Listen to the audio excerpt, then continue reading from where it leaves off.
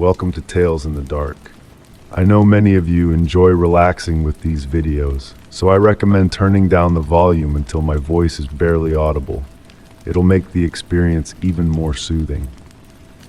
Before you close your eyes, let me know in the comments where you're listening from.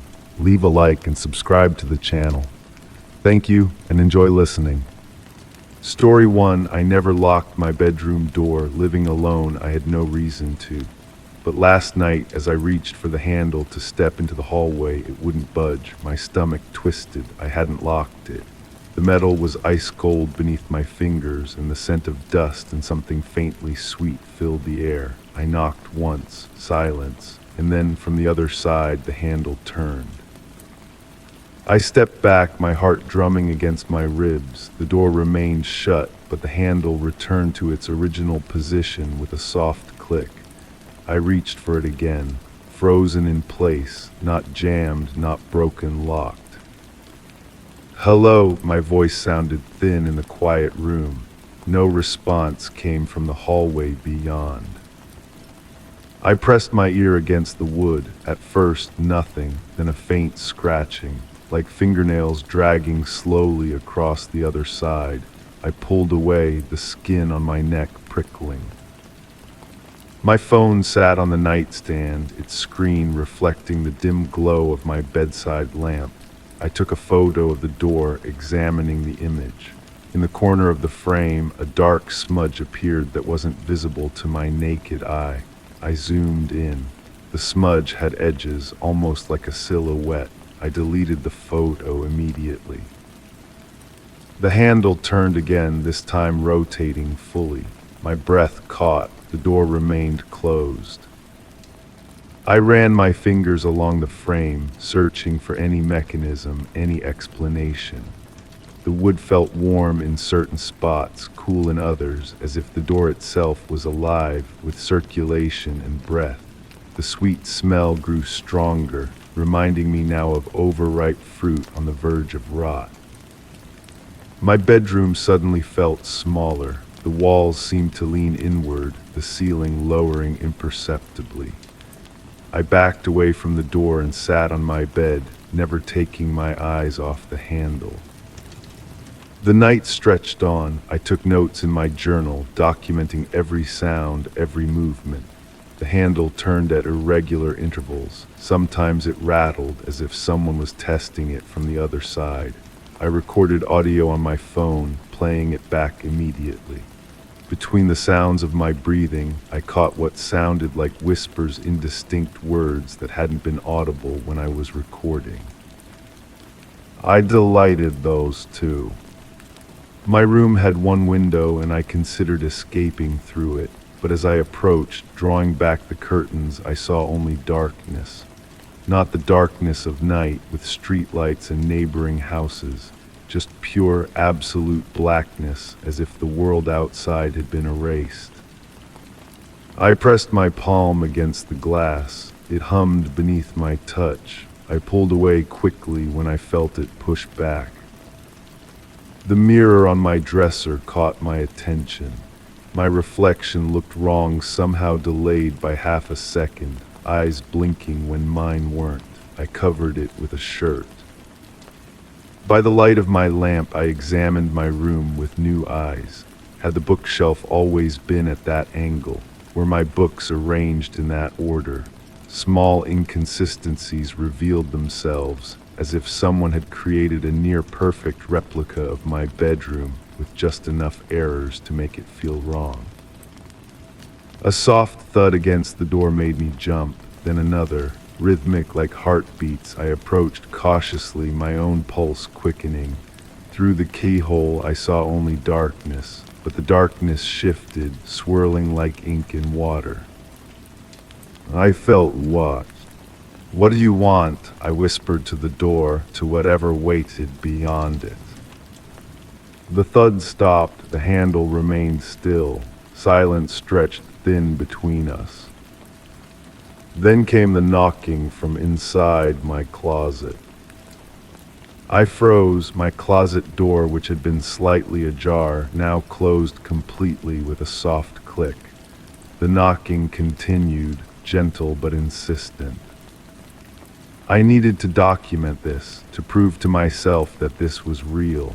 I snapped photos of the closet door, the main door, the window, the mirror. Each image showed subtle distortions, shadows bending the wrong way, objects slightly relocated between shots taken seconds apart.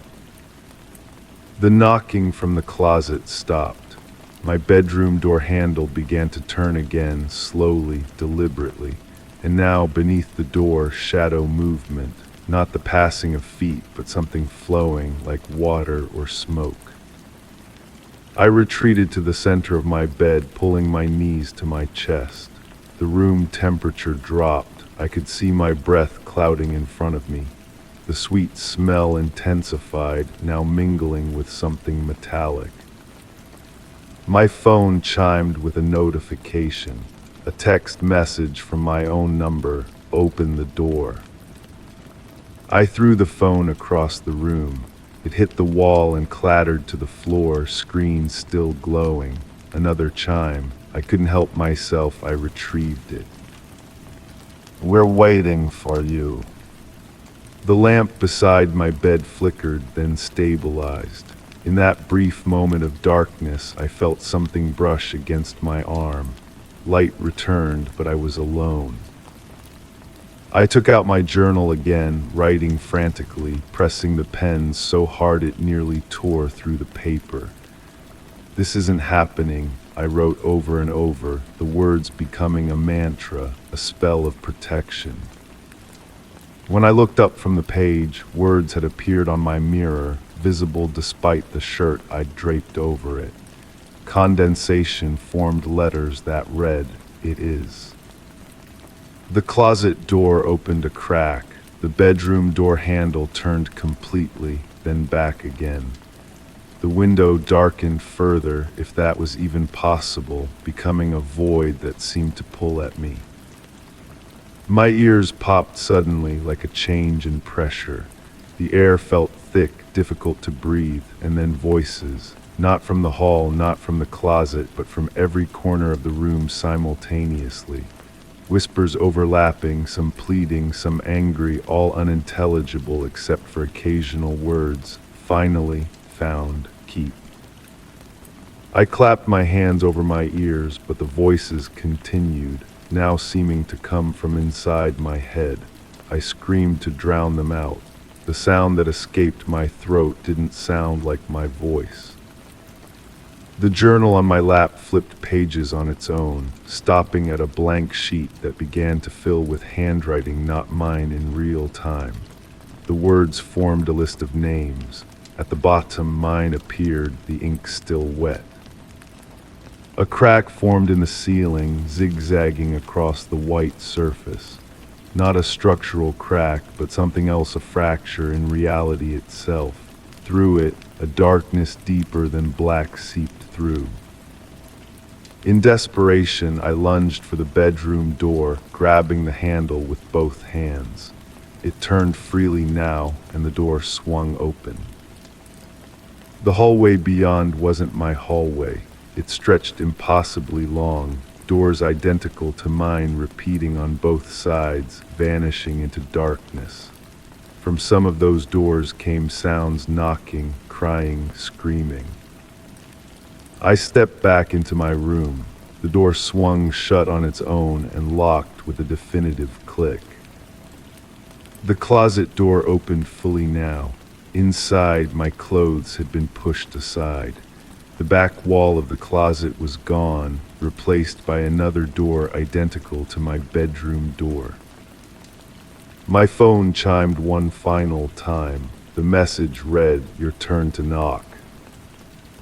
The room distorted around me, walls breathing in and out. The crack in the ceiling widened. The list of names in my journal began to glow, each one burning away until only mine remained. I found myself moving toward the closet, toward that new door. Not by choice, my legs carried me forward against my will. My hand reached out, formed a fist, and knocked 3 times on the wooden surface. The door opened. I wish I could say what I saw beyond wasn't real, that it was a hallucination, a dream, a break from reality. But I stepped through and the door closed behind me, locking itself with the same definitive click. Now I'm here, I don't know where here is exactly. It looks like my room, but wrong. The door that should lead to my hallway is locked. I've been knocking, but no one answers. Sometimes I press my ear against the wood and listen. I can hear someone on the other side, breathing, wondering what might be beyond their locked door. I know they'll open it eventually. They always do. And I'll be waiting. Story 2, I was flipping through an old album, smiling at childhood memories when I saw it. A picture from my 5th birthday, balloons, cake, my parents standing behind me. But in the background near the kitchen doorway was a man I didn't recognize. He wasn't blurry, wasn't hidden in the shadows. He was standing there watching as if he belonged, my breath caught. I had never seen this face before, but he was in every single photo after that. At first, I thought it might be a relative I'd forgotten, someone who visited during my childhood years. I asked my mother about him that evening, keeping my voice casual as I pointed to his figure in the corner of a Christmas morning photo. "Who's this man standing by the tree?" She squinted at the picture, her brow furrowing. "What man? There's no one there." I looked again. He was clearly visible, tall, thin, with dark hair and eyes that seemed fixed directly on the camera. On me. "Right here," I insisted, tapping my finger against his image. My mother shook her head, an edge of concern in her voice. "Honey, there's nobody there. It's just the tree and the wall." I opened my mouth to argue, but stopped. The chill that ran through me wasn't from the autumn breeze drifting through the window. It was something deeper. That night I went through every family album we owned. The stranger appeared in countless photos spanning years of my childhood, standing in doorways, half hidden behind furniture, always watching, always present. In some images he seemed closer than in others. His expression never changed. Yet something about his presence felt increasingly intrusive as I turned each page. My skin prickled with every new discovery. I began taking photos of the photos, documenting his appearances, creating a timeline. The pictures covered my bedroom wall, connected by red string like a detective's murder board. I needed to understand what was happening. I found him first in that birthday photo when I was 5. In subsequent images, he moved closer to me with each passing year. By my 10th birthday, he was standing just behind my shoulder. My parents and other family members were always positioned in ways that suggested they never saw him, never bumped into him, never acknowledged his existence. Who was he? Why could I see him now, but had never noticed him then? I started keeping a journal, documenting my findings. The stranger wore the same clothes in every photo, a dark suit with a white shirt, no tie. His face was unnervingly symmetrical, his features neither handsome nor ugly, just memorable enough to be recognizable while forgettable enough to blend into the background. Sleep became difficult. I would wake suddenly in the night, convinced someone was standing in the corner of my bedroom. The darkness played tricks on my eyes, morphing shadows into human shapes that disappeared when I switched on the light. My research expanded. I began asking other family members about the photos, showing them the images where the stranger was most visible. "Who's this man?" I would ask, watching their reactions carefully. Each response was the same: confusion, concern, and eventually worry about my mental state. Nobody saw him. Nobody remembered him. According to everyone else, he simply wasn't there. I contacted a photography expert, sending digital copies of the images without explaining what I was looking for. Can you tell me if these photos have been altered in any way? His response came back negative. The photos were original prints developed from film, no digital manipulation, no darkroom tricks. The more I investigated, the more the boundaries of my reality began to blur. I started noticing things, a shadow moving just beyond my peripheral vision, the feeling of being watched while alone in my apartment, the subtle shift of objects from where I had left them. One evening, while reviewing my notes, I found a page in my journal I didn't remember writing. The handwriting was mine, unmistakably, but the words were foreign. I see you seeing me now. My heart pounded against my ribs. The room suddenly felt cold, the air heavy with an invisible presence. I slammed the journal shut and backed away, bumping into my desk, photos scattered across the floor. As I bent to gather them, I froze. A new detail emerged in the birthday photo that started everything, the stranger's hand. It was extended slightly, reaching toward my shoulder, fingers almost but not quite touching me. I was certain this detail hadn't been there before. That night I pulled out my old camera, the film kind, barely used in the digital age.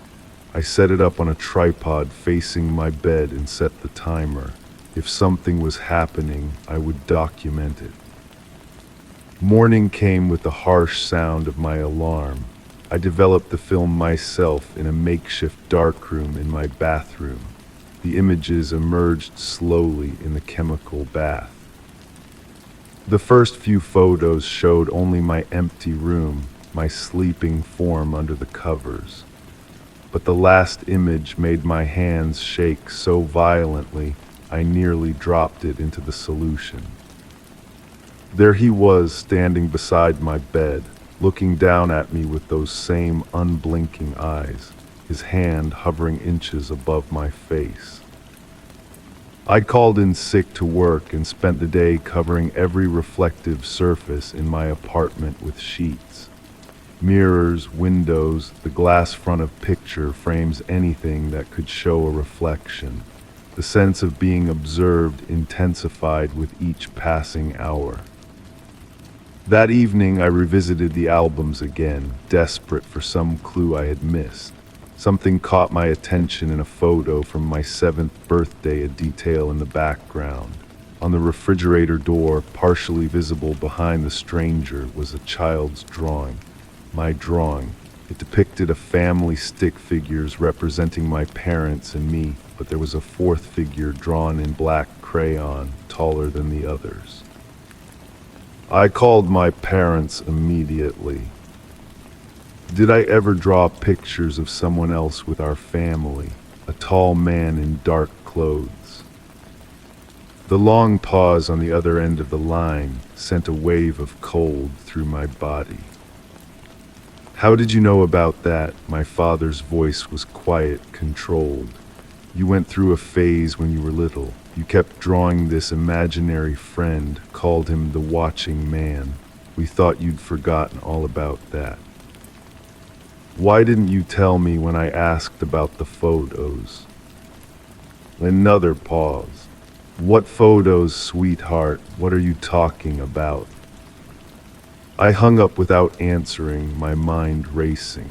Imaginary friend, the watching man. Had I created him somehow? Was he a product of my childhood imagination that had found its way into physical reality? I returned to my wall of evidence, scrutinizing every detail with fresh eyes. Something new jumped out at me in each photo. My expression changed subtly when the stranger stood closer. My smile became fixed, my eyes wider, my posture more rigid, as if some part of me had always known he was there. That night, I decided to confront whatever was happening. I set up my camera again, but this time remained awake, sitting on the edge of my bed, facing the darkest corner of the room. "I know you're there," I said to the emptiness. "I can see you now. What do you want?" No response came, but the air grew colder. My breath misted in front of my face. "Are you something I created, or have you always been watching me?" The lights flickered briefly. I held my ground, even as fear threatened to overwhelm me. "Show yourself," I demanded. Nothing happened at first, then slowly I became aware of a presence behind me, not through any sound or movement, but through the prickling awareness of another consciousness in the room. I forced myself not to turn around. My camera clicked the timer I'd set earlier. The automated shutter captured whatever was happening behind me. I waited until morning to develop the film. The image showed me sitting on the bed, my back straight with tension. Behind me stood the stranger, closer than ever before, his hand now clearly resting on my shoulder. But most disturbing of all was my expression reflected in the mirror across the room. My eyes were closed in the reflection, though I had been awake the entire night. The revelation hit me with physical force. I rushed to the bathroom and stared at myself in the mirror I had uncovered. My reflection stared back, blinking when I blinked, moving when I moved. Everything seemed normal. Then I noticed something in my eyes, a depth that hadn't been there before, as if someone else was looking out through them. I pressed my hands against the cool glass, leaning closer. For just a moment, a fraction of a second, my reflection smiled, while my actual face remained frozen in horror. I understand now. He was never in those photos when they were taken. He's appearing in them now as he gets closer to me in the present. Each time I look at an old photograph, he becomes more real, more solid. My childhood drawings, my imaginary friend, I was seeing him years before he actually arrived. I've been waiting for him my entire life. I keep the albums closed now. I've taken down my wall of evidence, destroyed my notes and burned the photographs I took, but it's too late. He's already here within me, becoming more present with each passing day. Sometimes when I look in the mirror, I catch glimpses of him looking back. Sometimes my hands move in ways I don't intend. Sometimes I speak words I don't remember forming. I'm writing this as a warning, though I don't know who will read it or if I'll even remember creating it. He's getting stronger. The stranger in my family photos isn't a stranger anymore. He's becoming me. Or perhaps I'm becoming him. Either way, we're inseparable now, and I sense we always were. Story 3, I had lived in this house for years. I knew every corner, every floorboard that creaked underfoot, but last night I found a staircase where there shouldn't have been one. It was narrow, the steps old and splintered, leading downward into darkness. The air smelled damp like stone and something metallic. I reached for the light switch, but the bulb flickered and died. From below, I heard something shift. My rational mind insisted this was impossible. The house's blueprint was etched in my memory. After countless renovations, no basement existed beneath the north wing. Yet here stood a staircase, its wooden banister smooth under my fingertips, worn from what felt like decades of hands sliding down its length. I retreated to my study, convinced exhaustion was playing tricks on my perception. The moon cast long shadows across my desk as I rifled through old house documents. Nothing indicated additional levels beneath the foundation. I ran my fingers across the yellowed pages, feeling the texture of ink pressed into paper long ago. A strange vibration hummed through my fingertips, almost imperceptible, but definitely there. Sleep came fitfully that night, my dreams filled with the sound of footsteps ascending wooden stairs, stopping just outside my bedroom door. I woke to the taste of copper in my mouth and the distinct feeling someone had been standing over me. Morning light brought rationality back. I convinced myself the staircase had been a dream until I passed the same hallway again. The door remained, slightly ajar now, revealing the first few steps descending into shadow. A cool breeze drifted upward, carrying the scent of wet earth and something else, something sweet and sickly. I returned with a flashlight. The beam cut through the darkness, illuminating rough stone walls that glistened with moisture. The stairs curved downward, disappearing beyond my light's reach. I counted 17 steps before the staircase turned. Something crunched underfoot, fragments of paper. Bending down, I discovered a torn photograph. A face looked back at me, oddly familiar yet impossible to place, the features distorted by water damage and age. The deeper I descended, the more the air changed. It felt heavy in my lungs, carrying a weight beyond mere dampness. My ears popped as if I'd traveled far beneath the earth. The wooden steps gave way to stone, curved slightly in the middle from years of use. At the landing, I found a single door, its surface carved with intricate patterns that seemed to shift when caught in my peripheral vision. My flashlight began to dim, the batteries draining without warning. I pressed my ear against the wood and heard nothing, not silence, but a void that seemed to pull at my senses. I documented everything, my phone camera filled with images of the staircase, the door, the strange carvings. But when I reviewed them later, each photograph showed subtle differences. The stairs appeared steeper, the carvings more defined, the shadows deeper and somehow wrong, as if they fell in directions that defied natural light. That night my phone awakened me. The screen glowed with a notification from my photo gallery. Memory from 1 year ago, it announced. The image showed me standing before the same carved door, smiling, though I had no recollection of such a moment. My reflection in a nearby mirror showed dark circles under bloodshot eyes. I began keeping a journal. Each day I ventured further down. The door at the landing opened to reveal another staircase, this one spiraling tighter, descending deeper. The stone steps here were slick with something that left reddish smears on my shoes. My home began to feel foreign around me. The familiar became strange kitchen cabinets that seemed taller, windows that framed views slightly different from what I remembered. Friends who visited noticed nothing, but their voices sounded muffled, distant, even when standing right beside me. The journal entries grew erratic. Words I didn't remember writing appeared between my own notes. Sketches of the door filled the margins, each more detailed than I could possibly have drawn. On one page, a single sentence repeated, "What waits below has always been waiting for you." I installed a camera at the top of the staircase. The footage showed nothing unusual until night fell.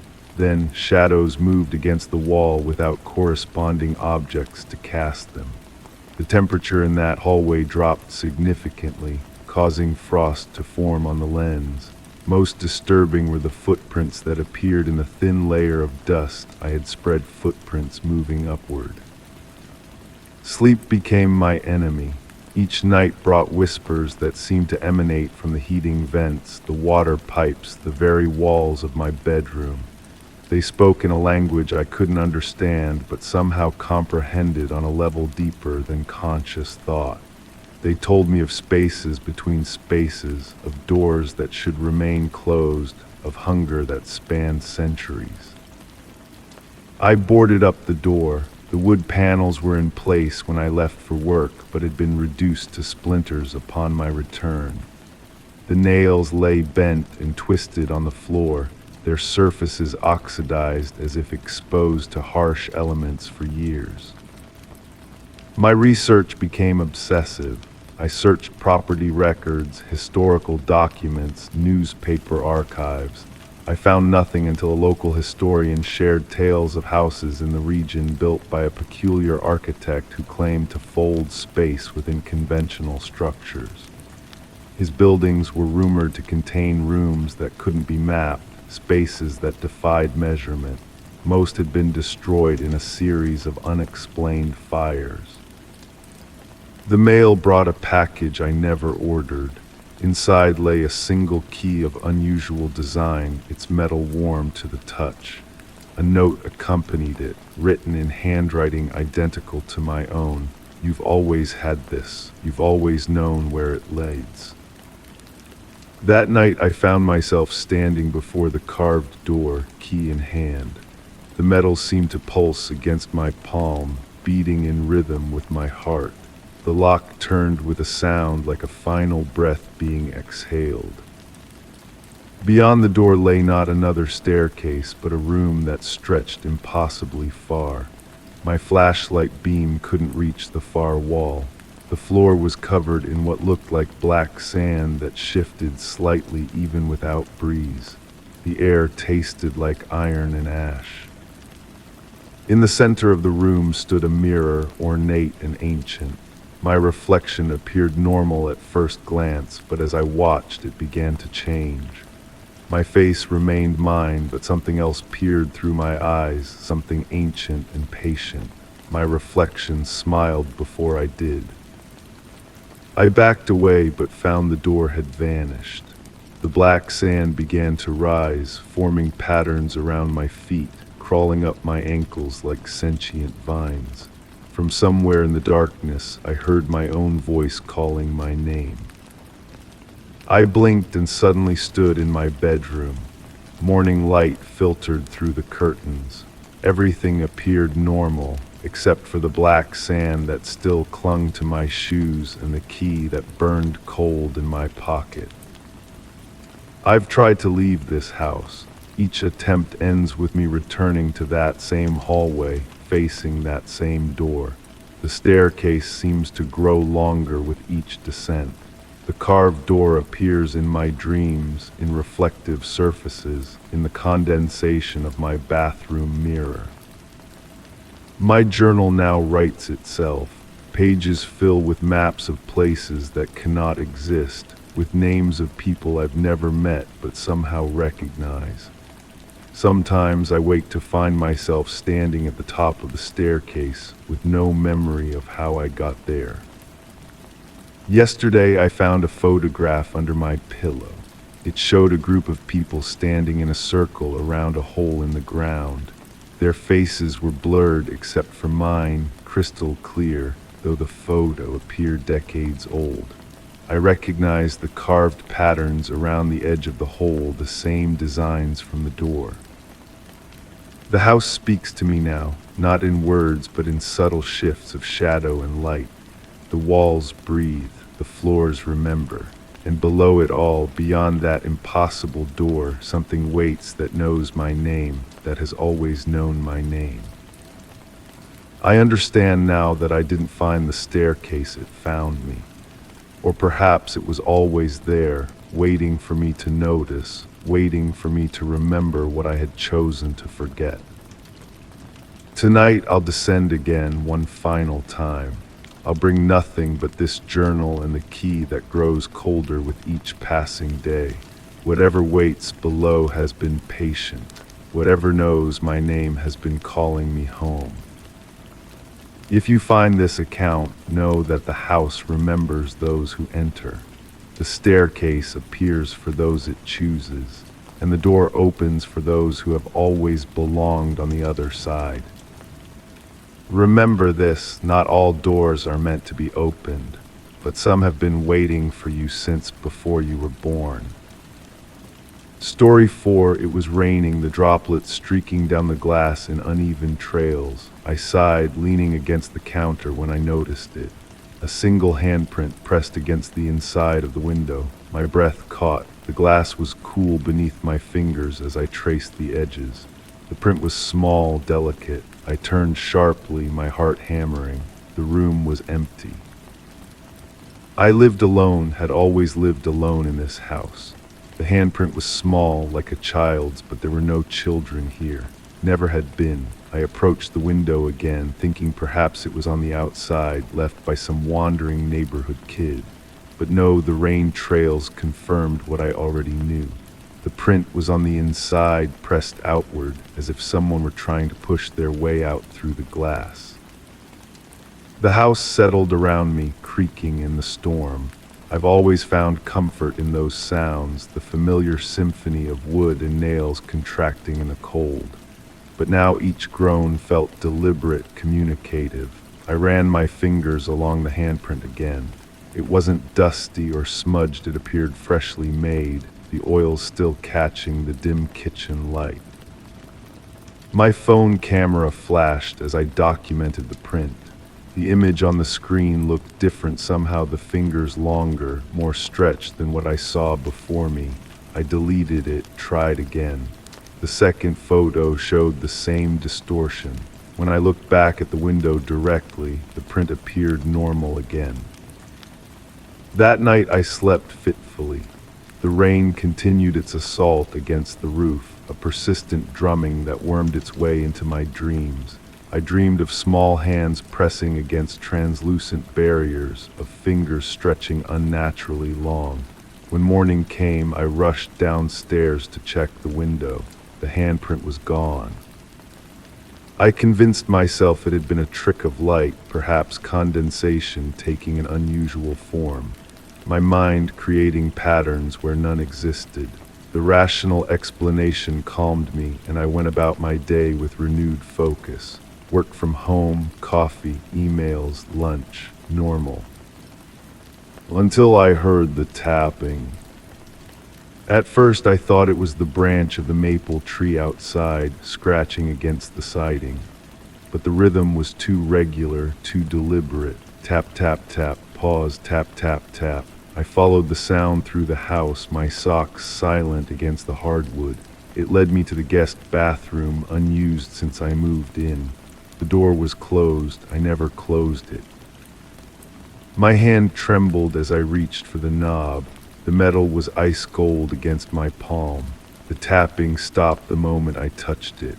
Silence pressed against my ears as I turned the knob slowly, pushing the door open with my foot rather than my hand. The bathroom was empty. Of course it was empty. The mirror above the sink reflected my pale face, drawn with tension, and behind my reflection, the shower curtain, closed. I never closed it. I backed away, unwilling to check behind the plastic barrier. Some fears are best left unconfirmed.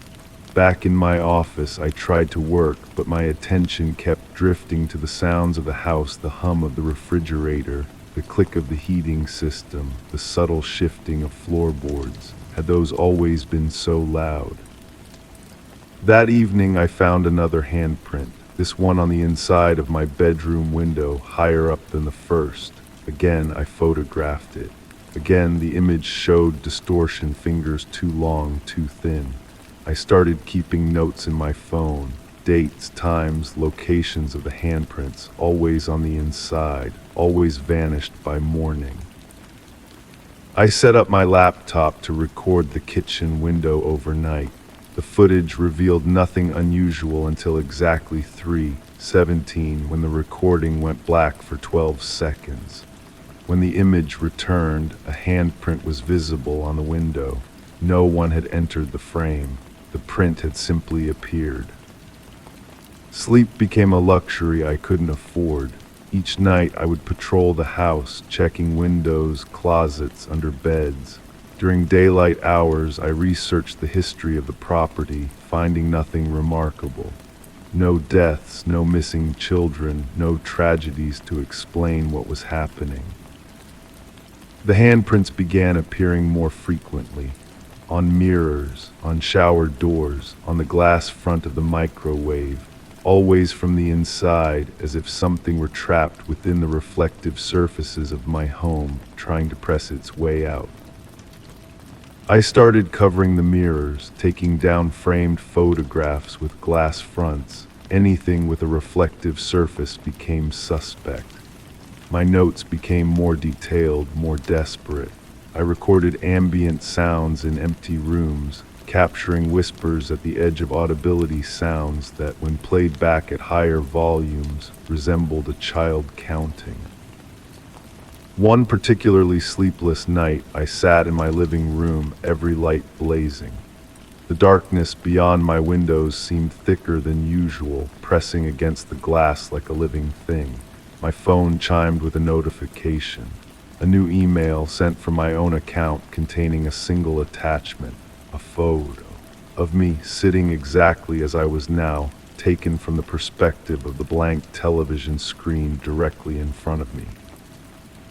I threw my phone across the room. The screen shattered on impact.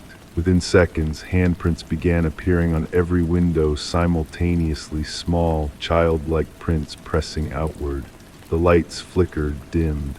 In the moment of darkness, I felt something brush against my ankle, small fingers cold as glass. When the lights stabilized, the handprints were gone, but now my laptop screen showed a message document I hadn't opened. 2 words in a font I didn't recognize. Find me. The rational part of my mind, the part still clinging to normal explanations, suggested a carbon monoxide leak, hallucinations, stress-induced paranoia. But the house had detectors. I'd checked them obsessively. I considered leaving, packing a bag, and checking into a hotel, but some deeper instinct told me it wouldn't matter. Whatever this was, it was attached to me now, not the house. Instead, I did what the message asked. I began searching, not just the house, but within it, behind walls, under floorboards, inside vents. I became convinced that someone was trapped within the structure itself, within the spaces we can't normally perceive. I found nothing physical, but my search triggered new phenomena. The smell of burnt sugar in empty rooms, cold spots that moved, following me from space to space. The sensation of being watched from impossible angles, and always the handprints, appearing on any reflective surface, pressing outward, reaching. I started talking to it, whatever it was, at first hesitantly, then with increasing desperation. What do you want? Who are you? How can I help you? The responses came in subtle ways. A door left ajar that I'd closed, objects rearranged while I slept. My own handwritten notes altered, words crossed out, new ones added in handwriting similar to mine but more childlike. The most disturbing discovery came when I reviewed older photos of myself taken in a house. In the background of each one, barely perceptible, a small, blurry figure, standing in doorways, peeking around corners, growing more distinct with each successive image. I hadn't noticed when taking the photos, but now it seemed obvious. Something had been with me from the beginning. During one frantic night of research, I fell asleep at my desk. I dreamed of glass walls, of being trapped in a narrow space, watching the world through transparent barriers. I dreamed I was small again, pressing my hands against cold surfaces, trying to reach someone who couldn't see me. I woke with a start. The room was cold, my breath visible in the air. On the fogged-up window beside my desk was not a handprint, but a message, written with a finger from the inside. You were me. My hands shook as I approached the window. The writing was already fading as the condensation evaporated. I pressed my palm against the glass, and for a brief moment felt a smaller hand press back from the other side. Understanding washed over me in a cold wave. I wasn't being haunted by something external. Somehow, impossibly, I was experiencing echoes of myself, a younger version, trapped in some in-between place, reaching across time or dimensions. The realization changed nothing and everything. The phenomena continued: handprints, whispers, brief glimpses of movement, but now I recognized them, acknowledged them, stopped fighting against them. I keep the windows clean now, the mirrors uncovered. I leave messages on fogged glass and wait for responses. Sometimes, when the light is just right, I catch a reflection that moves a half second behind me, smaller, younger, wearing clothes I remember from childhood. I still don't understand how or why this is happening. Perhaps some trauma fractured me across time. Perhaps loneliness has created a companion from my own memories. Perhaps the barriers between then and now, between what was and what is, are thinner than we believe. The handprints continue to appear on the inside of my windows. I've stopped trying to photograph them. Instead, I place my hand against them, matching my larger palm to the smaller one, connecting across whatever divides us. I live alone. I've always lived alone in this house. But now I know I've never truly been alone at all. Story 5. The house had been quiet at first, nothing unusual, nothing strange. But then late at night I started hearing it, a voice too soft to understand, murmuring from somewhere deep inside the walls. The scent of old wood and dust filled the air, thick and cloying. I pressed my ear to the plaster, straining to make out the words. The whisper stopped, and then, right against the wall, something knocked. I recoiled, heart hammering against my ribs. Silence followed, heavy and expectant. I convinced myself it was the old house settling, pipes contracting in the cool night air, nothing more. But the next night it happened again. The whispering returned, slightly louder, almost intelligible. I grabbed a glass from the kitchen and pressed it against the wall, using it as a makeshift amplifier. The murmuring clarified slightly, a voice, definitely human-like, speaking words I couldn't quite grasp. When I pulled the glass away, a dark smudge remained on the wall where it had touched. I rubbed at it with my thumb, but the mark refused to fade. Sleep became elusive. I found myself sitting in the darkness, waiting for the voice to begin. I started recording it, playing back the audio at different speeds, trying to decipher the message. The recordings contained nothing but static, yet when I listened in real time, the whispers were undeniable. The mark on the wall grew larger each morning, spreading outward like a stain. I painted over it twice, but by nightfall it would reappear, darker than before. I began documenting everything in a journal, the times the whispers started and stopped, the progression of the stain, the changing scents in the room, dust and wood giving way to something earthier, like fresh soil after rain, the temperature drops that accompanied each whispering session. The knocking evolved too, no longer a single tap but a pattern, 3 quick raps followed by 2 slow ones, always the same sequence. I found myself waiting for it, anticipating it. Sometimes I knocked back, matching the pattern. The first time I did this, the house fell silent for several days. When the whispers returned, they were different, clearer, directed at me. "I see you," they said, just that, over and over. I tore open the wallpaper, searching for the source. Behind it, I found nothing but solid wall, but the plaster felt wrong under my fingers, soft and slightly warm, like skin. I recoiled, wiping my hands on my shirt. That night, I dreamt of standing inside the wall, looking out into my bedroom through a small hole. In the dream, I watched myself sleeping, and I was whispering. I woke drenched in sweat, the taste of plaster dust coating my tongue. The stain had spread across the ceiling now, forming patterns that looked almost like writing in a language I couldn't read. My reflection in the bathroom mirror seemed subtly wrong. My eyes looked darker, my skin paler. When I blinked, my reflection seemed to delay by a fraction of a second. I invited a friend over, desperate for someone else to validate what was happening.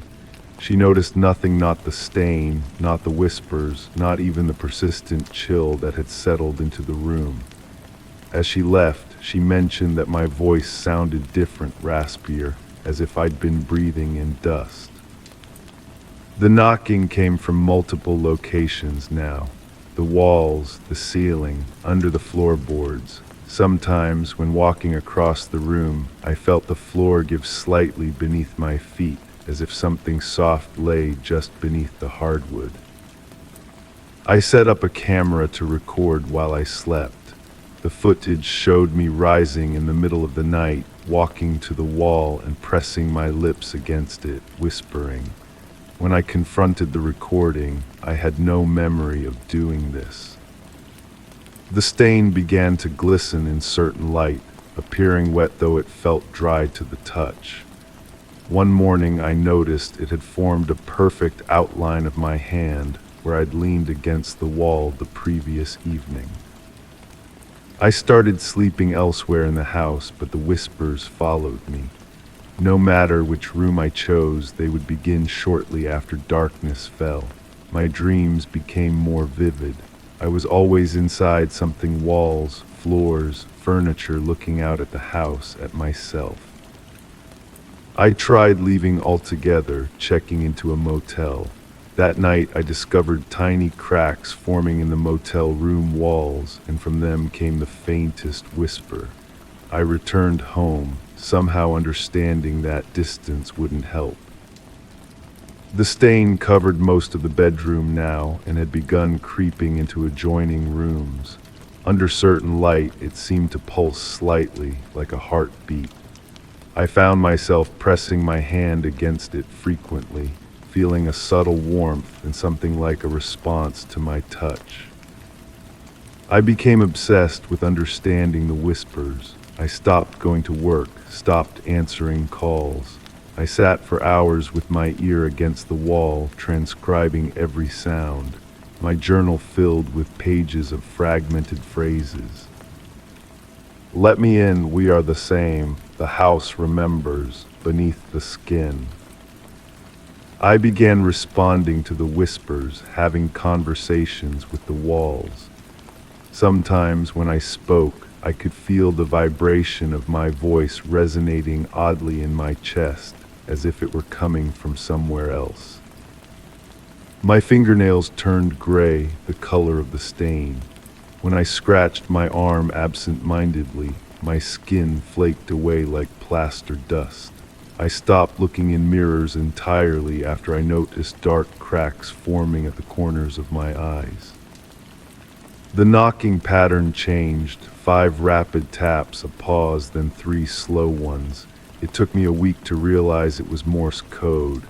The message, when I finally translated it, open. I understood then what I needed to do. Using a hammer and chisel, I began breaking through the wall where the stain had first appeared. The plaster crumbled easily, revealing not studs and insulation, but a dark, empty space. The opening released a rush of stale air and a sound like a sigh. I widened the hole enough to illuminate it with a flashlight. The beam revealed not the inside of a wall, but what appeared to be another room, a mirror image of my bedroom, but distorted. The furniture was arranged the same way, but everything was slightly wrong. The bed sagged in the middle. The dresser leaned at an impossible angle. The ceiling sloped downward as if the room were slowly collapsing. And on the far wall there was another hole and opening that mirrored the one I had created. Standing before it was a figure that looked like me but wasn't. Its skin had the same gray quality as the stain. Its eyes were dark pools. Its mouth moved in sync with the whispers I'd been hearing for weeks. "We've been waiting for you," it said, its voice matching mine exactly.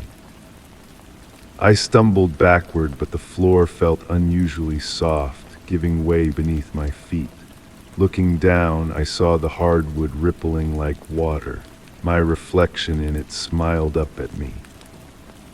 The figure from the other room began crawling through the hole in the wall, its movements jerky and unnatural.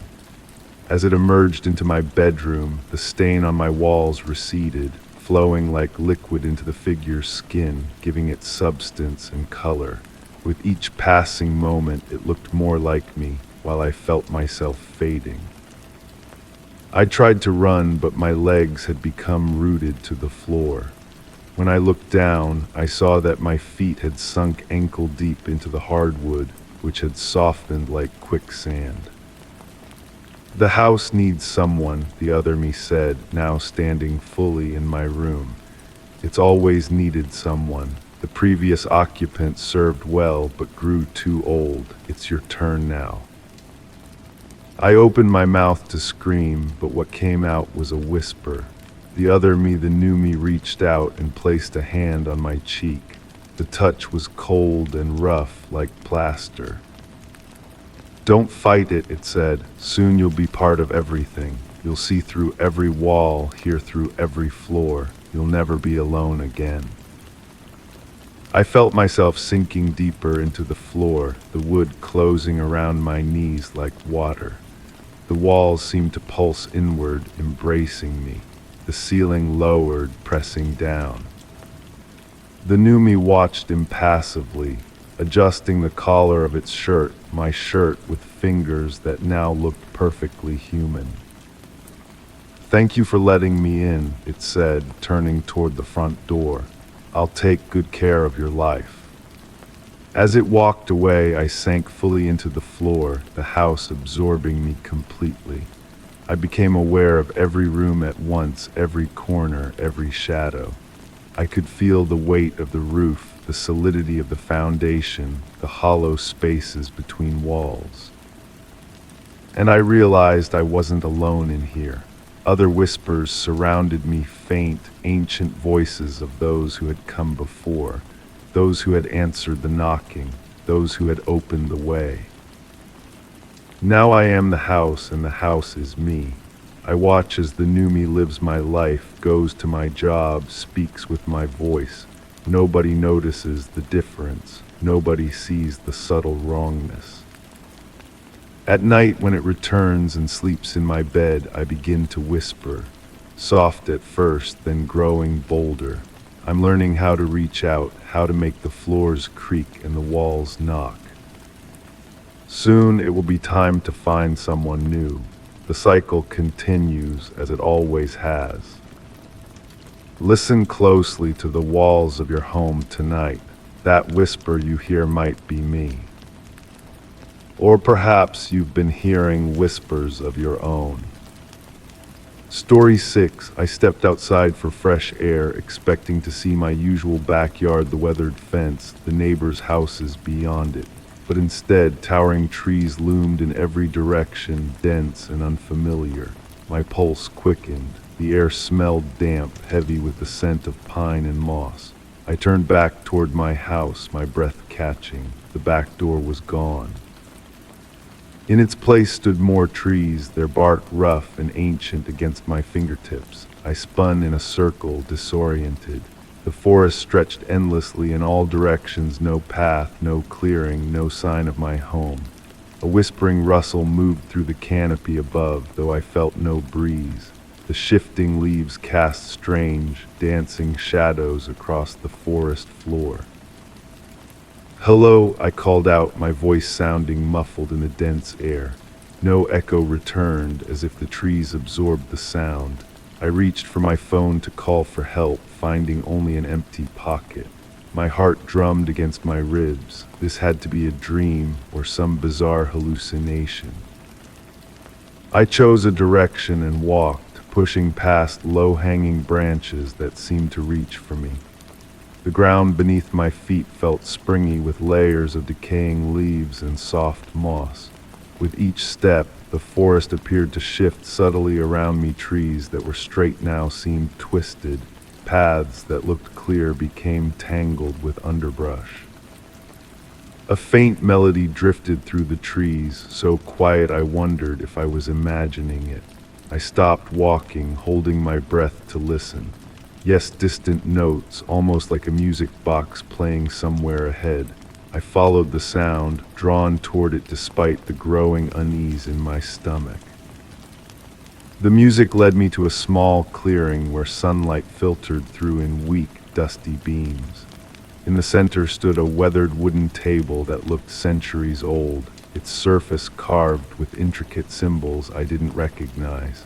Atop it sat a leather-bound journal, its pages open to reveal handwritten text. My hands trembled as I approached.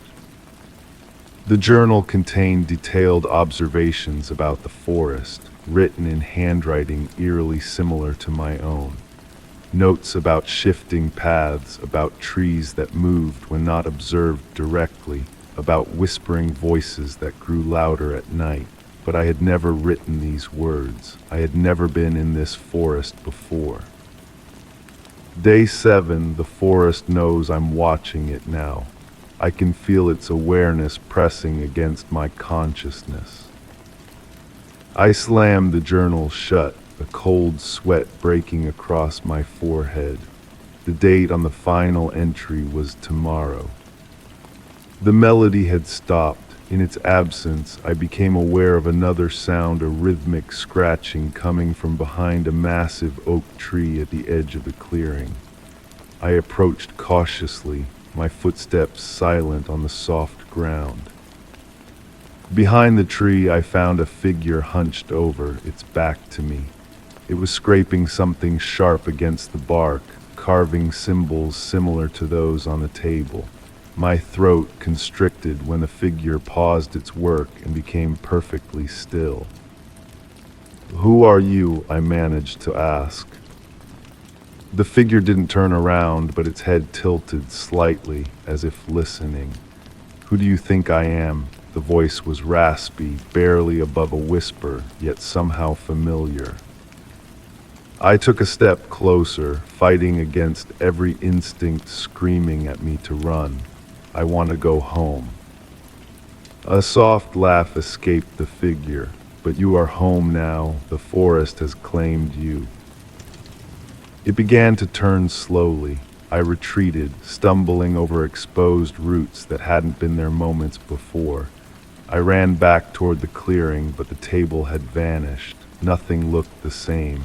Trees stood where there had been open space, their trunks scarred with the same strange symbols. I ran until my lungs burned, until sweat soaked through my clothes despite the cool air. I stopped to catch my breath, leaning against a gnarled tree trunk. Its bark felt warm under my palm, almost feverish, pulsing with something like a heartbeat. Night was falling now, the forest darkening around me. Shadows stretched and merged until I could barely make out the shapes of trees. I needed light, warmth, shelter. I gathered fallen branches to build a fire, arranging them in a small pyramid as I'd learned from wilderness programs. But when I struck a match, the flame sputtered and died. I tried again with the same result.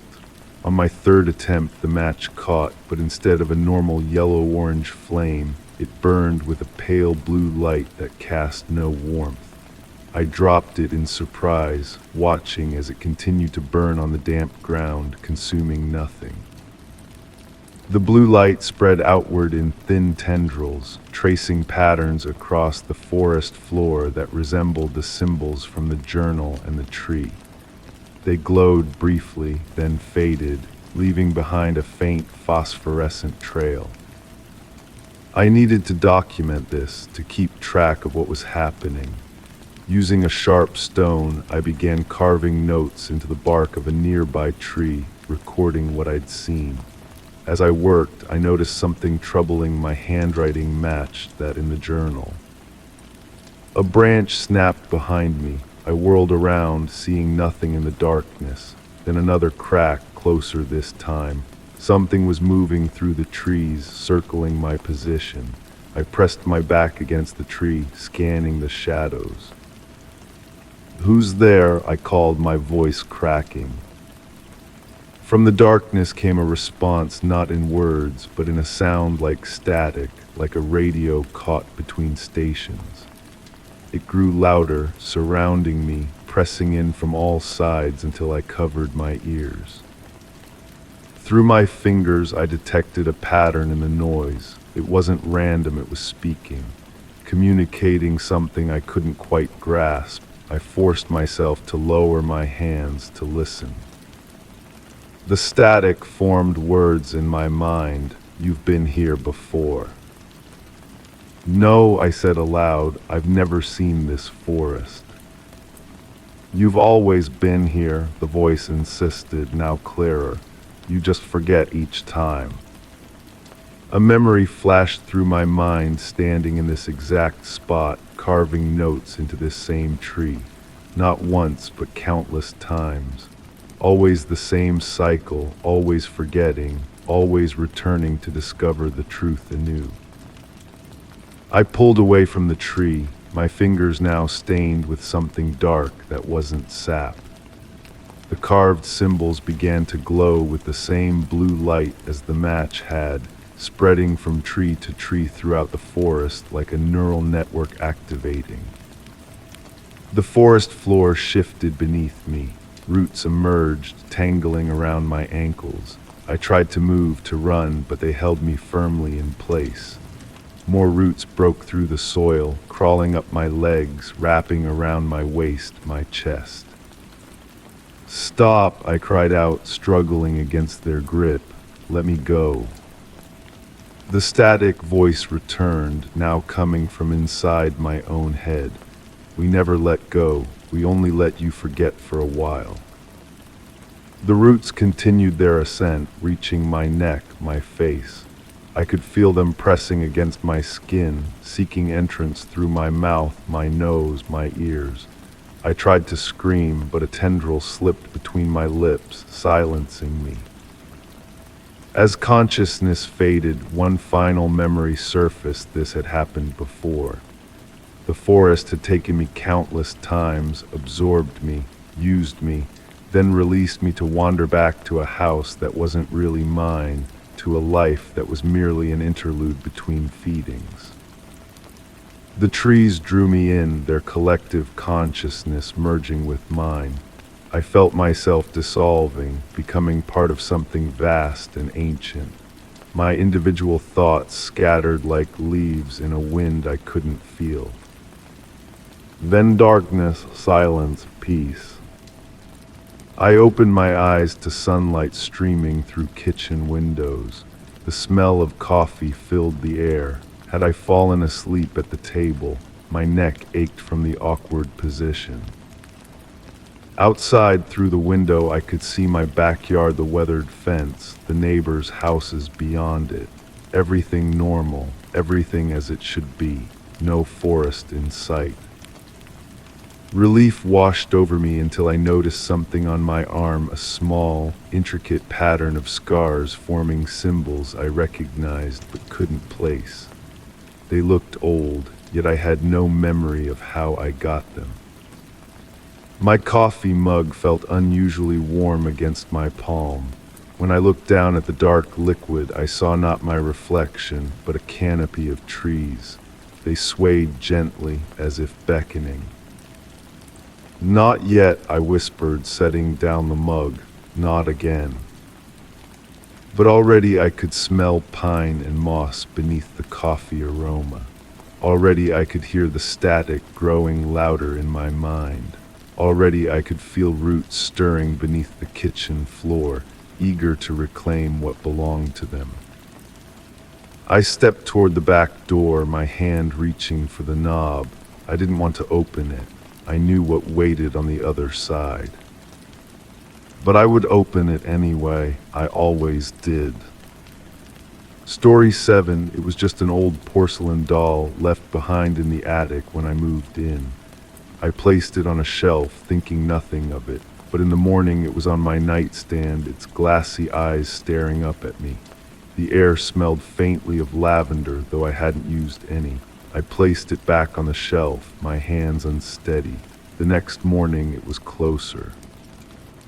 I convinced myself I must have moved it while sleepwalking, my mind playing tricks, nothing more, yet something about those painted eyes made me uncomfortable. The doll had a pale face with faint cracks running across the porcelain like ancient rivers on a map. Its dress was Victorian, deep burgundy with lace trim that had yellowed with age. Its hair was real human hair arranged in tight ringlets that framed its face. That night I took a photo of the doll on the shelf before going to bed. I needed proof, something tangible to convince myself I wasn't losing my mind. Sleep came reluctantly, my dreams filled with whispers just below the threshold of understanding. When morning arrived, the doll sat at the foot of my bed. The photo on my phone confirmed what I already knew. I hadn't moved it. My throat tightened as I approached it cautiously. The room felt colder near the doll, and when I picked it up, its porcelain was warm to the touch. Not room temperature, but warm like living flesh. I examined every inch of it, looking for hidden mechanisms, batteries, anything that might explain the movement. Finding nothing, I locked it in a wooden chest in the spare room and pushed heavy furniture against it. That should keep it contained. That night, a subtle scratching sound kept me awake, faint at first, then growing more insistent. It stopped whenever I moved to investigate, resuming only when I returned to bed. By morning, exhaustion had claimed me, and I woke to find my bedroom door wide open, though I distinctly remembered closing it. The wooden chest remained locked, the furniture unmoved. Relief washed over me until I opened the chest. Empty, my heart sank as I searched the house. Nothing, the doll had vanished. Days passed without incident. I began to breathe easier, convincing myself it had all been stress-induced hallucinations. Work kept me busy, and slowly the memory of the doll faded into the background of my consciousness. Until I heard it. My phone, sitting on the kitchen counter while I cooked dinner, suddenly emitted a child's laughter. Not from a call or notification. I checked immediately. The sound seemed to come from within the device itself. When I played back my recent voice recordings, I found one I hadn't made. Static filled most of the recording, but beneath it, barely audible, a child's voice whispered, "Find me." I deleted the recording, my appetite gone.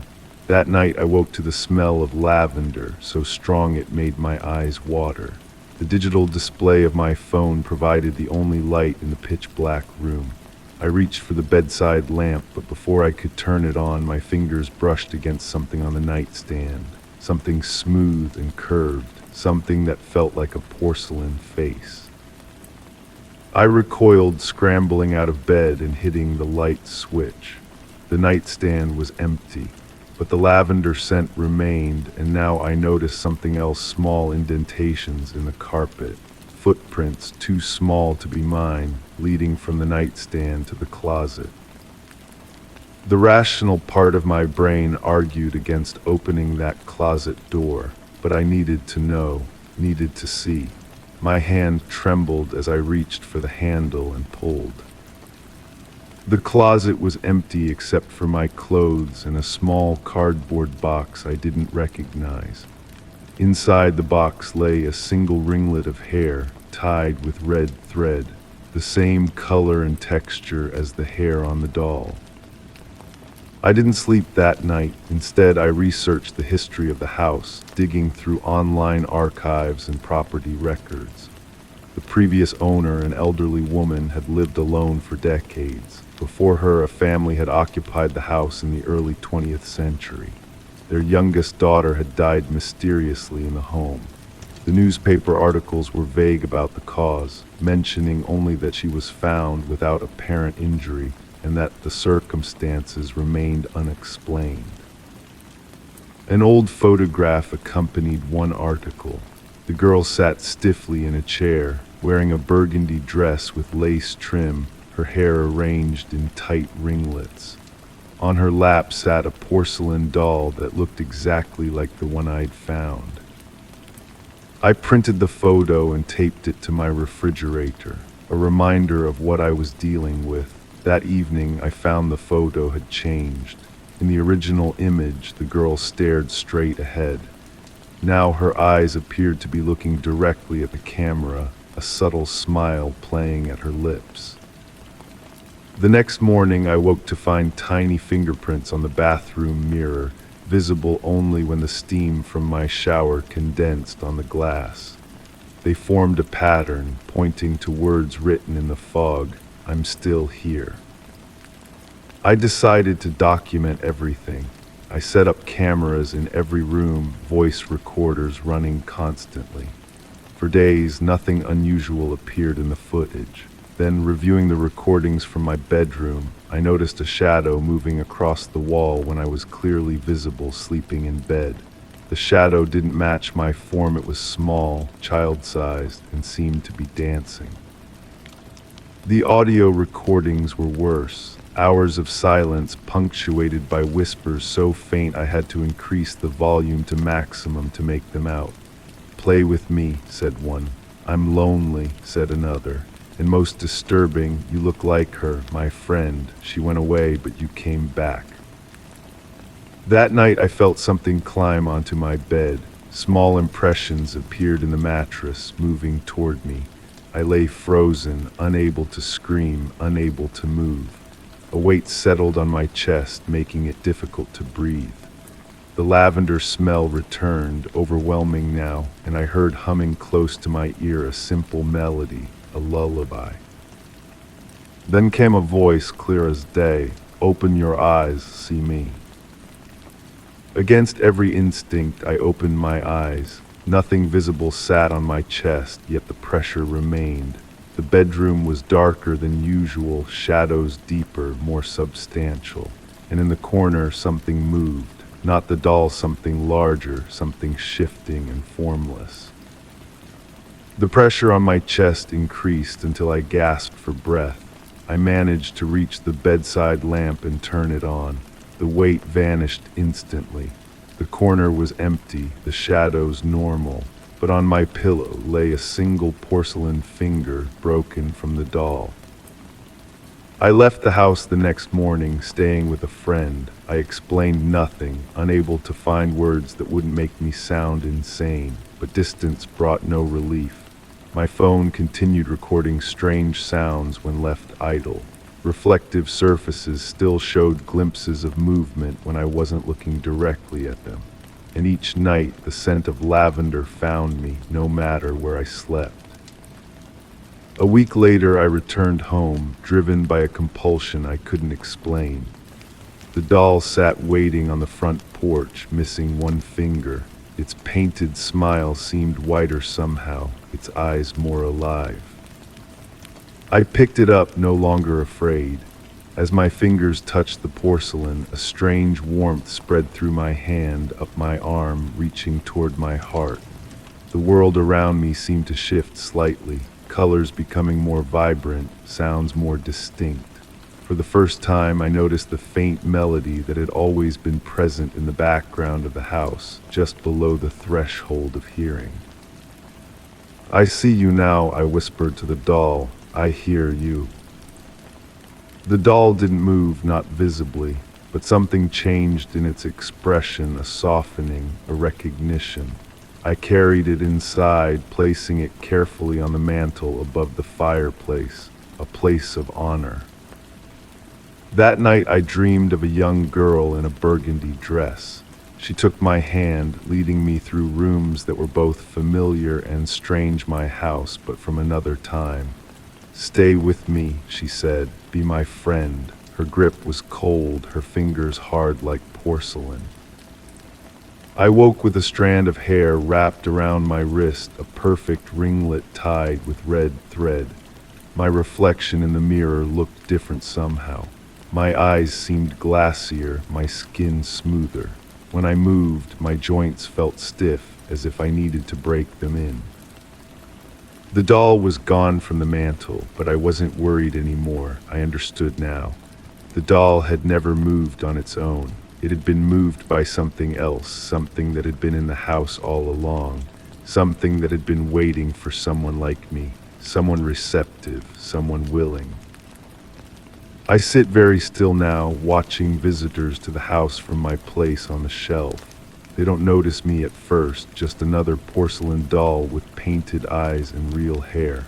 But at night, when they sleep, I move closer. And in the morning, they find me watching over them, my glassy eyes taking in everything. The air around me smells faintly of lavender. Soon they will see me too.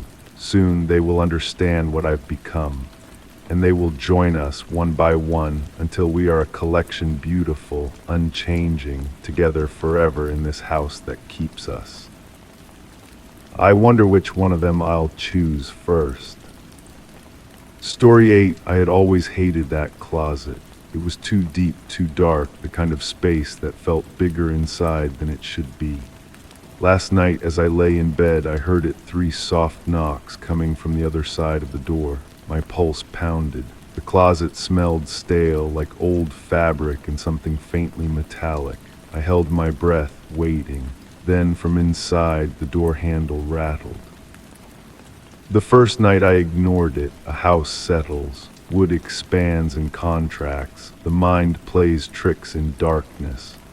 I pulled the blanket tighter, turned away, and eventually drifted into uneasy sleep filled with dreams of narrow corridors that twisted back on themselves. The second night the knocks returned. The same pattern, tap, tap, tap, soft but deliberate. I switched on my bedside lamp, watching shadows retreat to the corners. The closet door remained closed, innocent in appearance. I approached it slowly, each footstep on the hardwood floor creating a soft creak that seemed to echo the knocking sound. My fingers trembled as they closed around the cold metal handle. Nothing inside but hanging clothes, shoes arranged in neat rows, and storage boxes stacked against the back wall. The smell was stronger, though that metallic tang mixed with something earthy, like wet soil. I closed the door firmly and pushed my dresser against it before returning to bed. Sleep came in fragments that night, broken by the sensation of being watched. By the third night, I had convinced myself it was merely the pipes in the walls, or perhaps a small animal that had found its way into the space between the closet and the outer wall of the house. I set up my phone to record any sounds while I slept, determined to capture evidence of whatever natural phenomenon was causing the disturbance. The recording captured nothing but my own breathing and occasional movement against the sheets. And yet the knocks had come again. I heard them distinctly, even counted them in my half-sleep. If anything, they seemed louder, more insistent. Something was wrong with the recording. The audio quality degraded at several points, dissolving into static for brief intervals that corresponded exactly with when I remembered hearing the knocks. When I played it back through headphones, beneath the static, I detected what sounded like whispering too faint to make out words, but unmistakably human in cadence.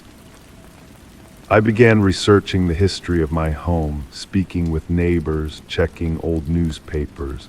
Nothing remarkable emerged, no deaths, no disappearances, no tales of strange occurrences. The house was relatively new, built on what had once been empty woodland. Nothing to suggest a haunting or any reason for supernatural activity. Still, I started documenting everything.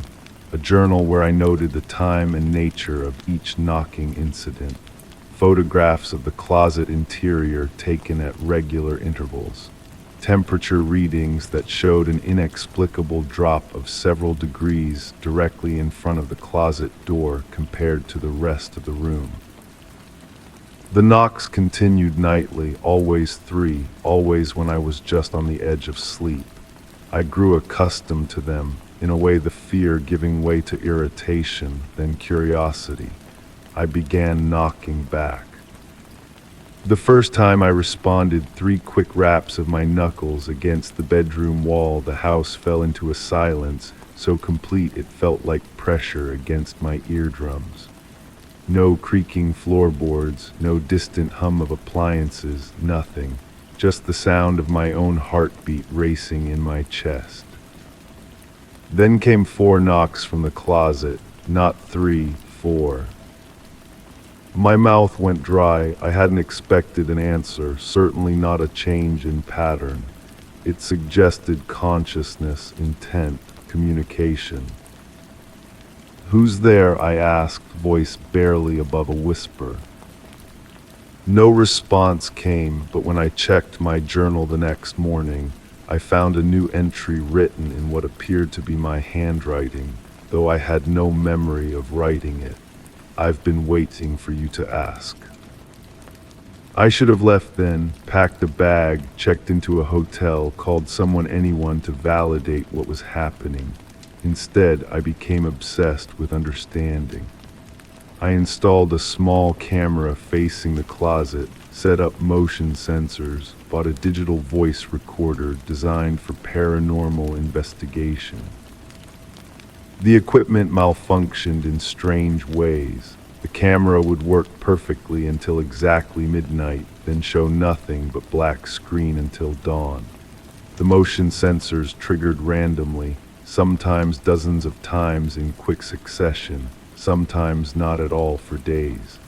The voice recorder captured snippets of what sounded like my own voice having conversations I never had.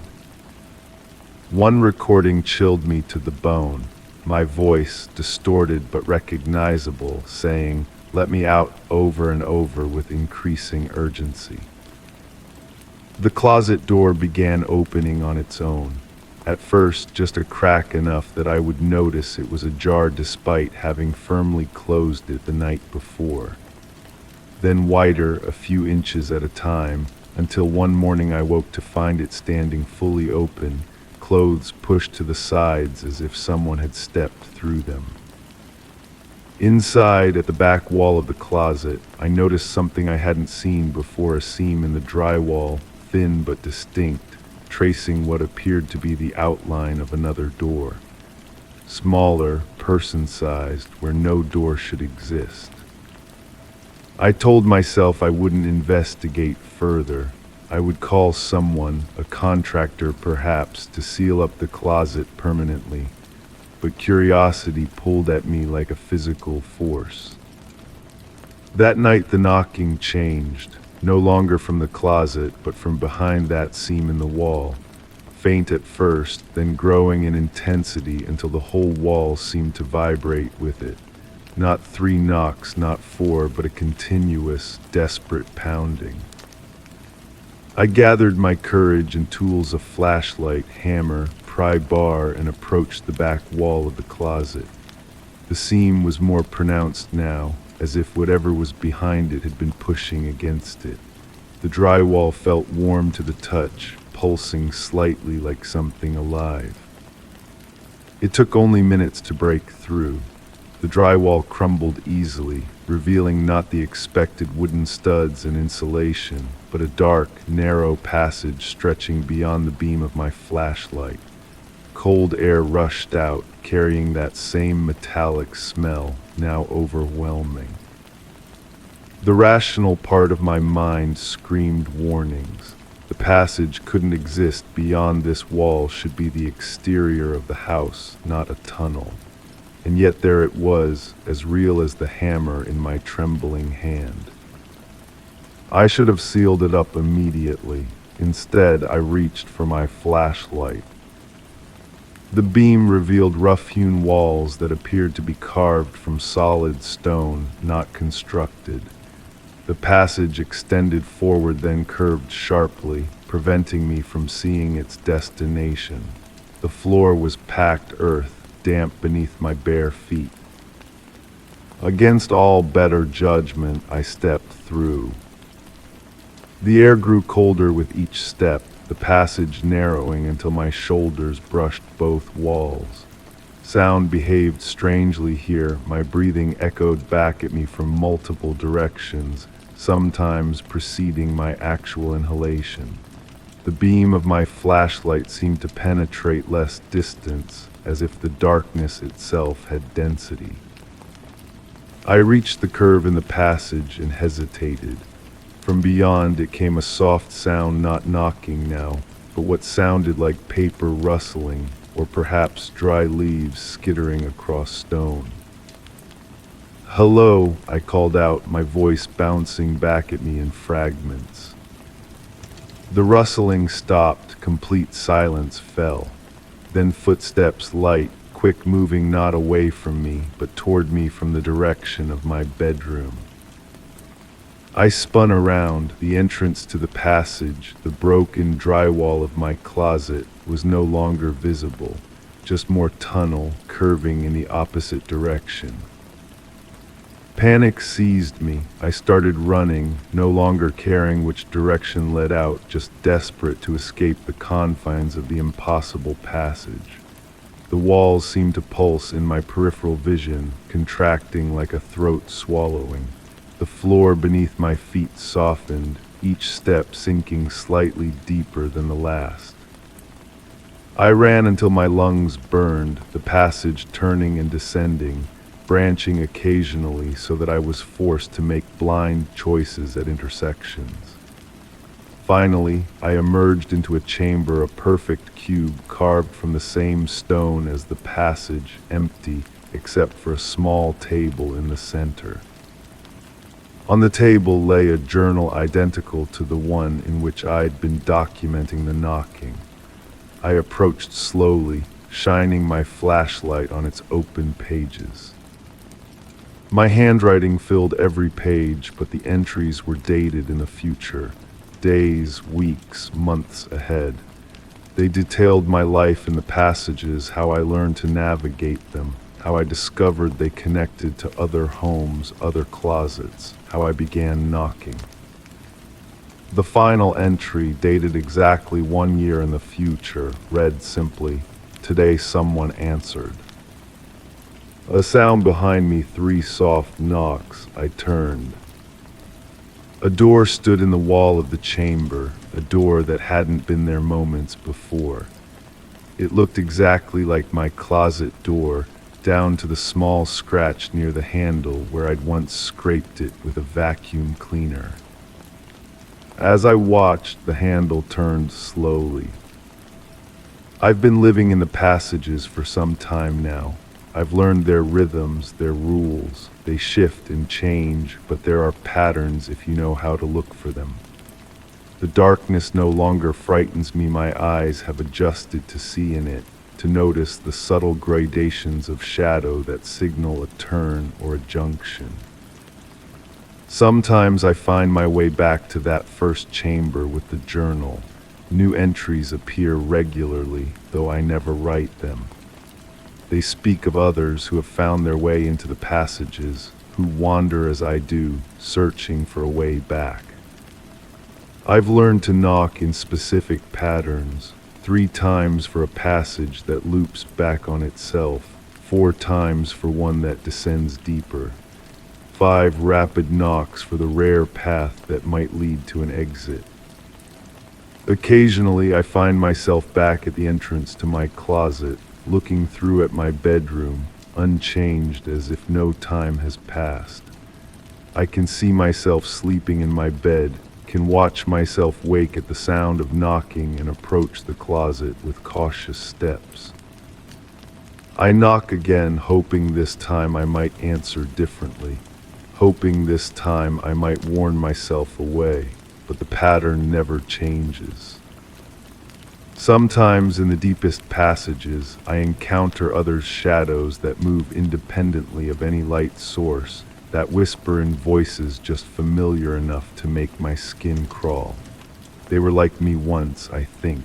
They found a closet door that shouldn't have opened, or a seam in a wall that shouldn't have been there.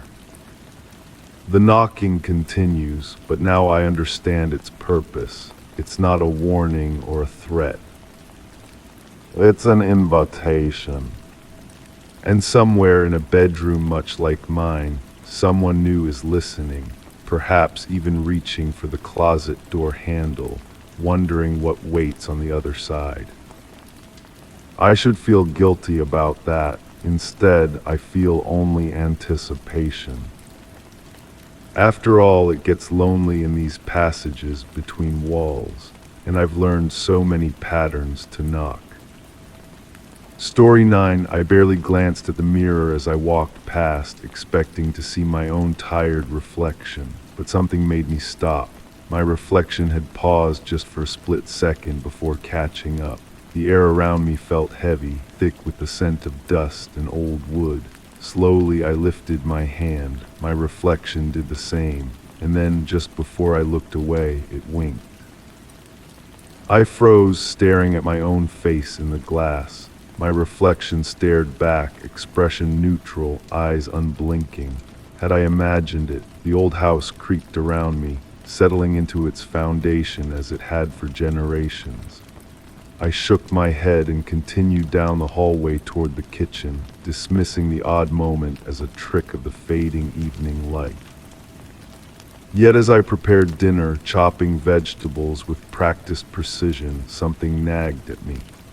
That mirror had been in the hallway since I moved in, part of the built-in features of this ancient home. I'd passed it countless times without incident. Why now? Why today? The knife slipped, nearly catching my finger. I set it down carefully, noticing how my hands trembled. Sleep eluded me that night. Every small noise, the gentle tapping of tree branches against my window, the subtle creaking of floorboards expanding and contracting with temperature, seemed amplified. I lay awake, staring at the ceiling, unable to shake the memory of my reflection's deliberate wink. Morning came with merciful normalcy. Sunlight streamed through my curtains, birds sang outside, and my coffee tasted exactly as it should. I chuckled at my midnight paranoia while brushing my teeth, barely glancing at my bathroom mirror. Then I noticed it a small, almost imperceptible delay.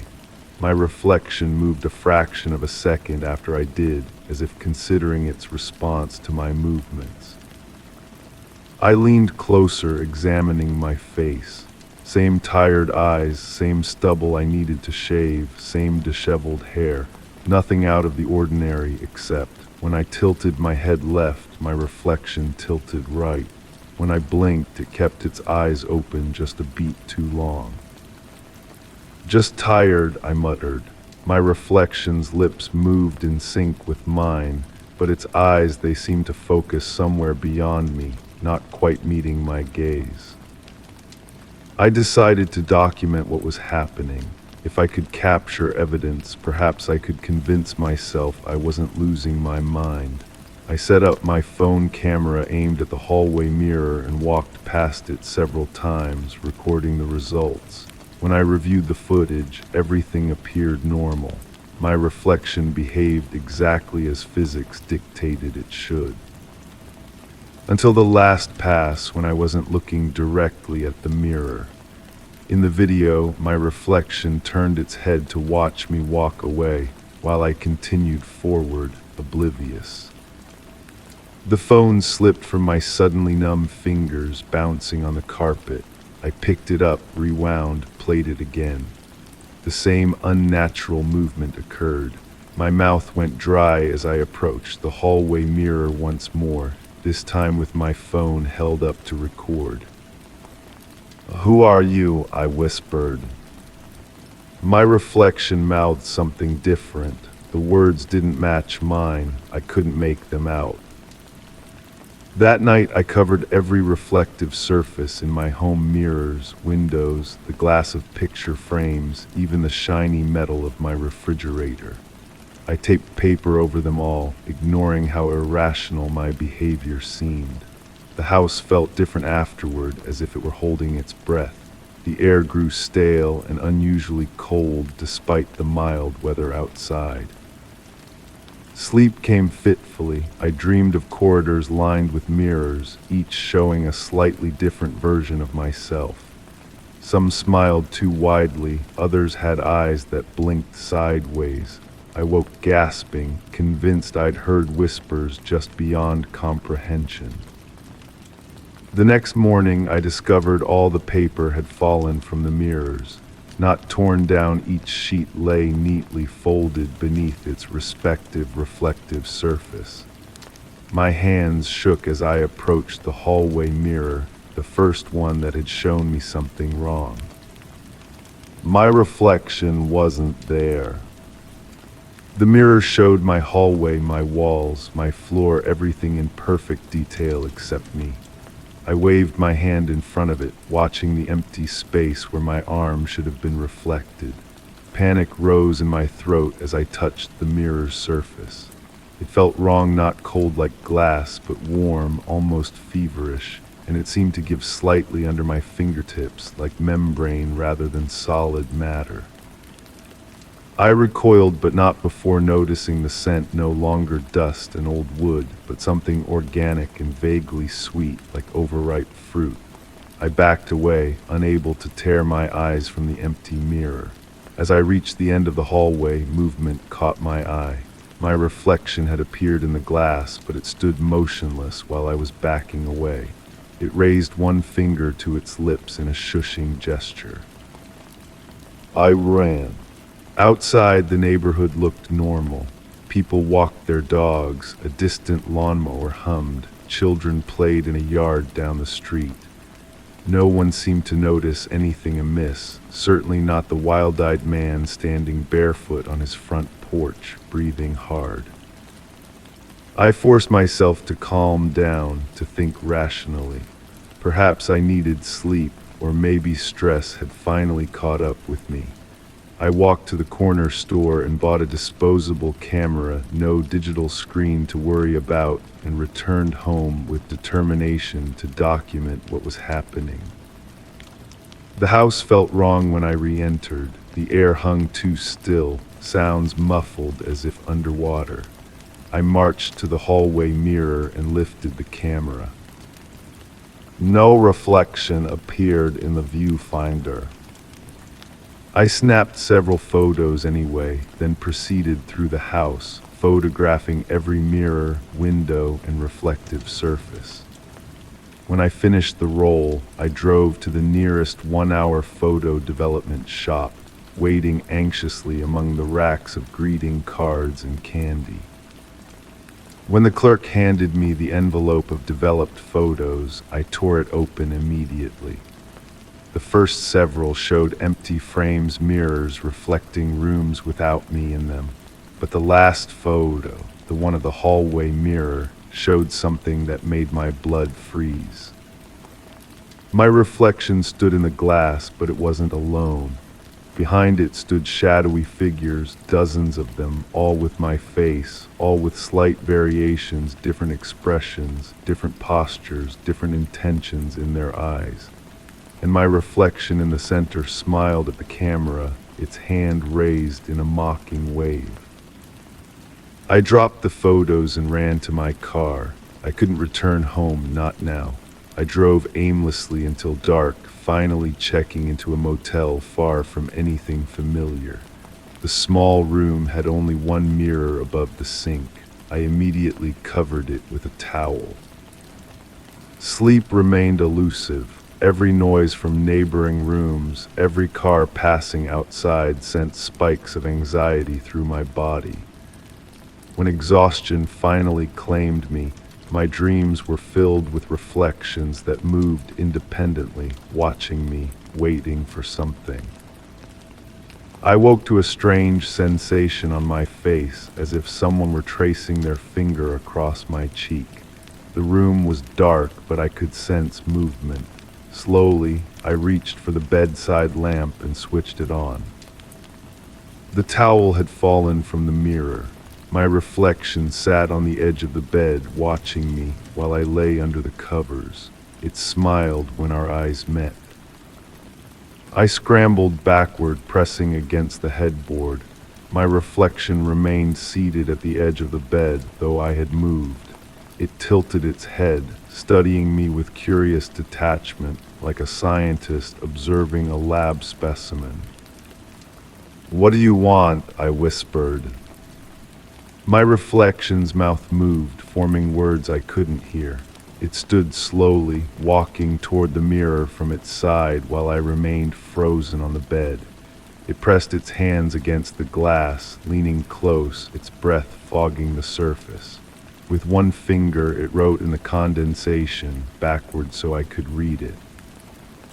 Dried places. The mirror's surface rippled like disturbed water. My reflection reached through, its hand extending into my reality, fingers stretching toward me. The air in the room grew thick with that sickly sweet smell, stronger now, cloying and inescapable. I lunged for the door, fumbling with the lock, feeling a cold hand brush the back of my neck as I wrenched it open and stumbled into the night. I drove without direction, putting distance between myself and that motel room, that mirror, that thing wearing my face. Dawn found me parked at an overlook, watching the sun rise over distant hills. My eyes burned with exhaustion, my mind racing through possibilities, each more terrifying than the last. I checked my rearview mirror and found it empty, no reflection of my face, no road behind me, just a gray fog where reality should be. I turned to look over my shoulder. The road stretched normally behind my car, early morning light painting it gold. When I looked back at the rearview mirror, it showed only fog. They were taking over one reflective surface at a time. I drove to a department store when it opened, purchasing new clothes, sunglasses, and a hat, anything to change my appearance. In the store bathroom, I kept my eyes downcast, avoiding the mirrors above the sinks. Yet I could feel them watching me, those not quite me reflections, patient and hungry. For days I lived in my car, using cash only, avoiding anything that might show my reflection. I grew a beard, lost weight, my appearance changing naturally with stress and poor nutrition. Sometimes I caught glimpses of myself in store windows or puddles after rain. Sometimes my reflection matched me. Sometimes it didn't, sometimes it wasn't there at all. I began to notice other people's reflections, too. Most behaved normally, perfect mirrors of reality. But occasionally I'd spot someone whose reflection moved just slightly off sync, whose mirror image smiled when they didn't, whose reflected eyes followed me while the person remained oblivious. How many of us were there? How long had this been happening? I found others online, people posting in obscure forums about reflections that behaved strangely, about mirrors that showed impossible things. Most comments dismissed them as hallucinations or dreams, but I recognized the truth in their desperate words. I messaged several, but received replies from only one. They're waiting for something. When it happens, nowhere will be safe. The next day, that user's account was deleted, all their posts erased as if they'd never existed. Winter came, bringing darkness and more reflective surfaces, glass windows backed by early nightfall, icy puddles, snow-covered car hoods gleaming under streetlights. I grew more isolated, more careful, but also more determined to understand what was happening. I returned to my house after months away. Mail overflowed the box, dust covered every surface, but the mirrors remained uncovered, pristine, waiting. The hallway mirror where it all began seemed to pulse with anticipation as I approached. My reflection waited for me, looking exactly as I had when I first noticed the anomaly, not thin and bearded as I now appeared. It smiled when I stopped before it. "What are you?" I asked. My reflection's mouth moved, forming different words. This time I could almost hear them, a whisper just beyond comprehension, like static between radio stations. I placed my hand against the glass. My reflection did the same. The surface felt warm, alive, throbbing with a rhythm reminiscent of a heartbeat. "Why me?" I whispered. My reflection's expression softened, almost sympathetic. It leaned forward until its forehead touched the glass directly opposite mine.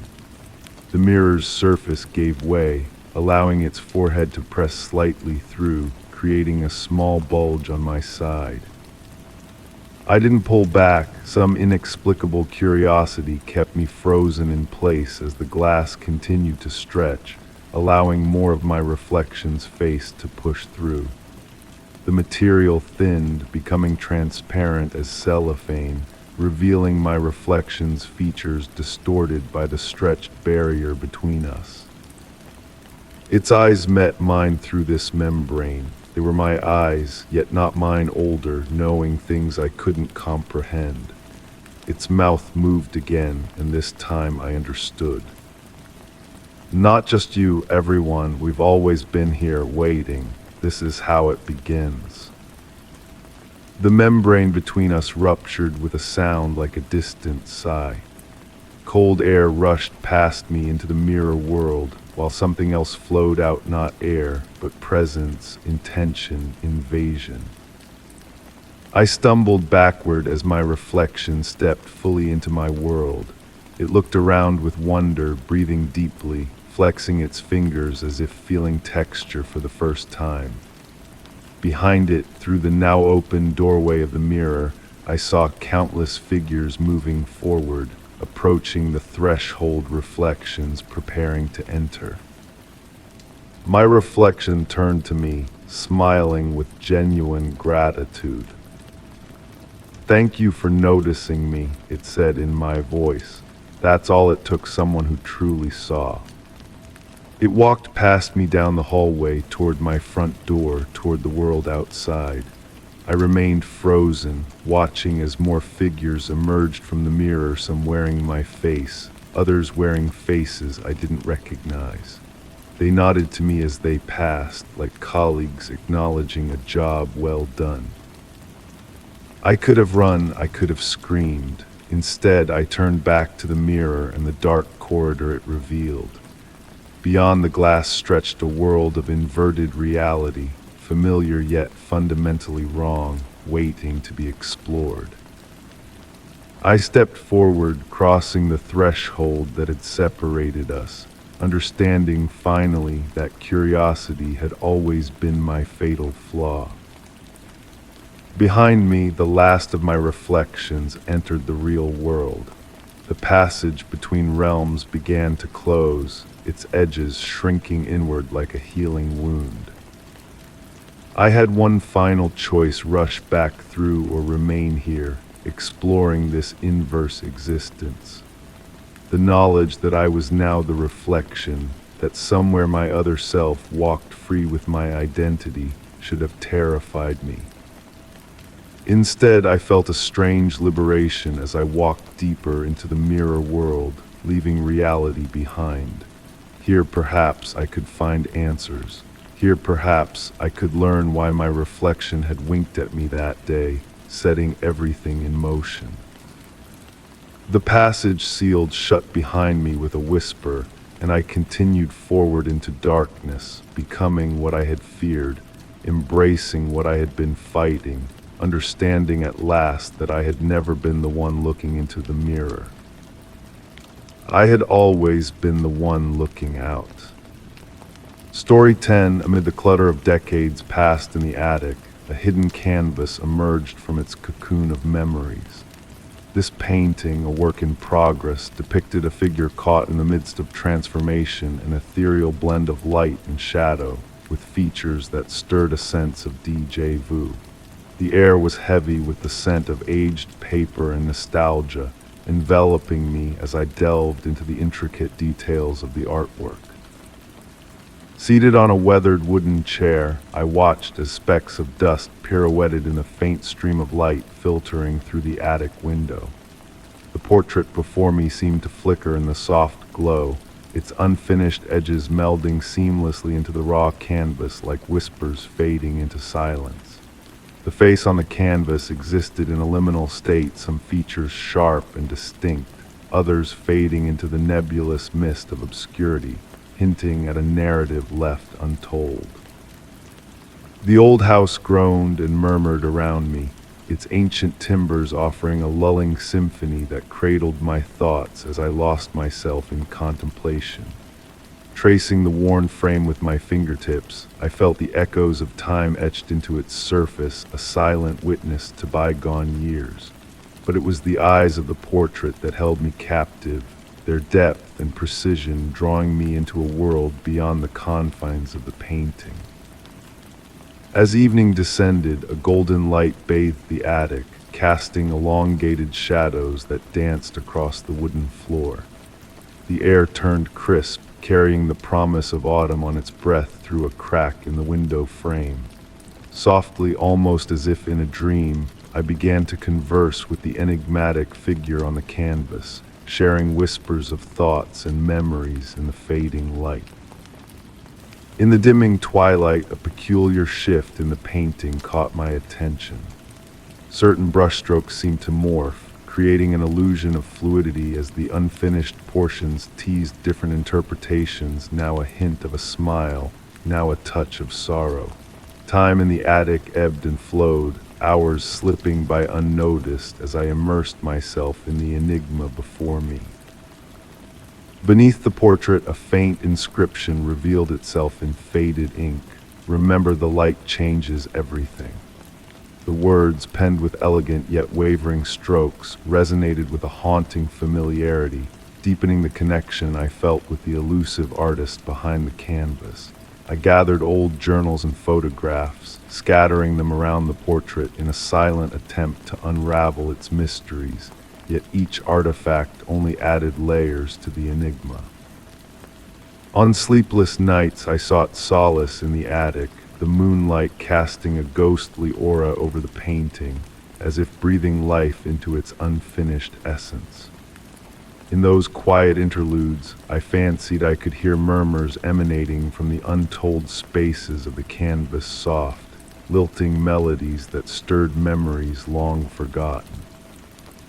Slowly, imperceptibly, the portrait began to shift in my gaze. Unclear features began to take form in my mind's eye, evolving with each passing moment, though remaining trapped in perpetual incompleteness on the canvas. The eyes, in particular, seemed to mirror my innermost emotions, reflecting back a kaleidoscope of feelings that ebbed and flowed with the changing seasons. The portrait became a silent confidant, a mirror to my soul, echoing sentiments and stories long buried within. In the hush of the attic, I shared my dreams and fears, weaving a tapestry of whispered confessions that mingled with the house's ancient whispers. Its unfinished state became a gateway to boundless imagination, inviting me to explore the myriad possibilities of what could have been. With the passage of time, a revelation dawned upon me. The incompleteness of the portrait was not a flaw but a deliberate choice, a testament to the fluidity of existence. The artist, it seemed, had foreseen that finality would confine the subject to a singular moment, a singular truth. Instead, the perpetual state of becoming allowed the painting to evolve, mirroring the nuances of light and shadow, of perception and introspection.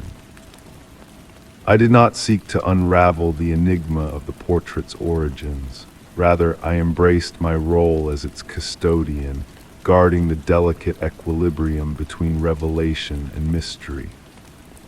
The attic transformed into a sanctuary where time wavered, where the boundaries between observer and observed dissolved like the fading edges of the painting. Even now, after years have slipped through my fingers like grains of sand, I ascend the narrow stairs to commune with the portrait. Sometimes I bring a notebook to capture the ever-shifting interplay of light and shadow upon the canvas, the elusive dance of the unfinished strokes. But more often I sit in tranquil silence, sharing space with this silent sentinel that has woven itself into the fabric of my existence.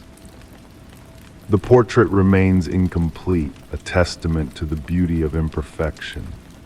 In its unfinished state, it continues to unfurl new facets of itself and in turn of those who behold it.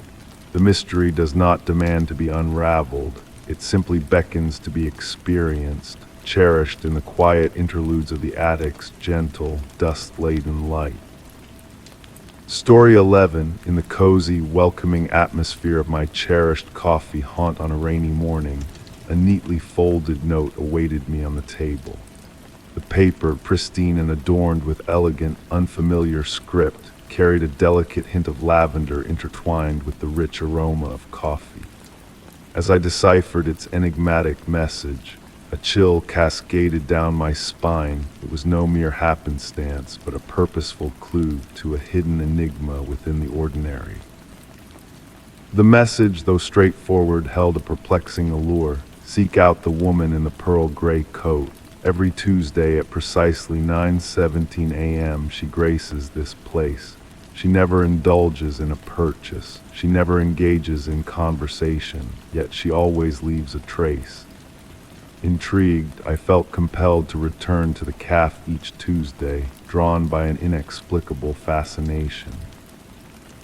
The gentle rhythm of raindrops against the panes became my constant companion, orchestrating a tranquil melody to accompany my silent vigil. The familiar blend of freshly ground coffee beans and the comforting warmth of baked goods enveloped me in a soothing embrace as I patiently awaited her arrival. On the initial Tuesday, I arrived early, selecting a secluded table that afforded a clear view of both entrances. The morning crowd ebbed and flowed, their muted exchanges and the gentle clinking of cups creating a serene symphony. My focus oscillated between the steady cadence of the antique clock on the wall and the entry of each new patron. Precisely at 9:17 she materialized, the pearl gray coat draped elegantly over her form, appearing to absorb and radiate the soft light in equal measure. Her presence possessed a tangible yet ethereal quality, akin to morning mist illuminated by sunlight. Gracefully she navigated to her customary spot by the window, her countenance partially concealed beneath a broad-brimmed hat. Yet her hands graceful, weathered, adorned with a solitary silver ring on her right index finger remained visible. Week after week I observed her ritual unfold with meticulous regularity. Seated for exactly 7 minutes, she exuded poise, hands clasped in her lap. Just as the note had foretold, she never made a purchase, never acknowledged anyone. Yet I began to discern the small mementos she left behind.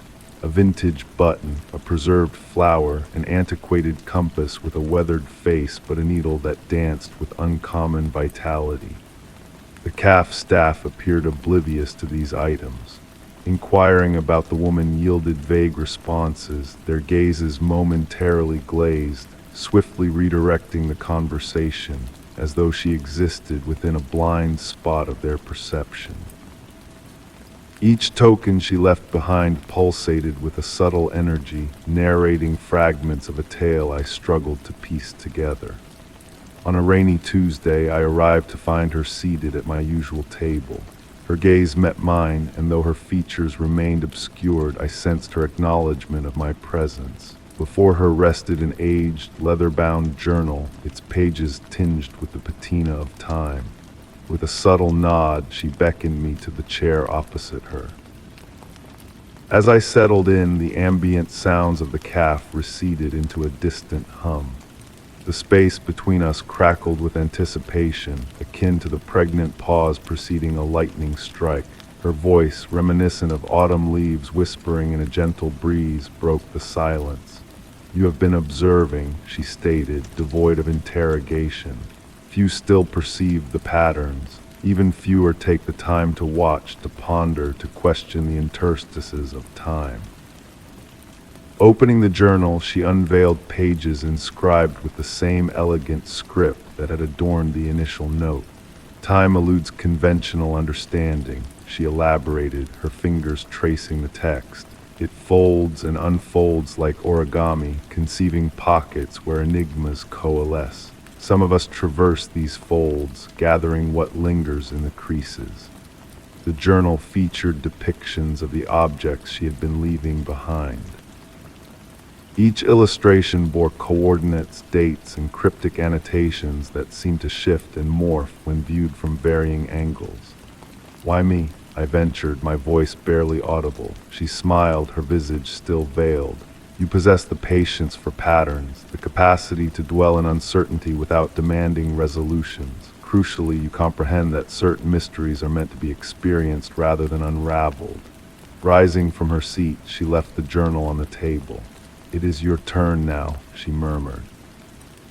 "Observe those who heed the patterns, leave them breadcrumbs leading back to wonder." When my gaze lifted from the journal, she had vanished. The ambient symphony of the calf surged forth like a gentle tide.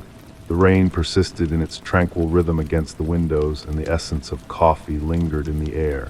The journal remained tangible beneath my fingertips, its once-filled pages now blank, void of inscription. Each Tuesday at 9:17 a.m., I faithfully revisit the calf. At times, I glimpse others akin to myself, quietly observing. Occasionally, I bestow small offerings of vintage key, a pressed leaf, a shard of sea glass weathered by time. Witnessing their discovery of these tokens, I witness the spark of curiosity igniting in their eyes. Though the woman in the pearl gray coat has not resurfaced, her essence lingers in the silent interludes between heartbeats, in the gentle rain against the windows, in the delicate wisp of steam rising from coffee cups. I have come to realize that certain mysteries necessitate not resolution, but observance, reverence, and transmission, akin to whispered enigmas within the pauses between seconds. Story 12. Amidst the forgotten treasures of an old family gallery, I stumbled upon a portrait that seemed out of place, a ghostly figure, its eyes veiled in a cloak of untold sorrow. Hidden behind the frame, a fragile letter awaited discovery, exuding the faint scent of aged parchment and lavender, beckoning me to unravel the secrets it held within. The gallery itself stood frozen in time, sunbeams casting a soft glow through tall windows, illuminating the swirling dance of dust particles in the air, a mesmerizing ballet against the backdrop of weathered wooden walls. Each creak of the floorboards beneath my feet whispered tales of bygone footsteps, echoing through the silent chambers of memory. With trembling hands, I retrieved the letter, its yellowed pages whispering of a forgotten era. The portrait, a woman of yesteryears with eyes that seemed to follow my every move, gazed upon me with a knowing expression, a silent witness to a hidden past. The script on the letter, though faded with age, flowed gracefully, recounting a tale lost to time. "Dearest Elizabeth, by the time these words reach you, I shall have embarked on a voyage across distant seas in pursuit of our grandmother's enigmatic legacy. The weight of this decision burdens my heart, but visions of the past have grown insistent dreams of the old music box, the key she treasured, and the tales she spun of the ancient manor by the misty shore. Each night, a haunting melody lingers in my mind, its notes mirroring the intricate engravings on the missing music box. The portrait I leave behind conceals a map, a secret guarded for years untold. I dare not disclose its precise location here, but trust in your childhood memories to guide you to our hidden alcove in the gallery. There the truth awaits your hand and heart. Should these words find another, heed my warning. Some mysteries are best left undisturbed. Yet should you, Elizabeth, be the reader of this letter, follow the path I have laid out. Our legacy lies not in material riches, but in the wisdom passed through generations of our kin. The moon's reflection on still waters, the whispers of ancient trees, and the dance of candlelight shadows hold the key to unlocking our heritage. Trust in the whispers of your heart, for therein lies the truth. Answers will come in dreams, as they did for grandmother and now for me. With eternal love and unwavering hope, Margaret, the letter's echoes lingered in the air, weaving a tapestry of mystery and nostalgia around me. The portrait of Margaret, now a bearer of secrets laid bare, seemed to shimmer in the dimming light, revealing hidden details, a pendant that might have held a key, a subtle hint of a music box's presence, a gesture guarding a clandestine truth. The silence of the gallery enveloped me like a comforting shroud, urging contemplation of the enigma before me. Should I embark on Margaret's cryptic journey, following the breadcrumbs she had left across oceans unknown? The answer eluded me, shrouded in the veils of time and destiny. With care, I returned the letter to its sanctuary, transcribing its contents into my journal as a whisper of remembrance. As I prepared to depart, a faint melody, like a half-remembered dream, floated through the stillness, a lullaby of ages past, or perhaps a trick of the mind. The eyes of the portrait, now a silent guide, bore into my soul with a gentle allure, a promise of tales waiting to unfurl. I knew then that I would return to this gallery of mysteries, to this portrait of Margaret and her cryptic legacy. For now, I let the questions drift through my thoughts like autumn leaves on tranquil waters, knowing that some truths reveal themselves only in the realm of dreams. Story 13. In the depths of my attic, amidst forgotten relics, a faded photograph emerged, nestled within a weathered album. It depicted a bygone era, its essence shifting subtly as my gaze lingered upon it. A delicate fragrance of aged roses and parchment wafted through the air, enveloping me in a nostalgic embrace. Were the figures captured in the picture whispering a tale long buried by time, I wondered. As the late afternoon sun filtered through the dusty window, casting a golden hue upon the wooden floor, I settled into an ancient rocking chair.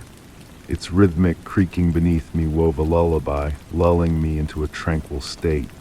Tracing the photograph's worn edges with my fingertips, I felt the story etched into its very fibers, each imperfection a chapter of its own. The scene, frozen in time, revealed a garden party of yesteryears, a display of elegance long faded. Women in flowing gowns and men in formal attire stood motionless, their smiles holding enigmatic secrets. A grand Victorian house loomed in the background, its windows reflecting the setting sun of that distant evening. Yet one figure stood out, a woman in a pearl-white dress, slightly apart from the rest, her gaze fixed upon the camera with an inscrutable expression. As I studied her visage, a peculiar chill descended in the attic, accompanied by a heightened scent of roses. Closing my eyes, I surrendered to the stillness, only to find the photograph transformed upon reopening them. The sunset within the image now pulsed with a newfound radiance, casting a warm glow. The woman in white had shifted subtly, her hand outstretched towards an unseen horizon, beckoning me into her world. Enthralled, I delved further into the tableau, the ambient sounds melding into a symphony of whispers and melodies. The scent of roses mingled with notes of Earl Grey tea and freshly baked pastries, transporting me to a realm where time blurred its boundaries. The figures gained lifelike dimension, the woman in white emerging as a central enigma, her pendant catching the light in mesmerizing patterns.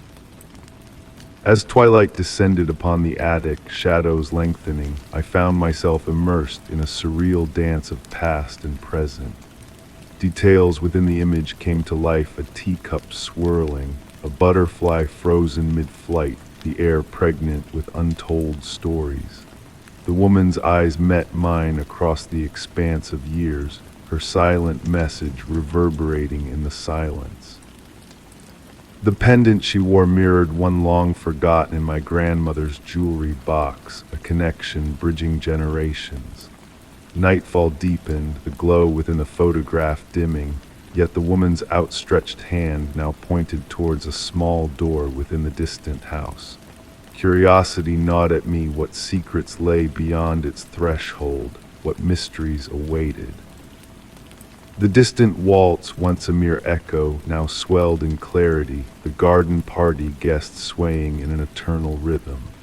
The woman in white remained steadfast, her smile harboring a secret akin to my grandmother's own. Memories of summers past flooded my senses, intertwining with the enigma of the photograph. As night enveloped the attic, the image reverted to its original state, the figures frozen once more, the music fading into silence. With a bittersweet ache, I returned the photograph to its resting place, knowing its secrets would beckon me again. Descending the stairs, my grandmother's pendant heavy against my chest, I embraced the enigmatic whispers of time's passage. In the quiet of the evening, the ghostly waltz lingered, a reminder of the mysteries that dwell within the threshold of memory.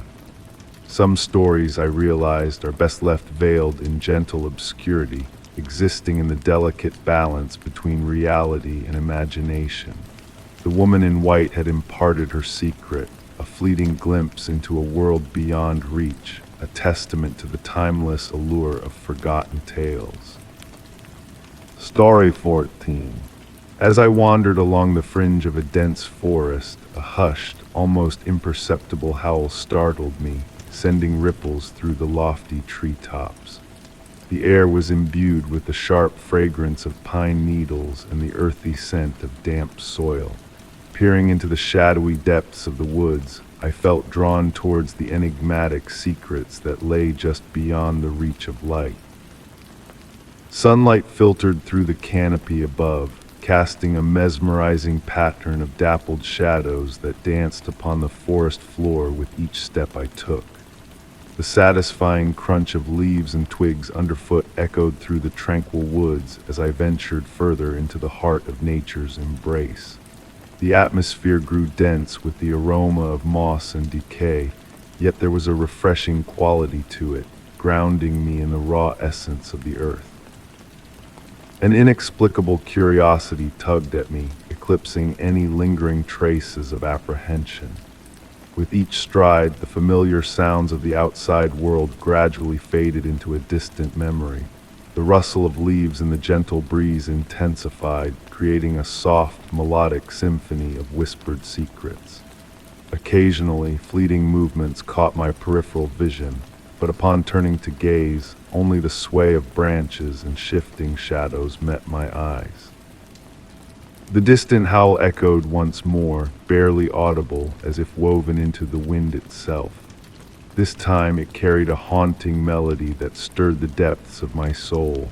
The forest fell into a profound silence, as if nature itself held its breath in anticipation. Birdsong ceased, and even the insects seemed to hush in reverence to the unseen presence that lingered in the stillness. In that suspended moment, a subtle energy permeated the air, sending shivers down my spine and setting the hairs on my arms on end. A clearing emerged ahead, encircled by trees that stood like silent sentinels around a tranquil pond. The water's surface glimmered like obsidian glass, mirroring the overcast sky above without a single disturbance marring its reflection. As I drew closer, a peculiar anomaly caught my eye within the mirrored pool. My reflection moved out of sync, trailing a fraction of a second behind my own motions, creating a disconcerting lag in reality. The air grew colder, prompting me to tighten my jacket around my form. Wisps of mist began to unfurl from the earth, spiraling around my ankles with a delicate touch that felt like cool silk against my skin. The mist exuded a faint luminescence, casting a gentle, pulsating glow that synchronized with the forest's rhythmic heartbeat. Standing at the water's edge, I discerned elusive shapes moving within the ethereal mist, resembling deer but possessing an otherworldly fluidity in their movements. They flickered in and out of view, evading direct observation like elusive specters of the woods. The distant howl returned, closer now, its spectral timbre enveloping me in a trance-like sway. The boundary between the tangible world and the realm beyond shimmered, growing increasingly translucent with each passing moment. The trees seemed to lean inward, their branches extending towards the clearing in a curious display of silent observation. Within their gnarled forms, ancient faces seemed to materialize, wise and enigmatic, bearing witness to my presence with a patient gaze. Time lost its grasp upon me. Though the light remained unchanged, an intuition whispered that hours had slipped by unnoticed. The mist thickened, enveloping the clearing in a swirling sea of white, isolating me in a cocoon of swirling vapor. The haunting howl echoed once more, morphing into a melodic chant that spoke of primordial truths buried deep within the earth, of enigmas that predated human footsteps in these ancient woods. Suspended between wakefulness and reverie, a palpable presence materialized behind me, carrying the fragrance of wild blooms and morning frost upon its ethereal breath. Every instinct urged me to turn, to confront the unseen entity that lingered there, yet my body remained rooted in place, paralyzed by a mix of fear and reverence for the unknown. The presence drew nearer, enveloping me in a profound tranquility that resonated through the forest, its ancient voices whispering in forgotten tongues. In that transcendent moment, I grasped the rarity of my discovery, a fleeting glimpse into a realm where the veil between reality and mystery grew thin. Without looking back, I closed my eyes, surrendering to the haunting melody of the forest that enveloped me in its timeless embrace. When I dared to open my eyes once more, the mist had dissipated, leaving the clearing bathed in ordinary light. Yet as I retraced my steps through the woods, a profound certainty lingered within me, a knowing that I had brushed against the extraordinary, forever altering my perception of the world. Even now, on quiet nights when the wind whispers through the trees, the echo of that distant, ethereal howl lingers in the air, a half-remembered dream beckoning me to remember the places where mystery and wonder reign supreme, patiently awaiting those willing to heed their silent call. Story 15. In the hazy twilight of an urban labyrinth, a peculiar verse caught my eye etched upon a weathered brick wall. Its faded elegance held a mysterious allure, whispering a melody of forgotten tales. The air was cool and heavy with the scent of rain, mingling with the ancient secrets woven into the city's very fabric. As my fingers traced the words, a sense of otherworldly presence enveloped me, as if the city itself was revealing a hidden truth only the daring could perceive. A gentle breeze stirred the fallen leaves, carrying murmurs of life through the narrow street. Each line of the rhyme bore unique handwriting, a tapestry of cursive elegance interwoven with precise strokes, harmonizing in an eerie unity. The flickering street lamps cast dancing shadows, illuminating the wall with a warm glow that seemed to breathe life into the ancient verses. When I tried to capture the words with my phone's light, they shifted and rearranged, defying any attempt to fully capture their essence. Night after night, I returned to that wall, drawn by an inexplicable force. The verses seeped into my mind effortlessly, as if they had always resided there, waiting to be remembered. The rhyme spoke of shadows as companions, memories as whispers between moments, and a music only the walls could hear. Other wanderers would pause by the wall, their faces distant, as if attuned to a melody beyond my grasp. As weeks passed, similar verses appeared on other walls across the city, forming a cryptic network of interconnected messages. The handwriting styles remained consistent, a collective voice weaving a web of mystery throughout the urban landscape. Capturing each new discovery in photographs proved futile, as if the verses resisted being confined to a mere image. Delving deeper into the enigma, my perception of the city shifted. Street sounds melded into rhythmic symphonies, raindrops tapped out ancient codes, and the urban landscape transformed into a living, breathing entity. On quiet nights, I stood before the original wall, joined by silent strangers who shared the same unspoken wonder and reverence for the hidden world the rhyme unveiled. Seasons passed and the verses adapted, mirroring the environment's moods, shimmering in summer heat, flowing with autumn rains, crystallizing with winter frost.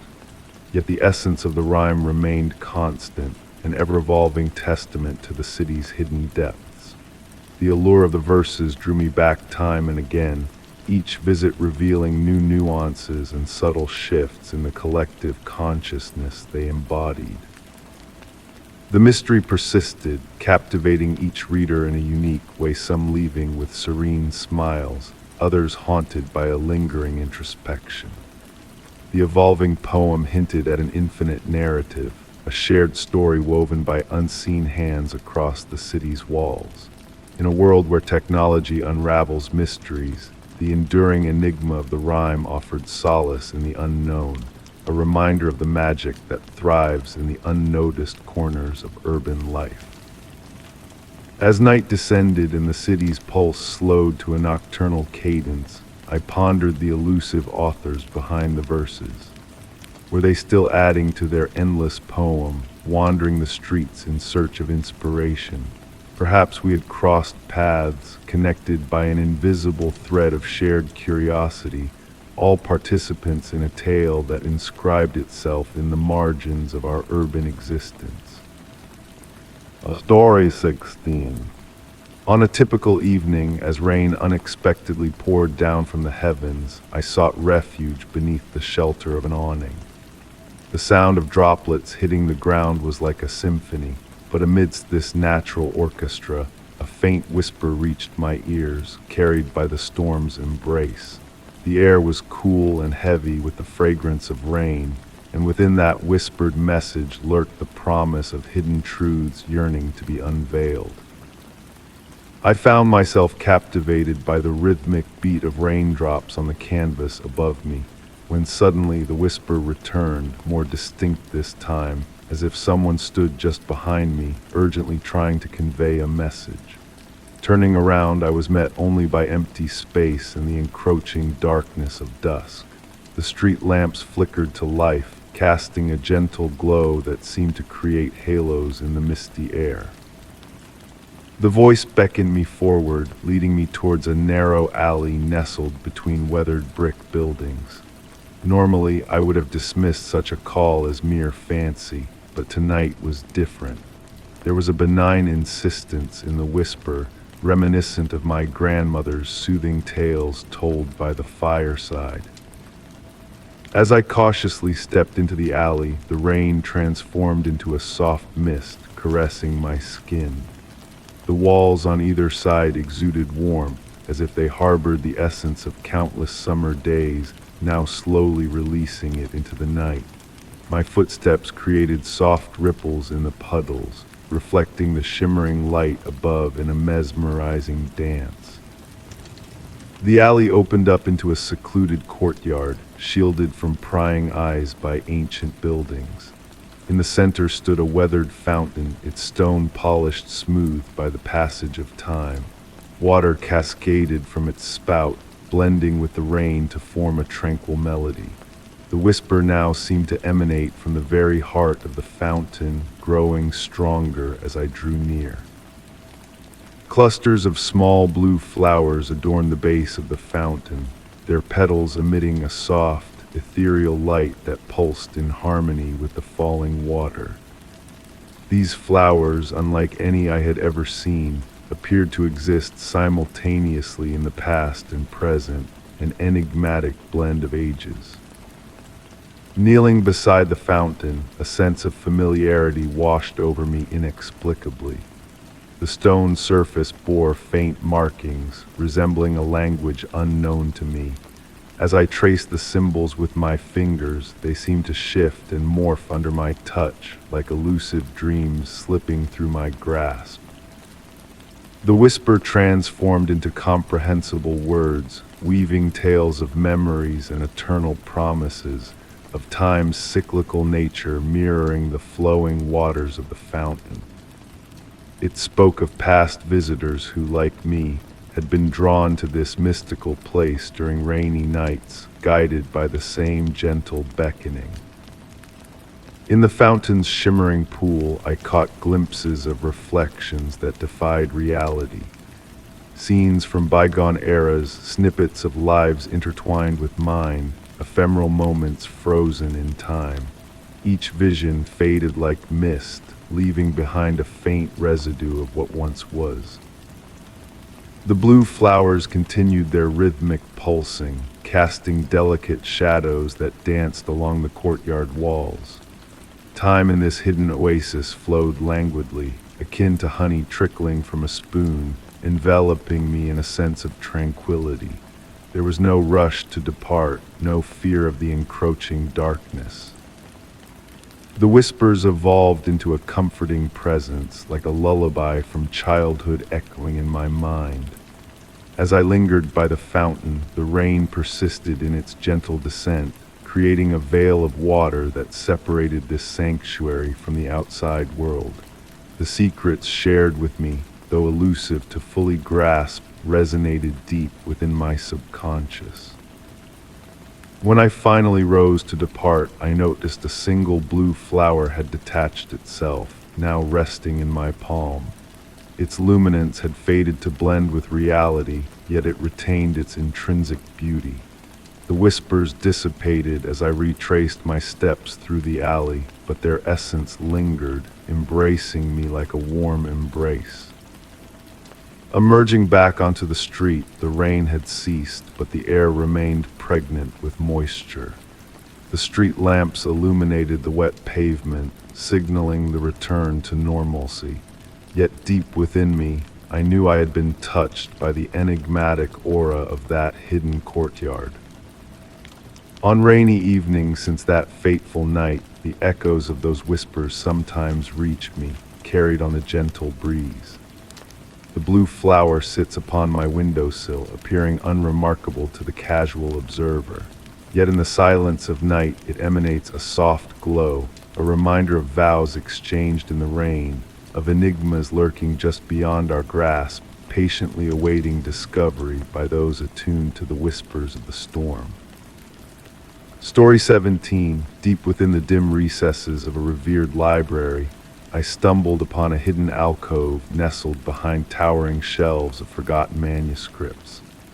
The faint light seeping through a weathered window unveiled ancient tomes and artifacts that murmured tales of bygone wisdom. The aroma of leather-bound books and aged parchment enveloped me, evoking the sensation of uncovering a clandestine haven of knowledge reserved for the most inquisitive spirits. As the guardian of the library by night, I had grown accustomed to the gentle cadence of the building's nocturnal symphony, the soft groans of wooden shelves settling, the ethereal whispers of wind through age-old ventilation shafts, and the distant tick-tock of the grand clock in the central hall. Yet this alcove felt distinct, as if it existed in a realm untouched by the modern world beyond the library's weathered walls, cocooned in its own pocket of time. I found myself irresistibly drawn to this space during my nightly patrols, observing how the moonlight wove ever-shifting patterns through the intricate lead-light window. The flickering shadows seemed to morph into enigmatic symbols on the weathered wooden floor, reminiscent of forgotten scripts. On quiet nights, a whisper of pages turning would tease my ears, though I remained solitary in this secluded enclave. One evening, while perusing the volumes lining the walls of my sanctuary, I discerned a peculiarity in their arrangement. The smooth leather spines, polished by countless hands over the centuries, seemed to align in a deliberate pattern when seen from certain angles. The varying heights, subtle hues, and meticulous positioning hinted at a purpose beyond mere chance. I devoted more time to studying these books, meticulously documenting their placements and the interplay of moonlight upon them throughout the night. My flashlight's beam caught glimpses of gilded lettering that appeared to shift with the passing hours, unveiling fragments of text in unfamiliar languages. The air in the alcove grew denser each night, laden with the weight of untold narratives. In my exploration, I encountered a peculiar volume that exuded warmth, as if cradled moments earlier by another reader. Its pages remained blank, yet under the midnight glow of my flashlight, ghostly inscriptions flickered and morphed, eluding my attempts to decipher them fully. The tolls of the grand clock delineated the hours as I delved deeper into the enigma of the alcove. Subtle alterations caught my attention, books subtly shifting positions between my visits, the window framing unorthodox views of the night sky, and the persistent sensation of an unseen presence observing over my shoulder. My fellow night guards remarked on changes in my demeanor. I spoke of the library's history with an eerie familiarity, as if I had witnessed its inception centuries past. I found myself comprehending morsels of ancient languages unlearned, and my dreams overflowed with visions of expansive halls of knowledge transcending the library's physical bounds. The most astonishing revelation unfurled on a winter night, under the watchful gaze of the full moon and the crisp clarity of the air. Seated in my customary spot, a book tumbled from its perch, unfurling to reveal a detailed chronicle of a clandestine society of librarians who purportedly harbored the ability to immortalize knowledge not solely in words, but in the very essence of space itself. They had crafted sanctuaries akin to my alcove repositories, where the divide between reader and text, between past and present, blurred into obscurity. In that moment, I comprehended that I had become a fragment of a grand tapestry far beyond my solitary existence. The alcove had singled me out as it had done to others before me, beckoning me into a legacy stretching back through the annals of time. The whispers I perceived were not mere echoes of the library's antiquity, but the voices of myriad readers who had occupied this very spot, enriching the collective wisdom enshrined within these hallowed walls. Now, as I pen this account bathed in the soft radiance of my flashlight, I acknowledge that the true essence of this place may forever elude me. The alcove remains an enigma, its enigmatic revelations unfolding in their own time, like veiled words materializing on seemingly blank pages.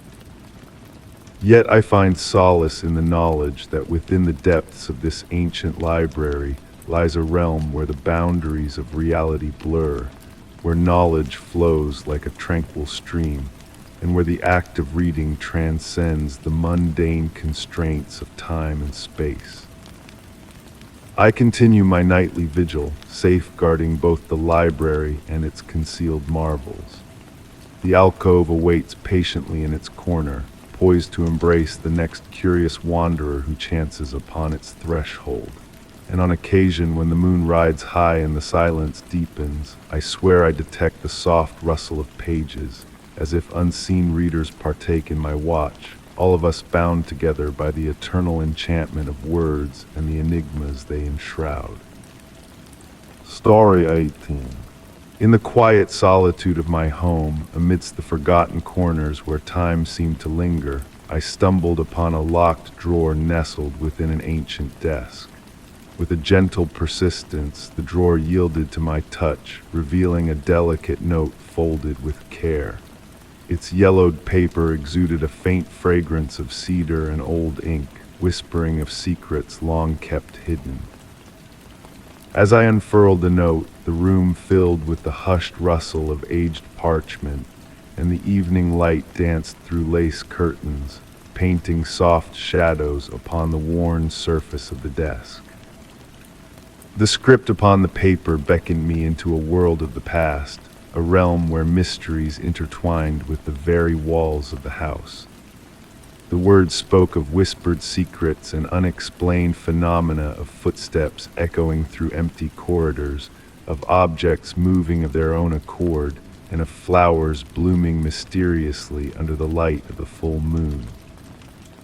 Each sentence drew me deeper into the enigmatic narrative, weaving a tale of a hidden room concealed within the heart of the house, holding not treasures of gold or silver, but treasures of memories crystallized in time. As I read on, the rhythmic ticking of the grandfather clock became a soothing backdrop, guiding me through the writer's recounting of a journal discovered in the walls, chronicling the lives of those who had walked the halls before. These were not mere records, but echoes of dreams shared across generations, of conversations that transcended the boundaries of time. The lamplight bathed the pages in a warm glow, illuminating symbols etched discreetly into door frames, symbols that formed a cryptic map leading to the hidden chamber. The wind outside whispered a gentle melody, its caress mingling with the writer's musings on the house's living memory, a benevolent guardian of tales woven into its very foundation. The author's dreams, more memories than mere figments of sleep, revealed a spectral figure in a blue dress, a silent harbinger of truths waiting to be unraveled. And in the final lines of the note, a cryptic prophecy stirred the air, hinting at a time when secrets would be laid bare under the moon's silvery gaze. With bated breath, I absorbed the message, feeling the weight of the unknown pressing against my senses. The note, unsigned, left me adrift in a sea of wonder and speculation.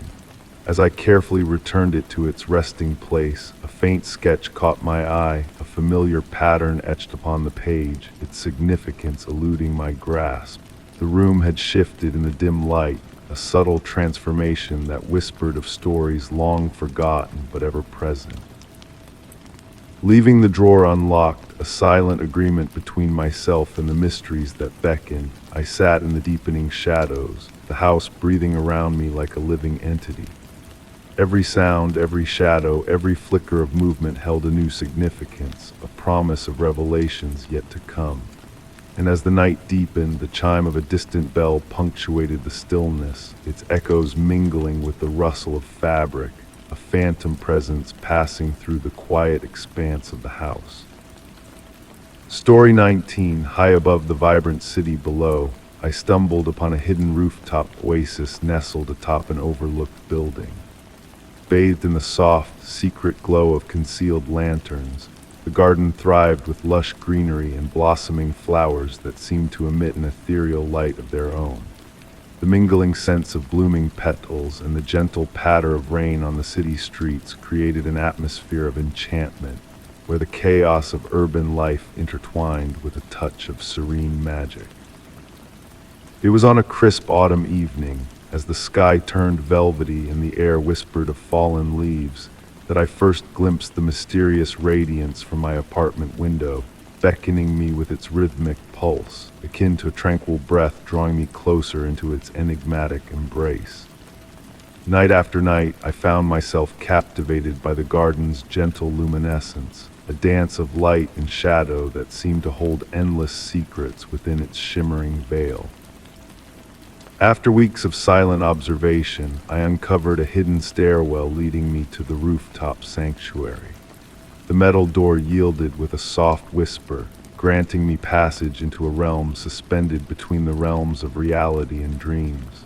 Wisps of mist caressed my skin as I stepped onto the weathered wooden pathway, each creak of the boards releasing the nostalgic scent of rain-soaked cedar into the night air. The garden defied all logic and reason. Unfamiliar flowers swayed in an unseen breeze, emitting a soft glow that painted the air in pastel hues. Ancient lanterns dangled from iron posts, casting a light that was neither electric nor flame, but something far more mystical, a reflection of starlight captured in morning dew. Delving deeper into this enchanted haven, I began to notice peculiarities that whispered of unseen forces at play. The plants seemed to acknowledge my presence, their leaves subtly turning to follow my every step. The air grew heavy with the perfume of night-blooming blossoms, yet each flower eluded my gaze, shifting and morphing as if evading comprehension. A tranquil pond mirrored the mystical lights, its surface occasionally rippling without a discernible cause. Peering into its depths, I glimpsed shimmering patterns of light that ebbed and flowed like fleeting thoughts on the edge of slumber, a mesmerizing spectacle that defied explanation. Time itself seemed to warp within the garden's confines. Minutes stretched into eternity, while hours passed in the blink of an eye. Night after night, I returned to this sanctuary, lured by a soothing comfort that enveloped me like a warm embrace. Often I brought a book or a journal, yet the tranquility of the garden always held me in its spell, rendering words unnecessary as I surrendered to its peaceful ambience. One twilight, I stumbled upon a weathered stone bench concealed behind a cascade of luminescent vines. As I settled onto its cool surface, intricate symbols etched into the stone seemed to shift and dance, weaving tales that tantalized my senses, yet eluded my grasp. The most intriguing element of the garden was its elusive music-a melody that lingered on the edge of perception, a whispered symphony that seemed to emanate from the very essence of the flowers and the starlit sky above. Its ethereal notes, indescribable yet deeply comforting, evoked sensations of wind's color and moonlight's texture, transcending mere description. During my nocturnal visits, I chanced upon curious objects left behind by unseen visitors: a glowing pearl button, a warm brass key, a script-covered parchment that shifted languages when I averted my gaze. These enigmatic remnants hinted at the presence of others who shared knowledge of the garden, yet their elusive company remained a mystery, their identities shrouded in the garden's enchanting secrecy. With the changing of seasons, the garden underwent transformations that defied the laws of nature. Flowers bloomed in hues unseen during winter's chill, and autumn leaves pirouetted in spring's gentle breezes.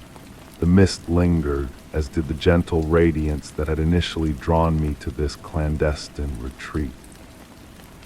Though I continued to frequent the garden, I ceased attempting to unravel its enigmas, realizing that some mysteries are best left to the realm of wonder rather than logic. The garden became my refuge, a place where the boundaries between waking life and dreams blurred, where time flowed like honey, and where the clamor of the world below faded into insignificance. Amidst the luminescent blooms, I sometimes caught fleeting glimpses of other gardens reflected in the lantern's light-kindred sanctuaries existing on the cusp of the known and the unknowable. I came to believe that this rooftop haven was but one of many hidden enclaves scattered across the globe, awaiting discovery by those in need of solace. The gentle pulse of light continued to beckon, a heartbeat echoing against the night sky, reaching out to others as it once beckoned to me. Though the garden's magic and purpose remained elusive, I found solace in the acceptance of its mysteries, embracing the questions that lingered like whispers in the night. Amidst this ethereal realm above the bustling city, I discovered that true peace lies not in uncovering answers, but in embracing the beauty of the unknown. Story 20. In a forgotten workshop brimming with remnants of craftsmanship, I stumbled upon a fractured clock displaying its inner workings and a face trapped in a timeless gaze. As I observed the sporadic dance of its wandering hands, the chilly, musty air thick with the scent of oil and rust seemed to hum with a tale of stolen instants and recollections suspended between ticks. The workshop beckoned to me on this autumn night, its worn door slightly ajar, beckoning me to explore its depths. Moonbeams filtered through dusty windows, casting elongated shadows over workbenches smoothed by decades of meticulous touch. The wooden floorboards murmured beneath my steps, releasing a faint scent of aged pine and forsaken artistry. Encircling me, numerous timepieces adorned the shelves' grandfather clock standing tall like silent guardians, their pendulums motionless, and pocket watches nestled in velvet-lined compartments, their golden shells dulled by age. Yet it was this specific piece that captivated me. A mantle clock with an intricate brass visage, its crystal fractured in a web-like pattern resembling a spider's creation. As I settled into the weathered craftsman's seat, a peculiar detail about the damaged timekeeper caught my eye. Despite its disconnected power, the second hand would sporadically twitch, briefly reversing before settling back into place. The motion was so subtle that at first I questioned my perception in the dim glow. The echo of my breath seemed to sync with these delicate motions, drawing me closer to scrutinize the intricate mechanism within. The tarnished brass gears retained a mystical shimmer, some etched with unfamiliar symbols markings that eluded my years of antique timepiece collecting. A gentle breeze wandered through the workshop, carrying a distant wind chime melody. Yet upon closer listening, the tinkling transformed into the delicate tolling of clock bells. The atmosphere thickened, charged with an electric energy that prickled the fine hairs on my arms. Tentatively, I reached out to touch the clock's face, and to my surprise, the metal felt warm beneath my fingertips. A warmth that crept up my arm, awakening a peculiar consciousness memories foreign to me began to surface. I glimpsed the workshop in its prime, sunlight streaming through pristine windows, the rhythmic chorus of numerous clocks ticking in harmony, and an elderly craftsman bent over this very timepiece. His hands moved with practiced expertise as he assembled something far beyond a simple clock. The symbols on the gears shifted and blurred in my vision, rearranging into patterns that tugged at the fringes of my comprehension. Each configuration hinted at alternate realities, moments that might have been, time flowing not like a river but an endless ocean with myriad currents and whirlpools. The workshop's solidity wavered, as if reality itself swayed to the broken clock's rhythm. Shadows elongated and shortened in impossible ways, and in my peripheral vision, transparent figures flitted through the space, ethereal shapes engrossed in their activities from other eras, other instances intertwining with my own. My fingers remained affixed to the clock's face, unable to withdraw not from fear, but from a profound, tranquil fascination. The warmth enveloped my entire being, ushering in a comprehension beyond words. This was no ordinary timepiece. It was a portal to the essence of time itself, crafted by someone who unearthed secrets beyond human grasp. As night descended, a soft ticking emanated from the clock, though its gears remained motionless. The sound pulsed from everywhere and nowhere, akin to the workshop's heartbeat. With each tick, the transparent figures gained substance, their movements sharper. Among them I recognized the aged craftsman, his gaze meeting mine fleetingly across the expanse of years. The air grew heavy with metal and ozone, the workshop's temperature fluctuating in gentle waves between warmth and coolness. The ticking softened, receding into the distance, and I realized my perception of time had begun to drift. Moments stretched and compressed like elastic, the boundaries between past, present, and future fragile as morning mist. When I eventually withdrew my hand, the workshop returned to its apparent abandonment, yet something fundamental had shifted. The broken clock sat innocently before me, its hands motionless once more, yet pulsating with potential of brass and time heart awaiting the next discover of its mysteries. I frequent the workshop now, its precise location and discovery method a mystery. At times, I spend hours in the aged craftsman's chair, observing the play of light and shadow upon the fractured timepiece.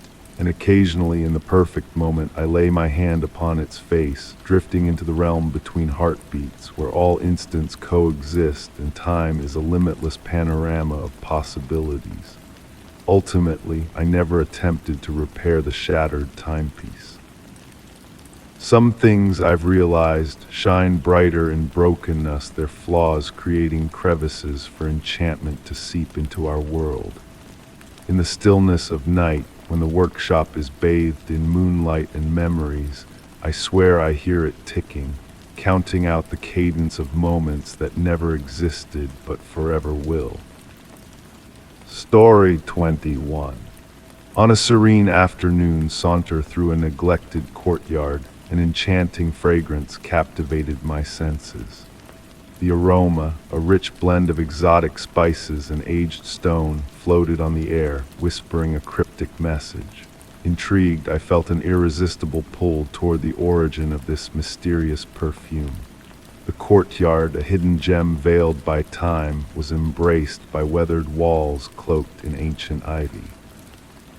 Gentle autumn winds swirled fallen leaves over worn flagstones, creating a soft melody that danced harmoniously with the alluring scent.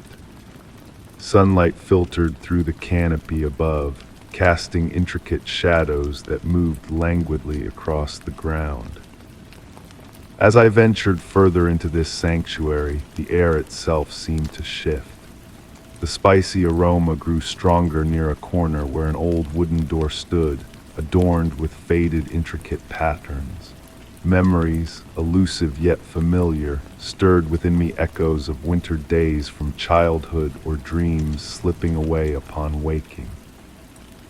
A curious stone bench beckoned me, its surface smoothed by the passage of time and weather, yet strangely warm to the touch. Seated upon it, the fragrance pulsed gently, like a distant heartbeat, offering a peculiar comfort in its strangeness. Details previously unnoticed began to reveal themselves. Symbols carved into column bases, their meanings lost to time, seemingly shifting with the light, ivy trembling as if moved by unseen hands. Time itself seemed to ebb and flow in this space, shadows stretching at an unusual pace, minutes slipping into hours unnoticed. The mysterious scent led me on an invisible journey, unveiling new layers with each waft, hints of cinnamon, whispers of cardamom, echoes of ancient wisdom. One evening, an elderly gardener appeared, tending to plants in a distant corner. When I inquired about the fragrance, she offered a cryptic smile and uttered, "Some places hold forgotten memories." Before I could delve deeper, she vanished behind a hedge, leaving me to ponder her words.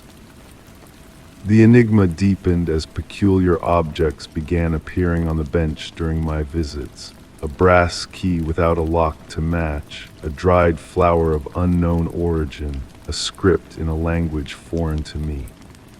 Each item vanished before my next visit, replaced by another enigmatic token. Weeks passed and the courtyard became a magnet drawing me back day after day.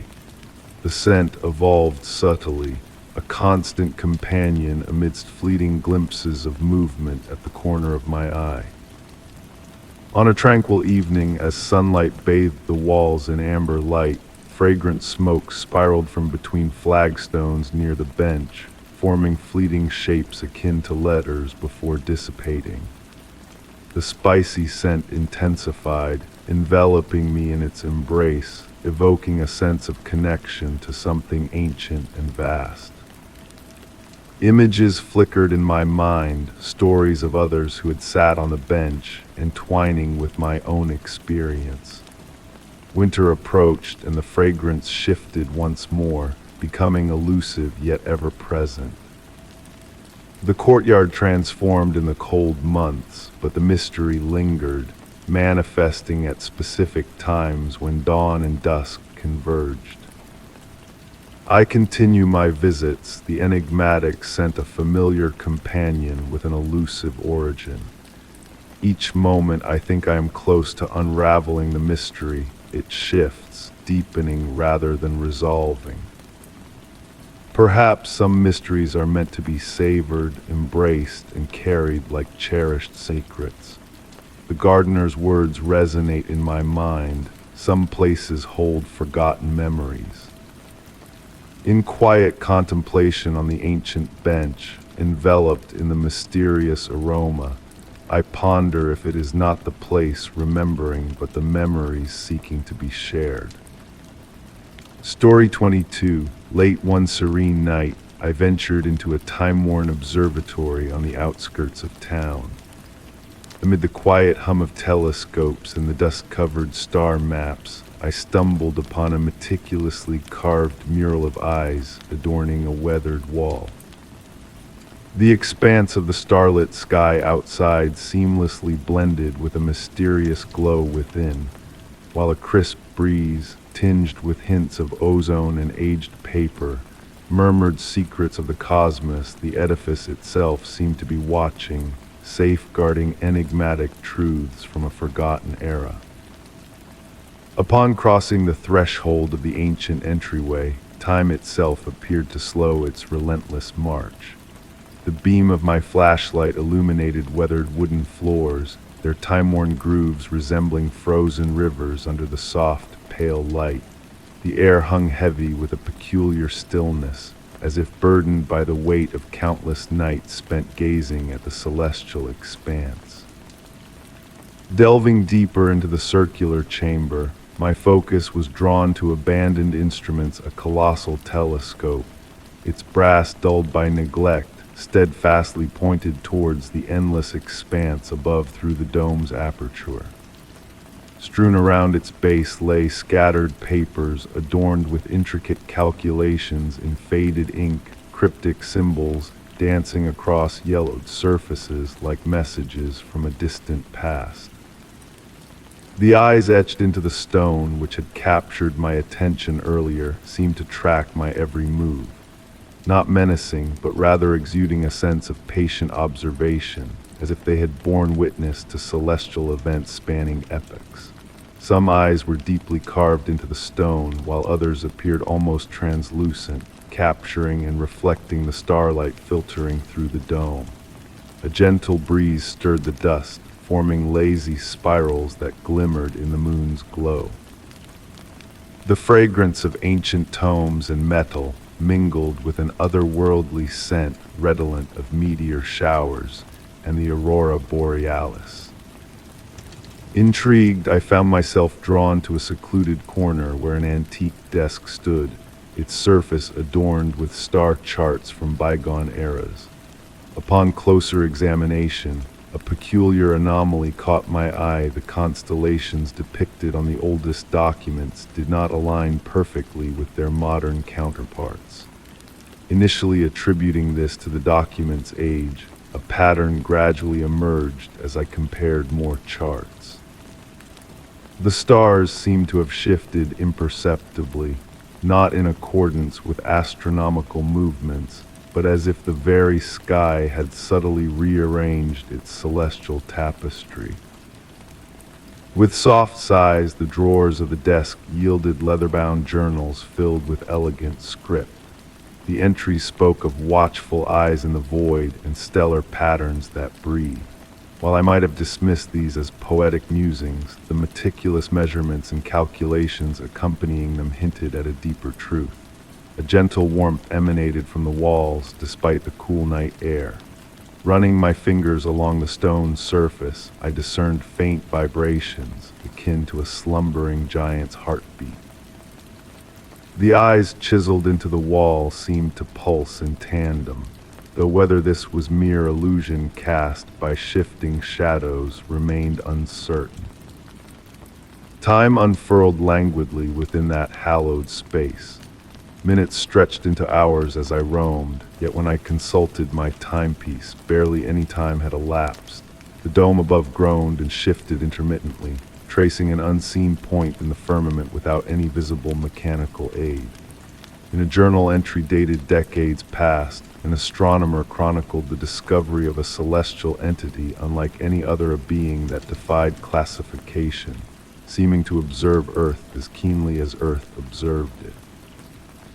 The writer's hand, typically steady, had trembled towards the entry's end not out of fear, but from what they described as the profound resonance of mutual acknowledgement. As the night deepened, a realization began to dawn upon me. The observatory was not abandoned, it had metamorphosed. The eyes etched into the walls were not mere adornments, but markers of a transcendence. The structure had evolved into a sentient instrument, a conduit between terrestrial onlookers and cosmic witnesses. Seated at the ancient desk, I watched as the stars wheeled overhead through the dome's aperture.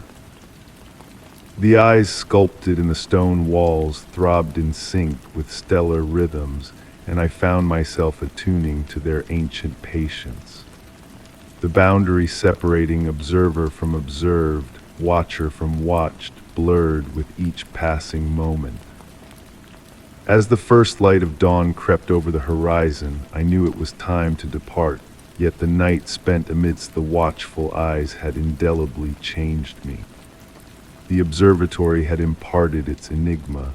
We were not solitary in our observation of the universe. The universe had always observed us in kind, through eyes both celestial and carved.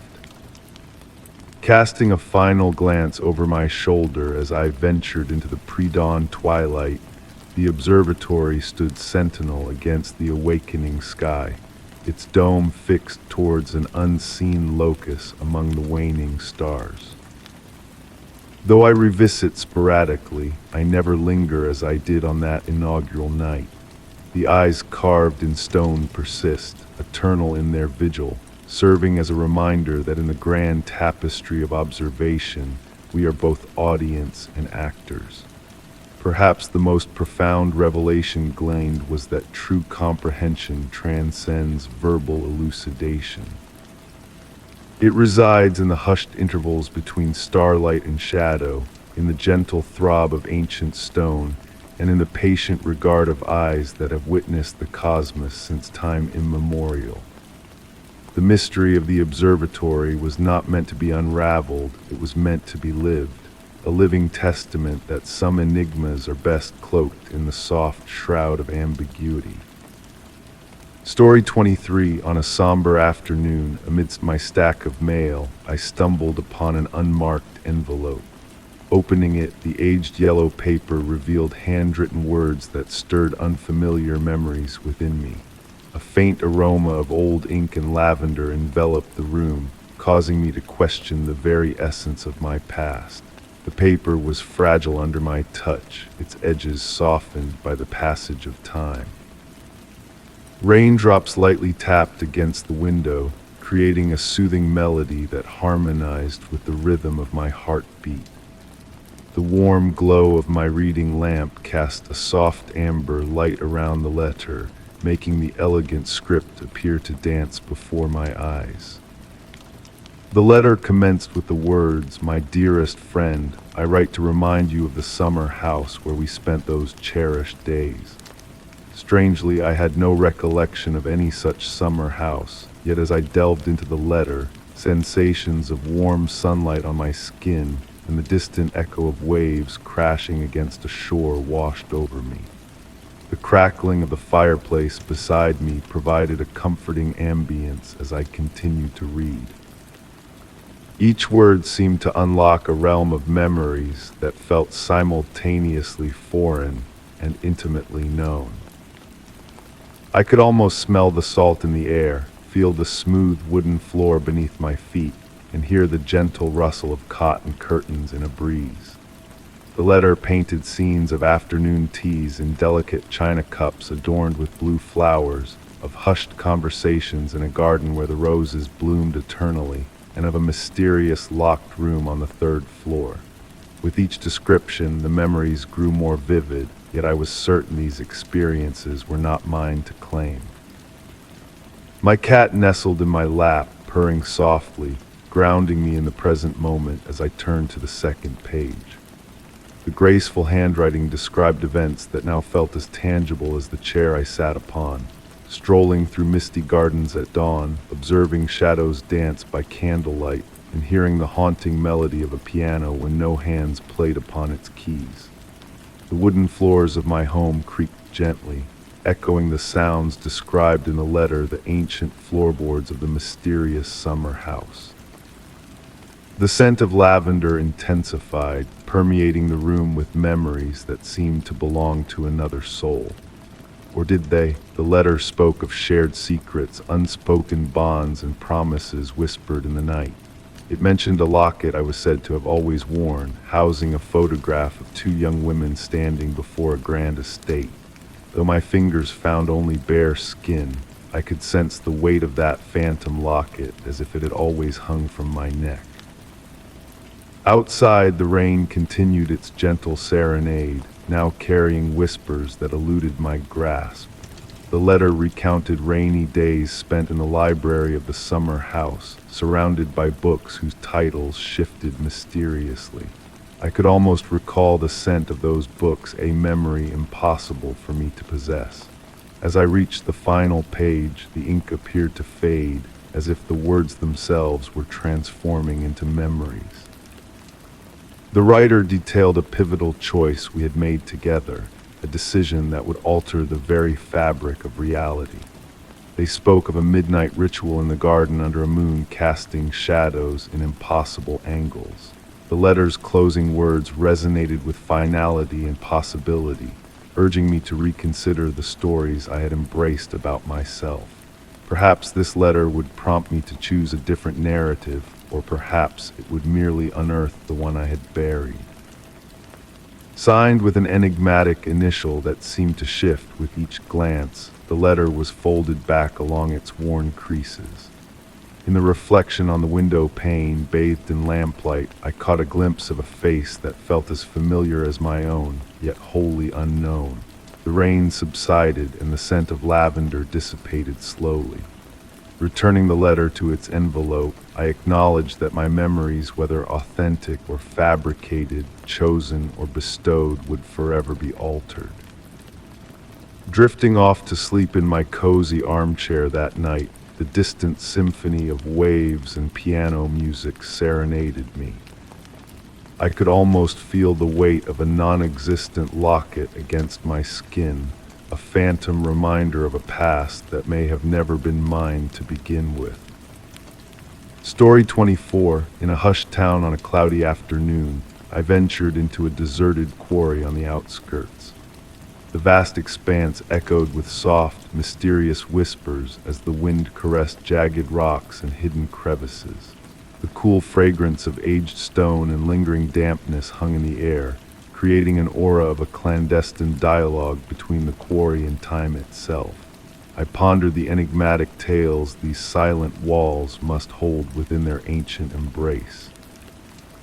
With each step deeper into the quarry, my footfalls gently reverberated against weathered stone pathways. Dust stirred softly in the air, dancing in the dim light filtering through the overcast sky. As I descended, the air turned noticeably cooler, carrying a subtle sweetness reminiscent of rain-kissed blooms. Abandoned places always intrigued me, yet this quarry exuded a unique energy, a gentle pulse that seemed to radiate from its very core.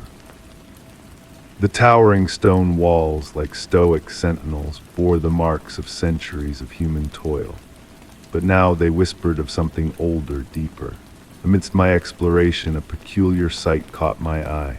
Nestled against a wall, partially veiled by climbing vines, stood an ancient wooden door. Its weathered surface, worn to a soft gray, appeared surprisingly well preserved.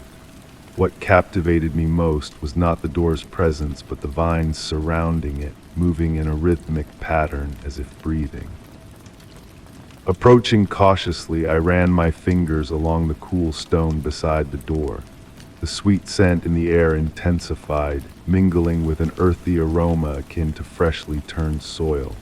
A subtle shift in the quarry's ambience unfolded before me. The natural echo seemed to transform, almost musical, as if the stone itself hummed a melody just beyond perception. The door, lacking a handle, featured intricate carvings, spirals, and curves that seemed alive, shifting with each glance. Time seemed to warp within that space. The sky darkened imperceptibly, blurring the line between minutes and hours.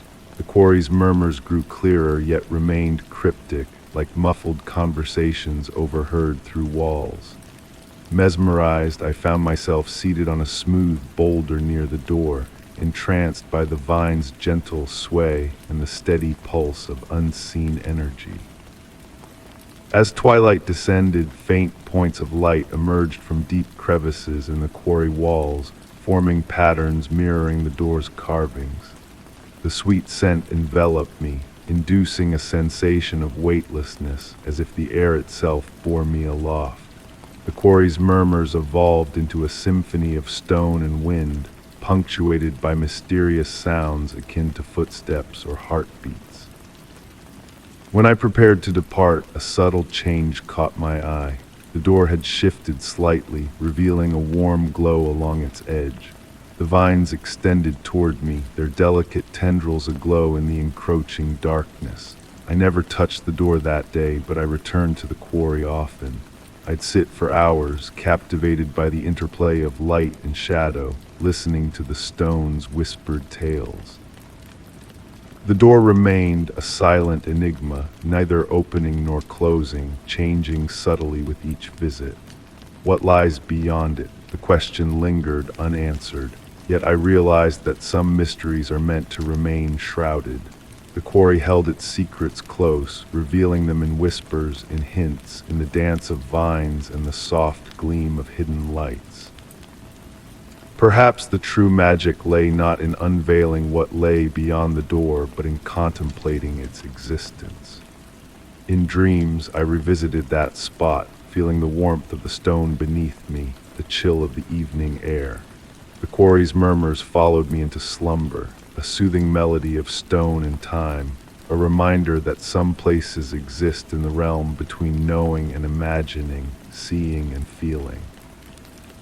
The door stood, embraced by breathing vines, neither beckoning nor barring entry. The quarry continued its ancient dialogue with time, sharing stories in whispers and lights, in shadows and scents, for those willing to listen with an open heart and a tranquil mind. Story 25. On a chilly, misty evening, I sought refuge at a forgotten bus stop hidden on a quiet street. While waiting under the dim glow of a single street lamp, a soft, rhythmic hum started to rise from the shadows around me. The mingled scents of rain-kissed pavement and damp foliage gave the sound a haunting closeness, hinting at a hidden sorrow of the night. The gentle drumming of rain on the metal roof provided a calming backdrop to my solitude. I settled onto the worn wooden bench, its surface polished by years of patient waiting. The aged schedule board, barely readable beneath layers of time and neglect, whispered tales of long discontinued routes.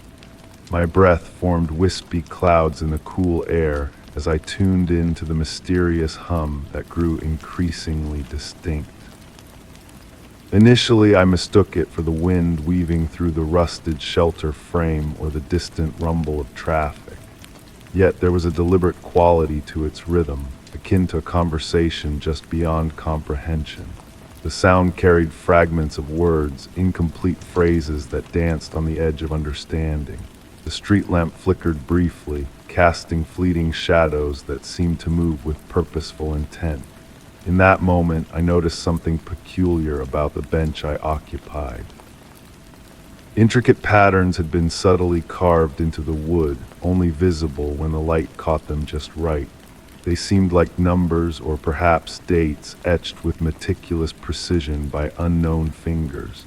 As my fingertips traced these enigmatic markings, the hum shifted. It no longer seemed to emanate from the shadows, but from the bench itself, vibrating through the wood and into my very bones.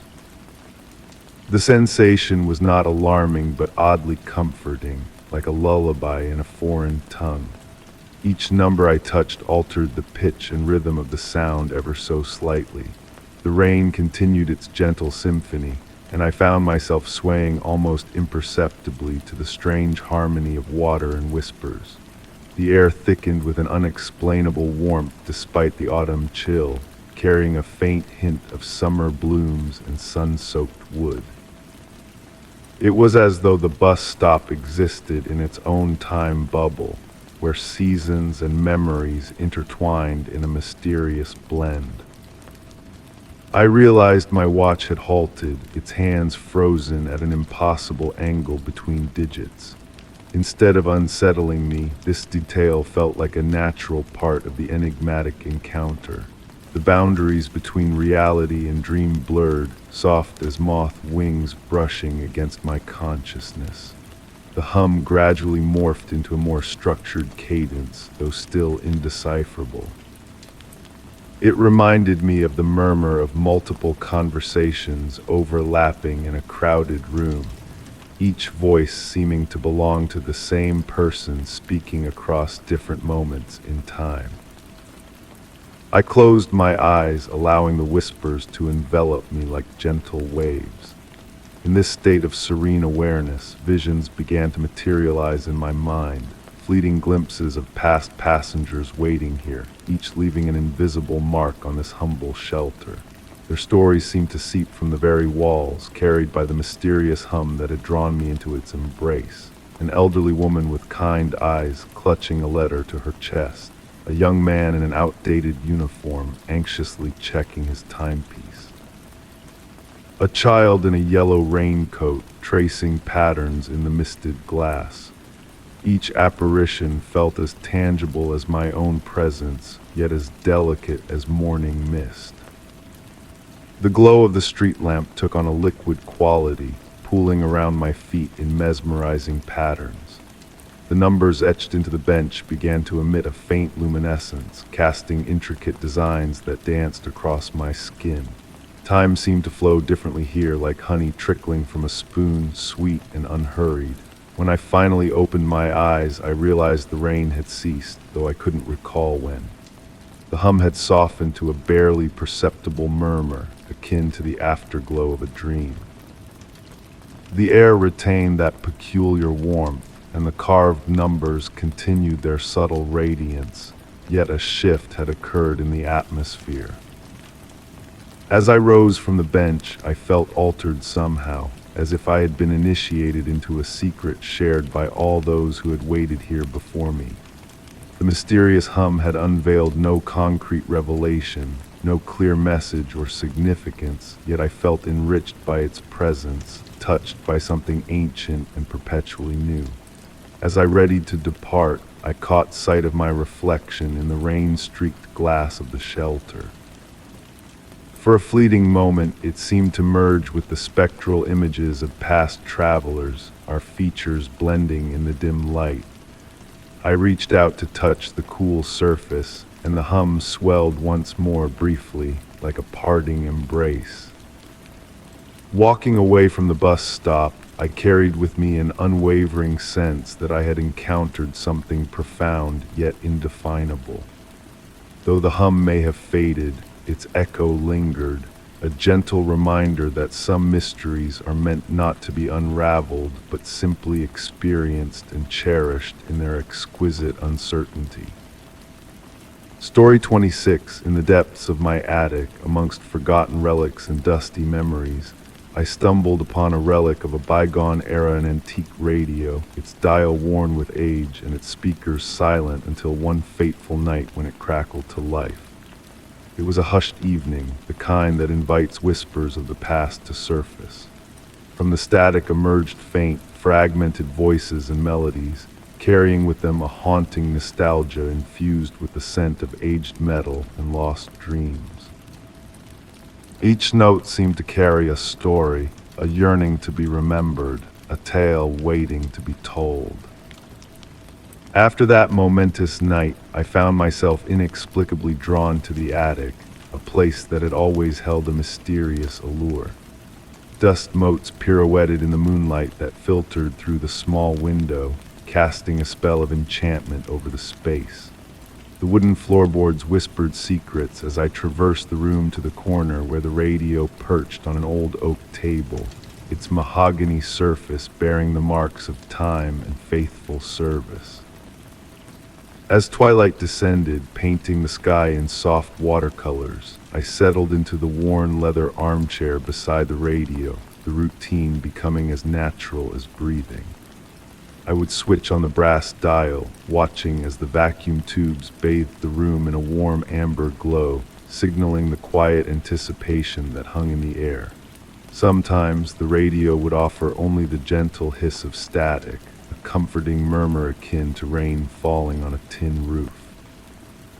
But on certain nights, when the air crackled with possibility, something extraordinary unfolded. The music would unfurl gradually, like a delicate flower blooming amidst the white noise. Each melody was a treasure unearthed waltzes that seemed to float on whispers of air, jazz pieces redolent of smoke-filled rooms from a distant era, and voices singing in languages foreign yet achingly familiar. One evening, as autumn whispered through the trees, a shift occurred in the radio's transmissions. Amidst the musical tapestries, I discerned soft, clear words. Remember the garden, remember the dance, remember the promise. The voice, ethereal and ageless, stirred a deep sense of recognition within me, a primal connection to a forgotten past. Captivated by these enigmatic broadcasts, I began documenting them in a journal, noting the phases of the moon, the weather, and any patterns that emerged. The pages filled with descriptions of songs that seemed to echo my innermost thoughts, of voices that spoke of memories both foreign and intimately known. The radio appeared to hold a key to my innermost self, unlocking doors to hidden chambers of my soul. As winter descended, cloaking the world in a frosty embrace, the attic grew colder, yet I remained cocooned in the spell of the radio's melodies. I would drift into slumber in the armchair, only to awaken to the continuing symphony of the radio, its ethereal tunes weaving themselves into my dreams. In those liminal moments between sleep and wakefulness, shadows danced, and spectral figures flitted at the edges of my perception. The most profound revelation came on a night blanketed in snow, where silence reigned supreme. The radio spoke directly to me, recounting details of my childhood long buried in the recesses of memory, the color of my first bicycle, the name of a cherished pet, the melody my grandmother hummed while baking. Instead of fear, a serene acceptance washed over me, as if the radio held the key to unlocking the essence of my being. In the ensuing months, subtle shifts permeated my existence. Colors bloomed with newfound vibrancy, memories sharpened to a keen edge, and dreams whispered profound truths in the night. The radio's influence transcended mere sound, stirring dormant embers within me, igniting a spark of remembrance long forgotten. I found myself humming tunes that resonated with the depths of my soul, melodies that spoke a language of forgotten dreams. On quiet nights when the radio fell silent for hours, I pondered the mysteries of existence. How many unseen layers of reality enveloped us, how many unseen frequencies intertwined with our own. The radio ceased being a mere object. It became a gateway to realms beyond, a portal to dimensions hidden from mortal eyes. I refrained from dissecting its inner workings, sensing that its magic dwelled not in its physical form, but in the intangible spaces it traversed. As I pen these reflections, the radio continues its nocturnal serenade, a lullaby for the restless soul. The enigmas it presents remain shrouded in mystery, yet I have come to appreciate that some questions are more potent than their answers. In the soft crackle of static between songs, in the whispered echoes of bygone voices, I have unearthed a truth that transcends logic, a truth that speaks to the heart's deepest recesses. The amber glow of the vacuum tubes has become my beacon in the night, casting a warm light over my dreams. Before succumbing to sleep's embrace, I wonder if somewhere someone else listens to their own enigmatic radio, their story intertwining with mine in an eternal dance of sound and memory. Connected by invisible threads of resonance, we journey through the night, carried on the ethereal waves of a radio that whispers of forgotten dreams and timeless truths. Story 27. In a rare moment, I found myself within the crumbling embrace of an empty theater. Seated in the dusky auditorium, silence draped over me like a comforting shroud. From the quiet corners, a soft laughter, almost imperceptible, danced through the aisles, intertwining with the musty aroma of velvet curtains and decaying props. The theater, a relic of bygone applause and jubilation, now stood as a sentinel of spectral whispers. My presence here was driven by whispers of the building's peculiar aura, seeking inspiration for my writing in the echoes of its past. The weighty wooden doors groaned open at my touch, beckoning me into a realm suspended between yesteryears and now. Dust motes pirouetted in slender streams of light that filtered through lofty windows, crafting ethereal patterns that waltzed and swayed like phantom performers on an unseen stage. The crimson velvet seats, though faded, exuded a timeless grace. Tracing the worn fabric with my fingertips, I sensed the embedded tales of countless nights of entertainment, romance, and enchantment. The air held a faint sweetness beneath its musty veneer, reminiscent of aged perfume and makeup powder, akin to the lingering essence of long-vanished actors. As my vision adjusted to the dimness, subtle movements flickered at the edge of sight. The heavy stage drapes would occasionally stir, devoid of any breeze. The gentle rustle of fabric was accompanied by soft footsteps crossing the stage, their rhythm mirroring the cadence of a forgotten dance. In the hush, more sounds emerged, the gentle creak of floorboards, as if unseen performers took their places, and the whisper-soft rustle of pages turning, akin to an invisible prompter rehearsing their lines. These sounds weren't alarming, but rather comforting, like being cradled in a quilt of reminiscences. Here, time flowed differently. Minutes elongated into hours as I sat immobile, absorbing the theater's serene sonata. The afternoon light gradually shifted, casting elongated shadows over the vacant seats. These shadows seemed to morph into shapes, silhouettes of a rapt audience, their outlines suggesting refined evening attire and meticulously coiffed hair. The earlier laughter returned, now accompanied by muffled applause, distant yet intimate, akin to a recording played at the faintest volume. I closed my eyes, allowing the sounds to envelop me. Upon reopening them, a flutter of a dress caught my gaze, vanishing behind a column, the fabric shimmering briefly in the light before fading away. As twilight approached, the theater stirred with vitality. The temperature fluctuated unpredictably, patches of warmth followed by cool whispers as if unseen figures moved through. The stage lights, dormant for years, held a faint phosphorescence, barely discernible yet undeniably present. I found myself drawn to the stage. Each creak of the wooden steps echoed through the void as I ascended, standing at its heart, facing the sea of unpeopled seats that somehow felt occupied. The air thrummed with anticipation, akin to an audience pausing for the opening act's first lines. From this vantage, I spied overlooked details, scattered artifacts in the wings.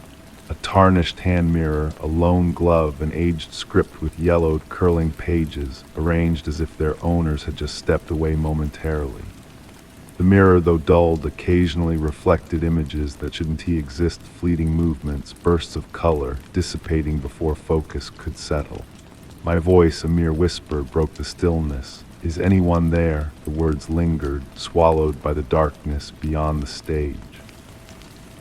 The response unfolded gradually, a tapestry of subtle sounds, the rustle of fabric, distant murmurs, the soft patter of footsteps weaving into an orchestral crescendo. In that moment, I comprehended that the theater wasn't truly vacant. It brimmed with echoes, not solely of sound, but of instants, sentiments, and experiences. Every performance, every chuckle, every tear shed had imprinted upon the space, birthing layers of memory tangible in the quietude. The earlier laughter wasn't malevolent or scornful. It was jubilant, appreciative, stemming from genuine merriment and enchantment. It seemed the theater had absorbed these instances of joy, occasionally allowing them to seep back into our world, akin to notes from a self-playing music box. As darkness descended, I knew departure beckoned.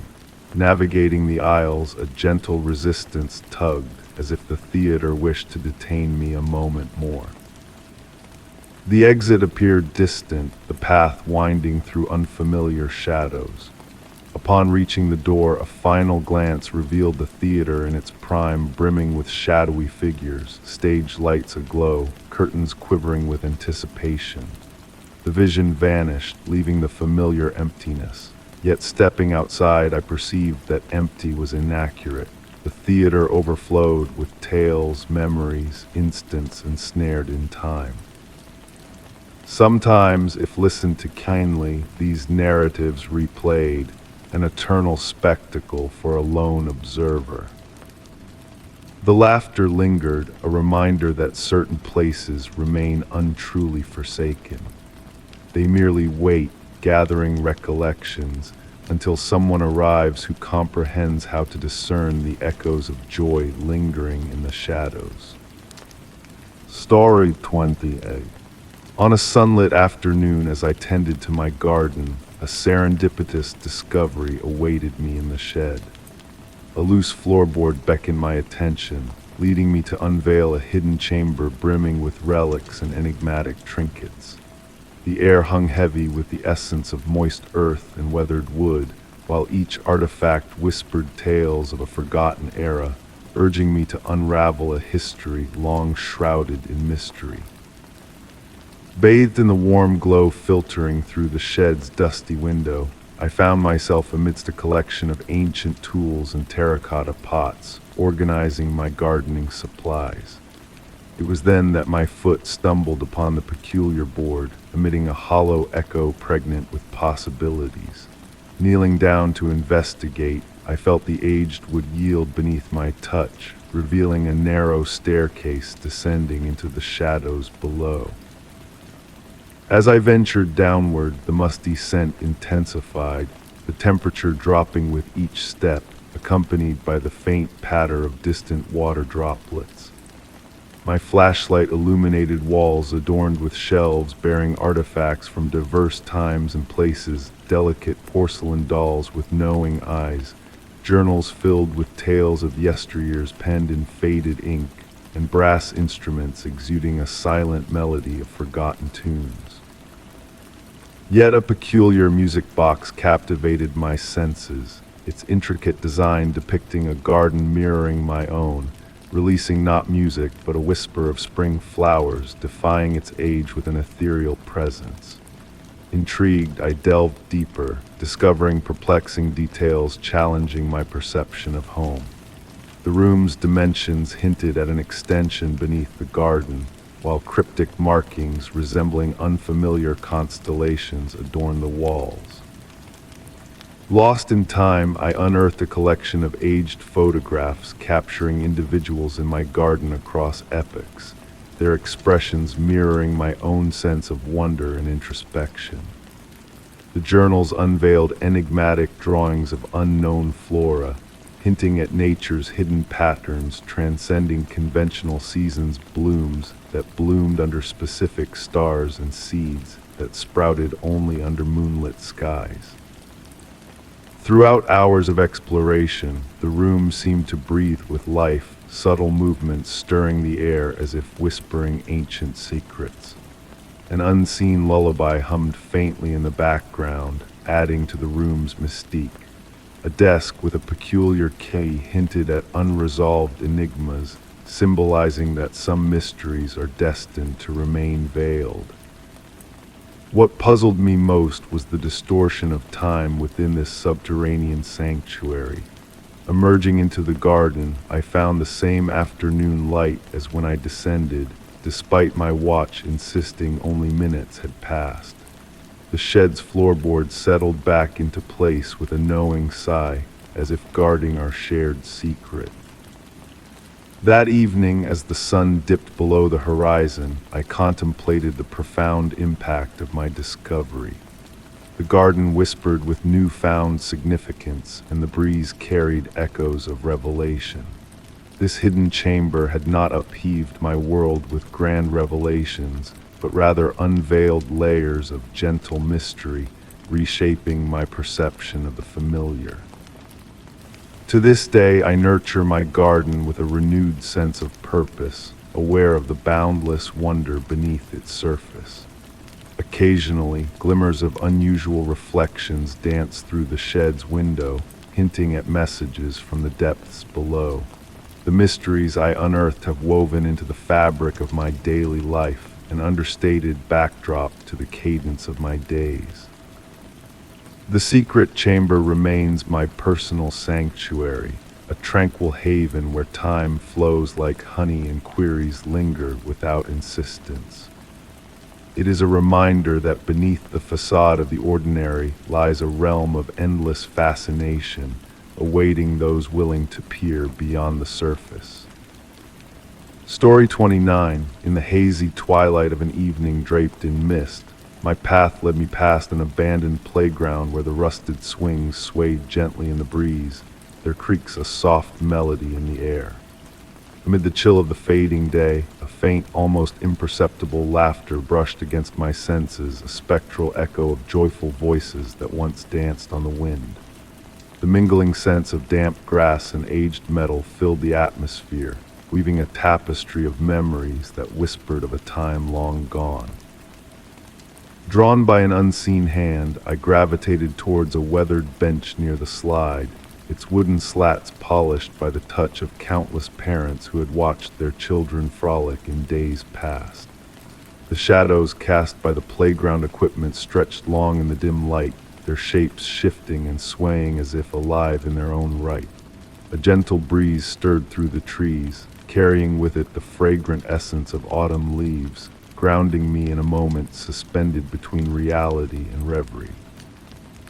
Initially, I convinced myself that my detour through the playground was merely a search for solitude after a weary day. Yet there was a tranquility in the air that beckoned me back night after night, each visit peeling back another layer of the enigmatic aura that enveloped the playground. It became my sanctuary, a realm where time flowed in a different cadence, where the whispers of the past intertwined with the shadows of the present.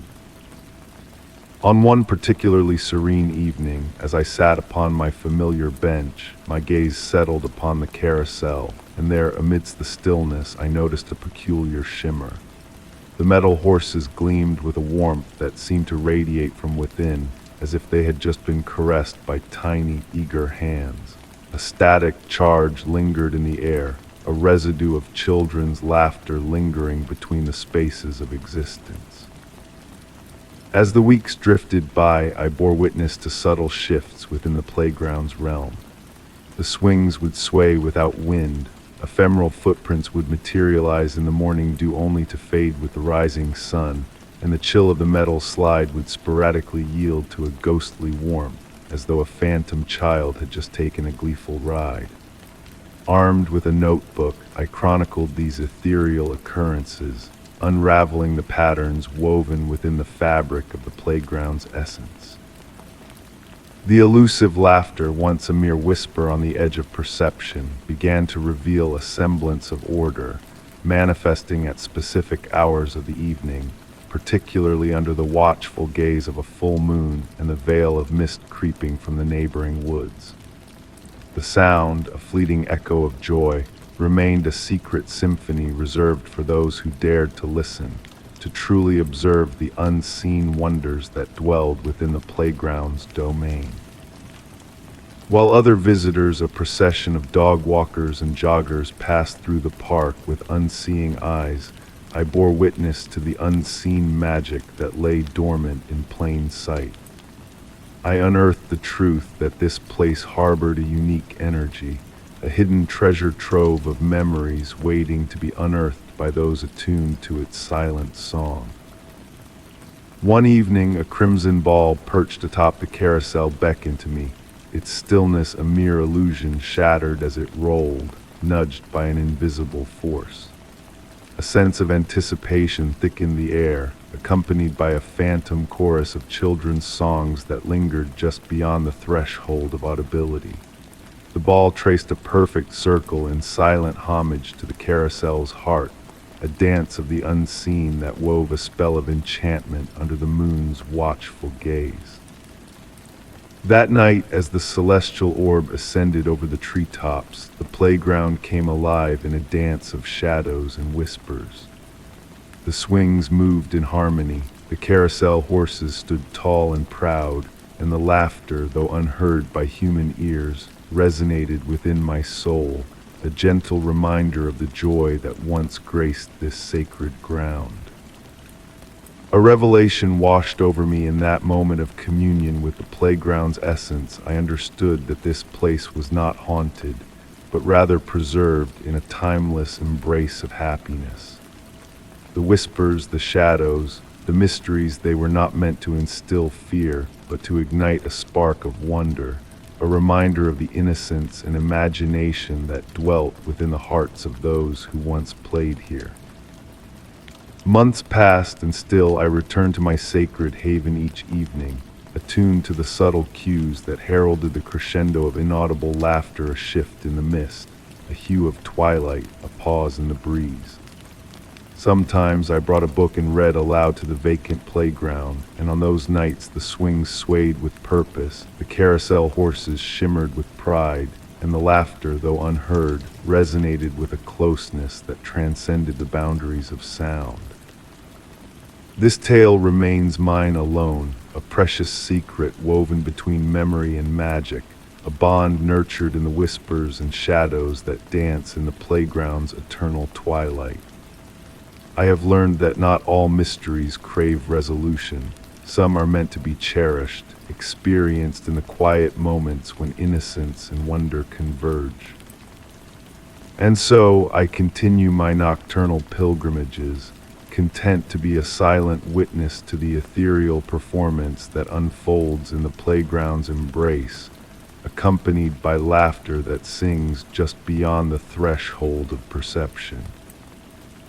Story 30. In the quiet hush of a late evening, I found myself drawn to forgotten cinema, its once vibrant marquee now a soft whisper of days long past.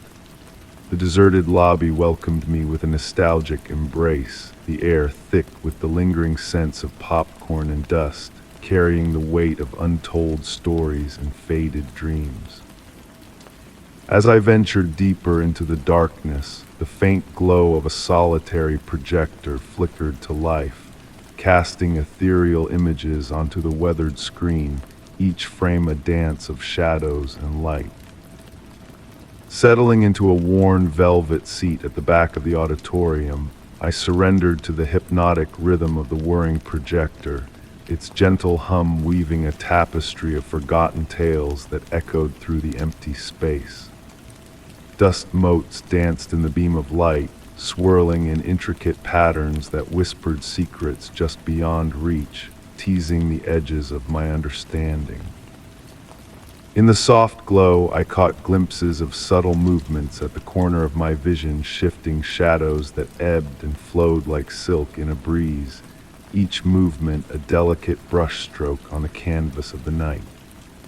The screen painted scenes from a bygone era, black and white images that felt achingly personal, as if I were peering into the memories of a stranger, witnessing their joys and sorrows unfold. A mysterious woman, her identity shrouded in mystery, moved through the flickering scenes with a haunting grace, forever searching, forever elusive. From a garden party to a rain-soaked street, her quest seemed eternal, a silent plea etched into every frame. The whisper of unseen words brushed against my ear, a tantalizing melody that left me yearning for clarity. As the temperature shifted around me, warm currents mingling with cool whispers, I felt a presence lingering in the shadows, a phantom touch that traced the contours of my solitude. The film unfolded with subtle anomalies, a dance of contradictions that blurred the lines between reality and illusion, drawing me deeper into its enigmatic embrace. The crackle of the sound system broke the silence, a symphony of breaths and sighs that painted the air with a sense of intimacy, as if the very theater itself exhaled its long-held secrets. The woman on the screen mirrored my movements with uncanny precision, a reflection of my own desires and fears, her unseen gaze a mirror to my soul. The scent of jasmine permeated the air, a bittersweet perfume that wove through the musty theater, carrying echoes of longing and loss. Each breath carried a weight of melancholy, a melody of forgotten dreams that tugged at the edges of my consciousness, beckoning me to remember what was once forgotten.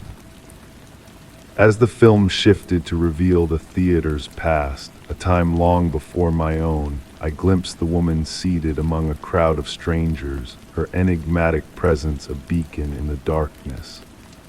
A leather-bound diary, aged and yellowed, nestled between the seat cushions, its pages a testament to her endless search for closure, for the perfect ending that remained forever out of reach. With each entry, the diary unfolded a tale of yearning and hope, of a soul adrift in the sea of time, seeking solace in the shadows of the past. The final pages, marked with a sense of finality, hinted at a resolution just out of grasp, a mystery left unsolved in the fading light of the projector. As the film drew to a close, the woman turned towards the camera, her face obscured by static, a veil of uncertainty that shrouded her in eternal mystery. The darkness enveloped me as the projector fell silent, leaving only the dim glow of the exit signs to guide my way out of the empty theater. Returning the diary to its resting place, a fleeting touch brushed against my own, a presence felt but unseen, a whisper of connection in the stillness of the night. In the lobby, I paused to glance back at the auditorium, catching a glimpse of a figure in a vintage dress, a specter of the past bidding me farewell in a silent gesture of understanding. And so, as the years passed, the scent of jasmine lingered in the air during quiet moments, a reminder of the stories left untold, the mysteries unsolved.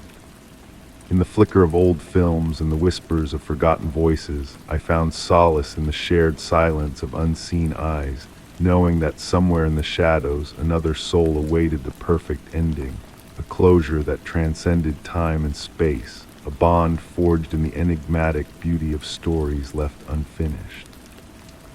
Story 31. On a serene, rainy night, I ventured outside during a sudden downpour to fetch my umbrella. As I stepped out, a peculiar sight caught my eye, a trail of muddy footprints leading away from my doorstep. The rain fell steadily, its rhythmic patter on the pavement creating a soothing white noise that enveloped me in a mysterious atmosphere. The damp air carried a hint of something unseen, an unspoken presence that left me both curious and unsettled. Beneath the glow of the porch light, I observed as the raindrops gradually blurred the edges of each footprint, turning them into soft, indistinct shapes against the wet concrete. The footprints, though unfamiliar in size and shape, seemed oddly recognizable. They bore the mark of careful intention, each step placed with deliberate precision. What intrigued me most was the faint shimmer that adorned them in the dim light, as if they held fragments of reflected moonlight within. Driven by an inexplicable curiosity, I found myself following the trail. My own footsteps whispered softly on the wet ground, accompanied by the gentle patter of rain on my coat. The air carried the earthy scent of rain-soaked soil, mingled with a subtle fragrance reminiscent of old books and dried flowers. The footprints meandered through my garden with remarkable accuracy, weaving between plants without disturbing a single leaf or stem. It was as if the creator of these prints knew exactly where to step. As I traced the path, I noticed a peculiar phenomenon. The raindrops around the footprints seemed to hesitate momentarily before touching the ground, forming tiny suspended spheres of water. This delicate dance of nature unfolded before my eyes, a subtle detail that hinted at something mystical. The trail led me to a clearing where I often sat to watch the sunset. Here, the footprints encircled a space as if the maker had revolved slowly in place. Within this circle, the grass appeared different, almost shimmering with an otherworldly glow.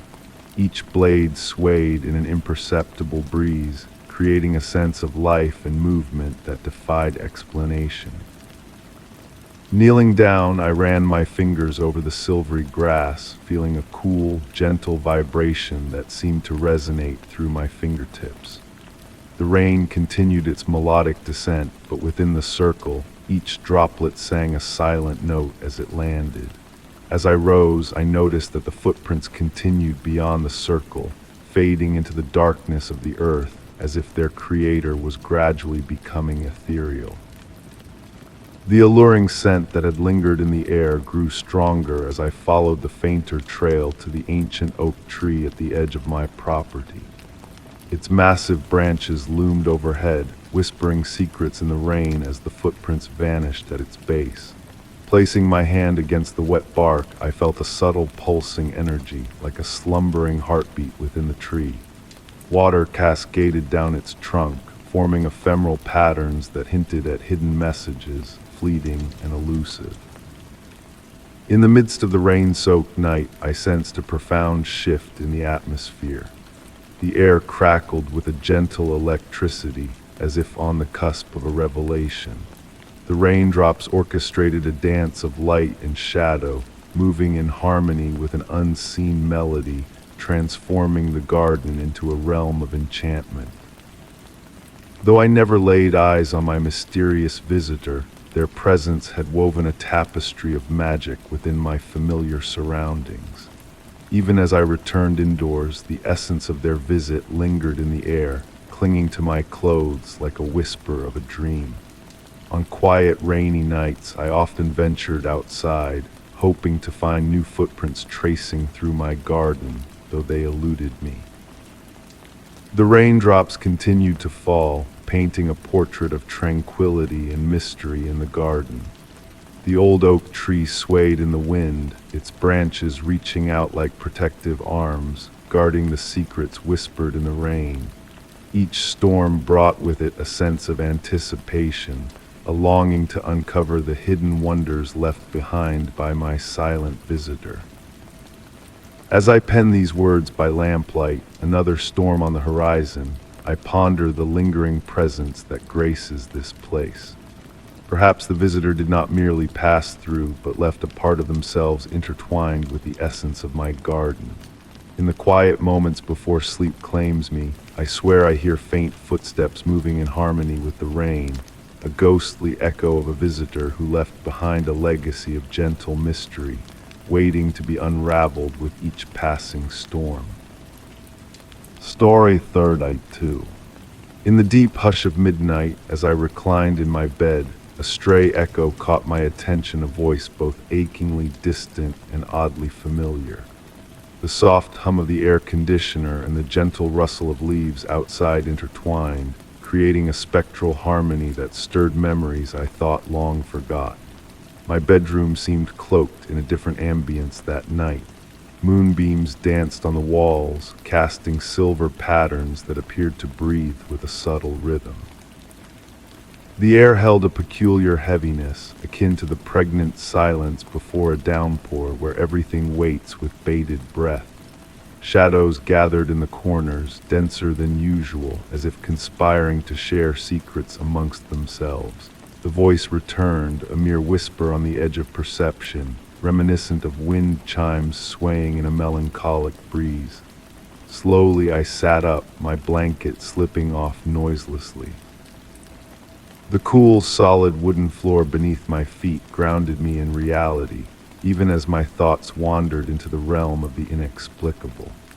Moving through my home at night had always been a familiar ritual, guided by muscle memory and cautious steps. Yet that night, each room exuded an unfamiliar aura. The hallway stretched ahead, its walls seeming to swallow the dim light rather than reflect it back.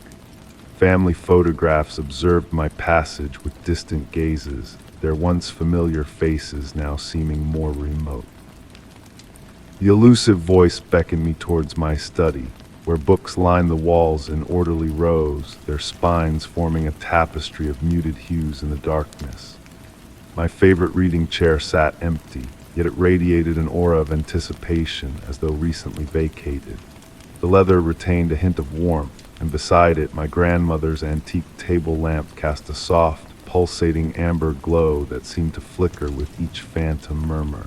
Something peculiar caught my eye amidst my collection of vinyl records. A single album stood slightly apart, bearing the marks of frequent handling. I couldn't recall the last time I had touched it, yet there it sat, as if waiting patiently to deliver a message. The dust cover of the record player was ajar, though I distinctly remembered closing it the night before. Almost of its own volition, my hands lifted the record from its sleeve. The vinyl gleamed in the lamp's light, creating concentric reflections that spiraled towards the center, beckoning me with a mesmerizing allure. Placing it on the turntable, the needle found its groove without my intervention, and music began to play, not the expected symphony, but the sound of rain on a tin roof, intermingled with distant piano notes that seemed to emerge from the depths of memory. The voice intertwined with these sounds, clearer now, uttering words that felt like shards of a conversation from a dream. It spoke of summer evenings on a porch swing, of vows exchanged beneath starlit skies, and of time slipping away like sand through open fingers. My grandmother's antique clock ticked steadily in the background, each swing of its pendulum elongated into an eternity. The voice evoked memories of her, of evenings spent listening to her tales, her hands deftly embroidering while the same lamp bathed us in its comforting glow. Did she know of this voice? Had she left behind a message that I was only now beginning to decipher? The room's temperature shifted imperceptibly, creating wisps of air that made the lamp's light dance. Shadows cast varying depths of darkness, within which intricate patterns began to emerge reminiscent of the lace doilies my grandmother once crafted, designs that seemed to conceal hidden truths. I sank into the worn embrace of my reading chair, the voice's ethereal soliloquy enveloping me. Its cadence synchronized with the pendulum's rhythm, weaving a hypnotic tapestry of memory and enigma. My fingers traced the grooves on the armrests, echoes of years of similar gestures. The bookshelves appeared to breathe in harmony with the voice, their contents shifting subtly.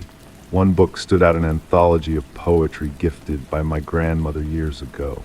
Its spine glowed faintly in the lamplight, and I realized the voice was reciting verses I had once read aloud to her in her final days. Time flowed like molasses, rich with significance yet resistant to quantification. With each passing moment, the voice grew more distinct, though its message remained tantalizingly elusive.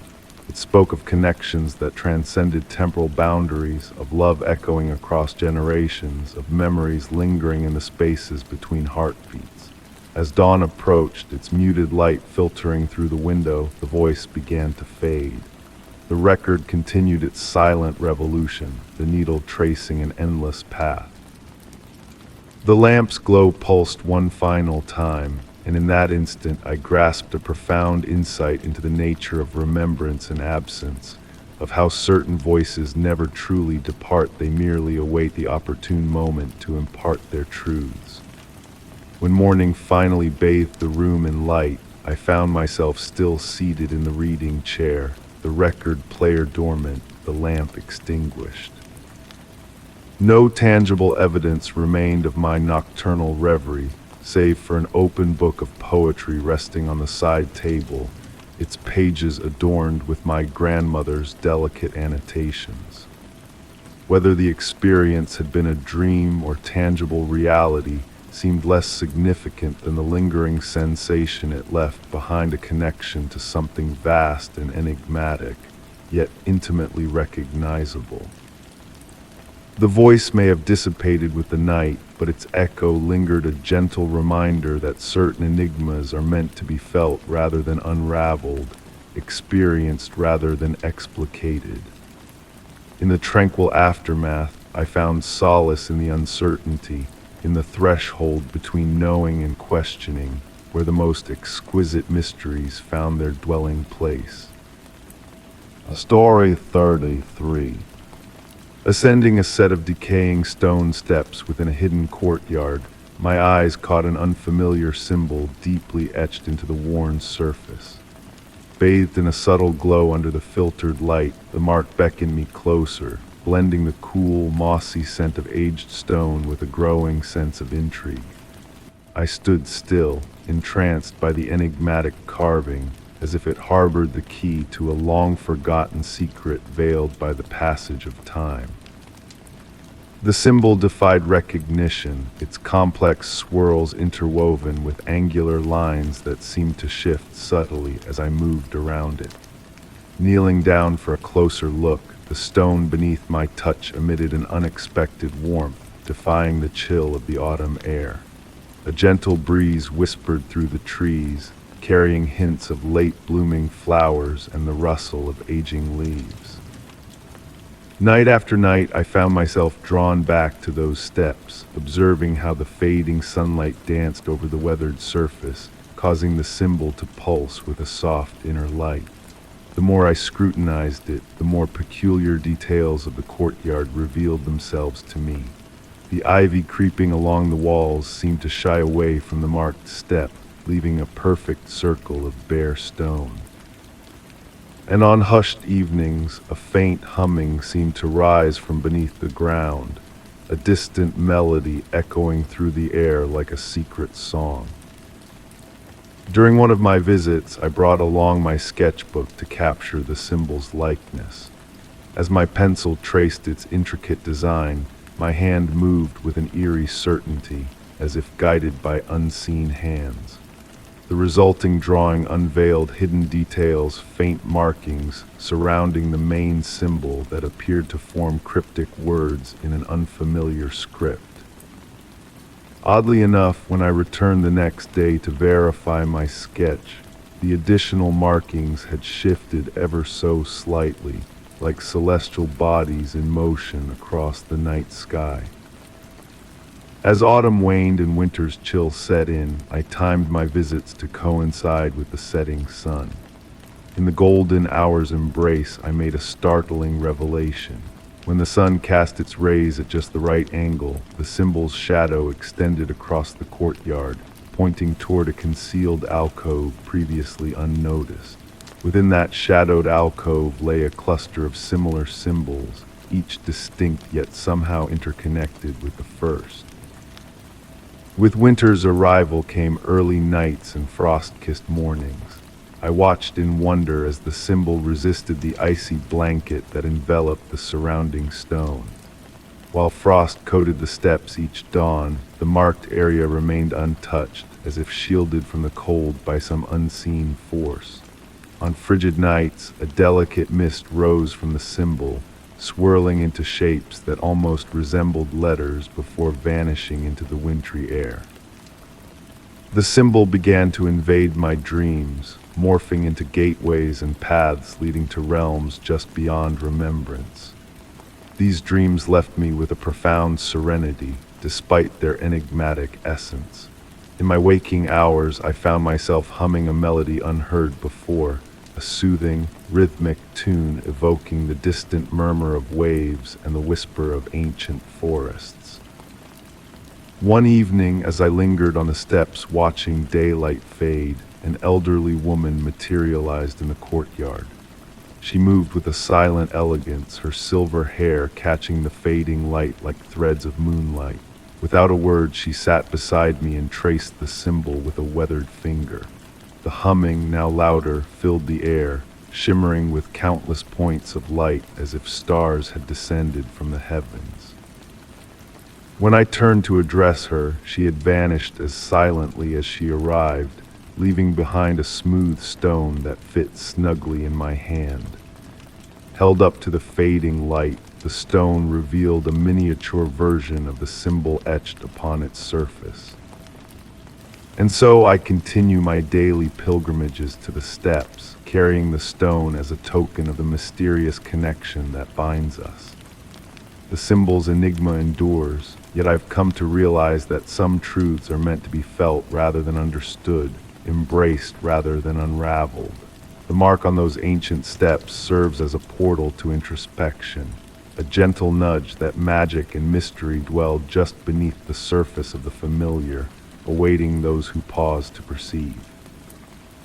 In the tranquil moments between dusk and dawn, I fancy I hear the old woman's voice carried on the evening wind, humming that ethereal melody. Though the symbol's significance eludes me, I have found solace in its presence, a quiet assurance that not all enigmas demand resolution to be cherished. Story 34. Late one night, cruising down a desolate stretch of highway, my gaze was drawn to an ancient radio tower outlined by the shimmering moon. The radio in my car crackled, disturbed by static, then a faint, rhythmic signal emerged, carrying an enigmatic pulse. The night air, cool and laced with the scent of metal and distant storms, whispered of secrets from a bygone era that the tower seemed to be broadcasting. Intrigued, I veered off the road, lured by an inexplicable fascination. The soft thrum of my car's engine faded to hush as I switched off the ignition, leaving only the gentle rustle of wind through the tall grass and the persistent, rhythmic static from my radio. The signal now clearer, a pattern of long and short bursts reminiscent of Morse code but not quite the same. The tower loomed like a silent guardian against the deep indigo sky, its warning lights extinguished long ago.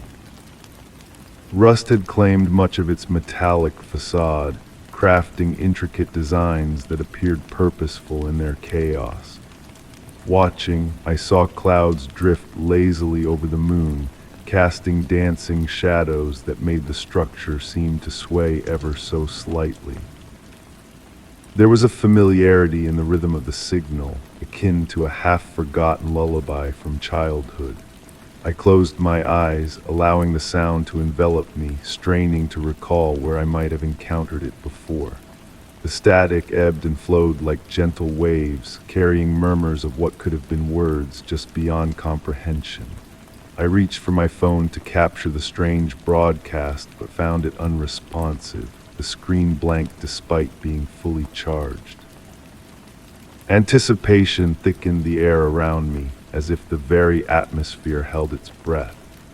A light mist began to form, encircling the base of the tower like a soft embrace. Enthralled by the signal's cadence, memories surfaced, memories that felt foreign, not entirely my own.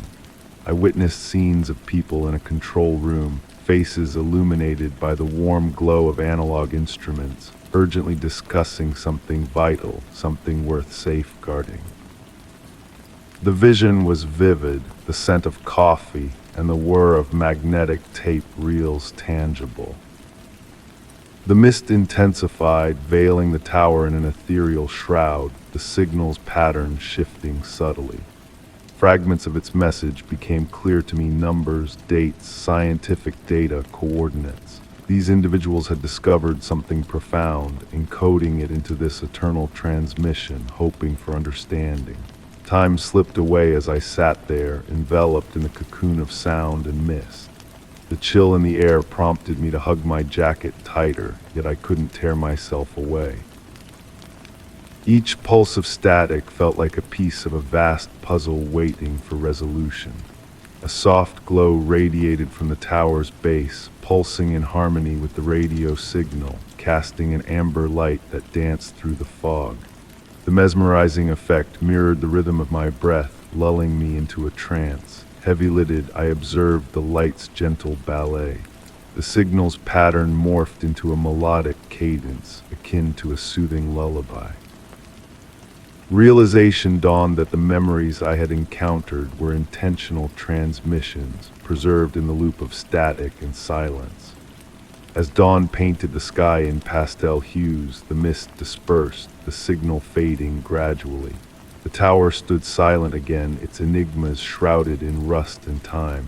My phone sprang back to life, revealing missed calls from concerned loved ones. The rising sun transformed the night's events into a dreamlike memory. I resumed my journey, the signal's rhythm lingering beneath the surface of my thoughts. I knew I would return, drawn to unravel more of the mystery. Some frequencies, once attuned to, become ingrained in us, a hidden wavelength connecting us to a grander scheme. Even now, on tranquil nights with the wind's whisper, I catch echoes of that signal in the radio static. It serves as a reminder of the concealed wonders in our world, waiting for someone to pause and listen. The tower stands as a monument to those who came before, their message woven into endless waves of static, patiently awaiting the decipherer.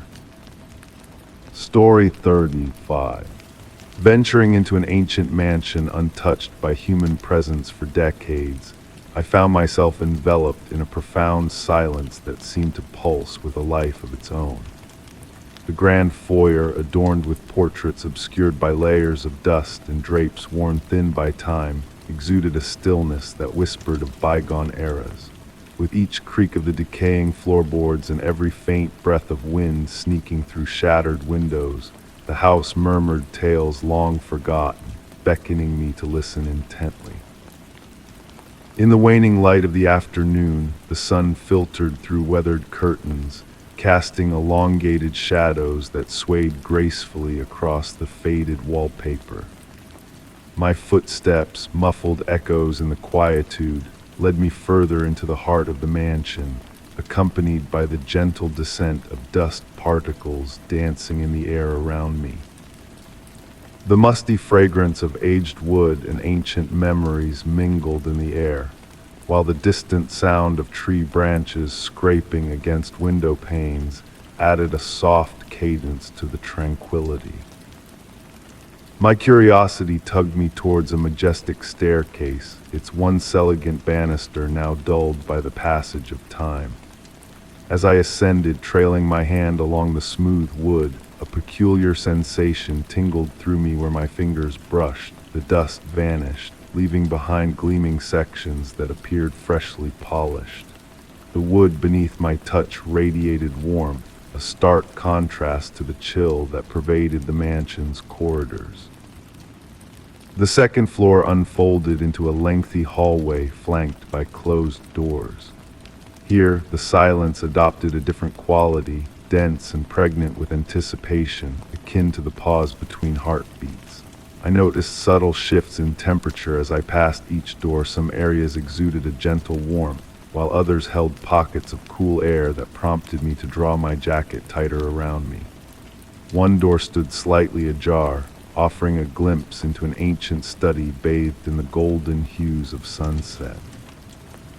Rows upon rows of books lined the walls, their faded spines hinting at the knowledge they safeguarded.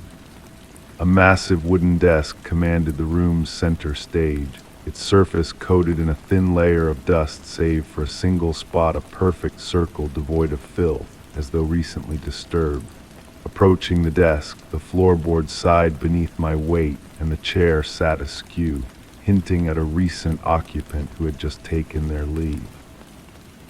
Within the dust-free circle on the desk, a faint trace of writing caught my eye, revealed only when the light struck it just so. Leaning in for a closer look, I deciphered the words inscribed there, "We never truly leave." As the sun dipped lower, casting elongated shadows across the study's floor, a subtle shift in the room's ambience became apparent. The air stirred in gentle currents, though no windows were ajar, and books emitted soft settling noises, their pages rustling as if turned by unseen hands. Seating myself in the chair, I ran my fingers over the desk's smooth surface, now bathed in a comforting warmth that defied the mansion's overall coolness.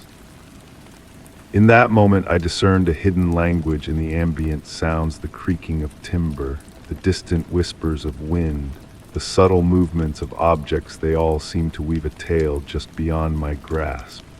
Time lost its firm hold within those walls. Minutes bled into hours as I absorbed the room's essence. The encroaching darkness beyond the windows felt not menacing, but rather embracing, cocooning the study in a sense of intimacy. The dust motes dancing in the dwindling light formed shifting patterns that at times resembled writing, at times faces, always eluding my focus. And as night descended fully, a remarkable sight unfolded. The dust-free circle on the desk emitted a faint, barely perceptible luminescence, pulsing like a heartbeat, each throb accompanied by a subtle fluctuation in temperature. The words "we never truly leave" shimmered in the dark. Driven by a profound impulse, I extended my hand to rest within that glowing circle, and a profound serenity washed over me.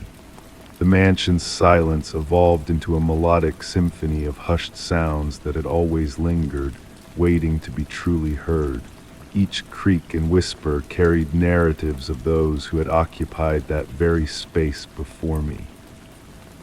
Upon rising to depart, I noticed my watch had ceased its ticking at some point during my reverie.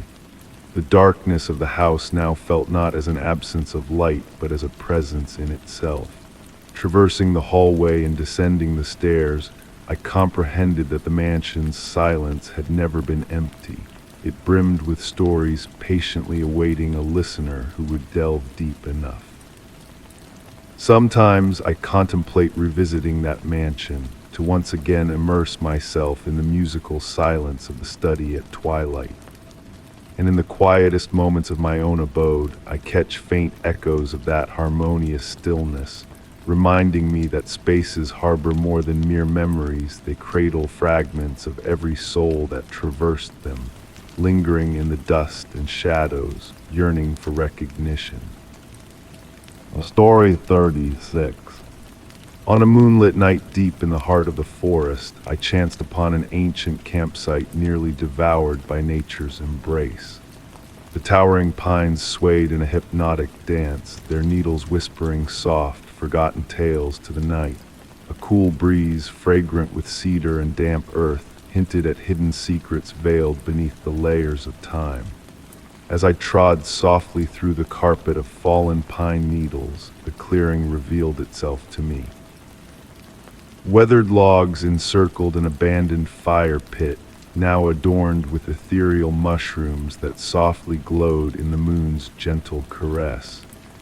Their pale luminescence pulsed faintly, like a quiet heartbeat resonating in the night's stillness. At the clearing's edge stood the remains of an old cabin, its weathered wooden walls glistening silver under the moon's watchful gaze. Moonbeams filtered through the worn roof, casting shifting patterns on the floor that seemed to dance and change in my peripheral vision. The slightly ajar door swayed with a rhythmic cadence in the night breeze, harmonizing with the murmurs of the pines. Inside the cabin, time had etched its tale. Dust motes pirouetted in the moon's rays, while the wooden floor creaked beneath my hushed steps as though sharing ancient memories. A stoic stone fireplace loomed on one wall, its chimney towering like a silent sentinel. Within its cold hearth, dried leaves had gathered, forming enigmatic designs reminiscent of a cryptic alphabet. By the window, a weathered journal lay upon a small table, its pages warped by humidity yet somehow preserved.